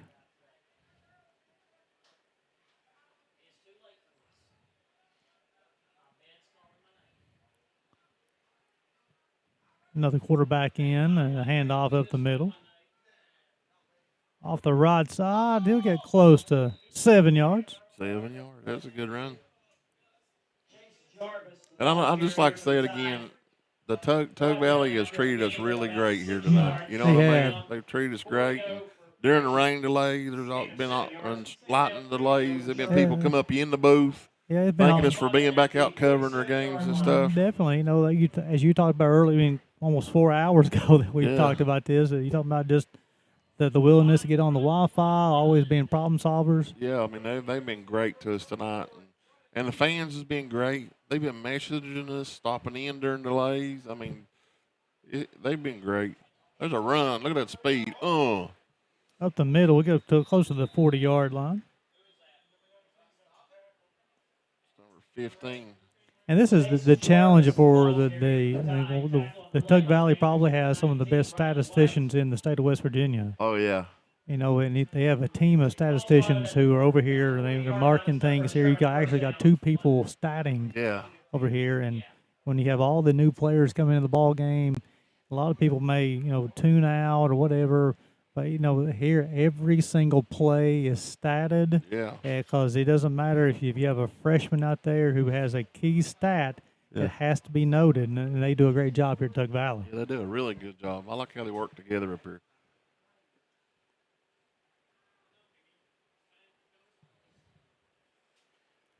Going out of the middle.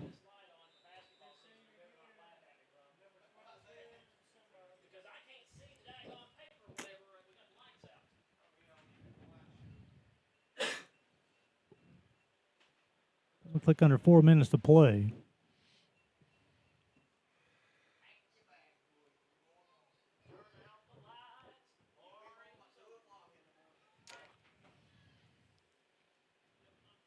Do we even need to talk about who our player of the game is?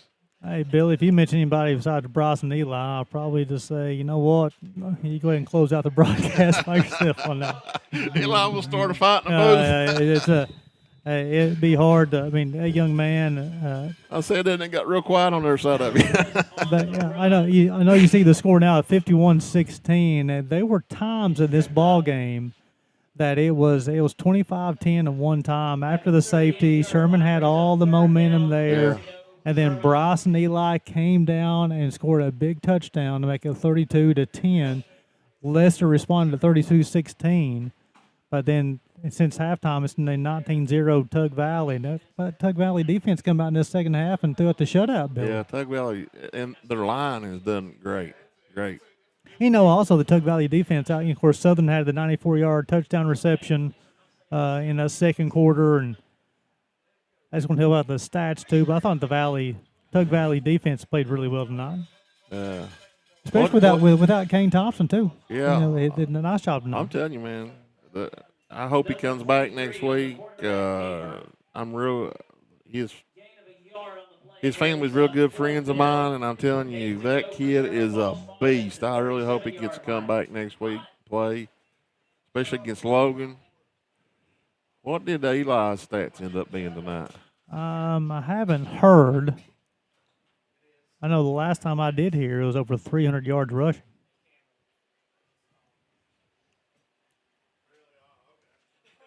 As we click into Saturday morning.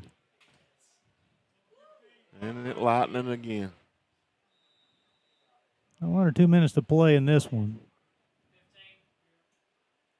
Chase Jarvis, the ball carrier, stopped short of the line to gain. Results in a turnover on downs. Tug Valley will take over possession. 1st and 10 for the Panthers. Tug Valley will take over on downs, and I'd be surprised if they even run a play. I'd be happy if they don't. Because it's over. You know what I mean? It's over. They ain't no use. Well, it's still, even though if you have an opportunity here for these young guys, is true. You still want to just execute the snap properly, right? Just go ahead, and if you're going to go ahead and kneel it down, it's okay, but go ahead and snap the football correctly. You can tell it's a bunch of young new ones from Tug Valley, too. Look there.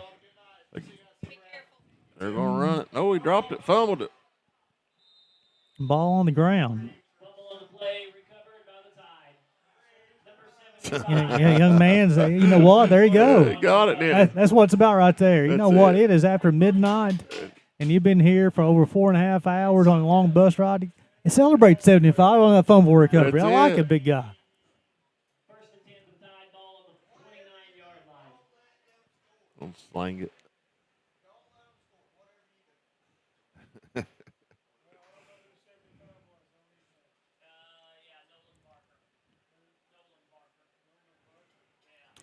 Should be the last snap, probably. He'll go back. He'll set his feet. He'll throw on the run. As a receiver, nice reception on the left sideline. He'll stay in bounds.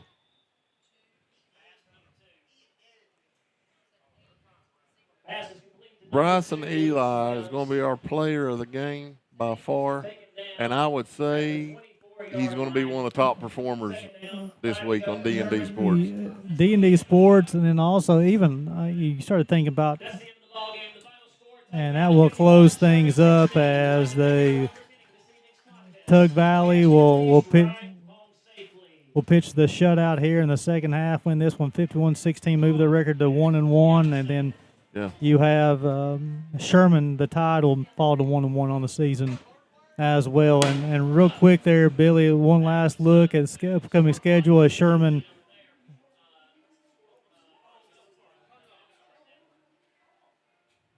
upcoming schedule for Sherman. They'll be hosting Pocahontas County next week. And then you've already talked about this big ball game with Tug Valley next week. Yeah, with Logan. They'll be hosting Logan as well, too. They'll be right here.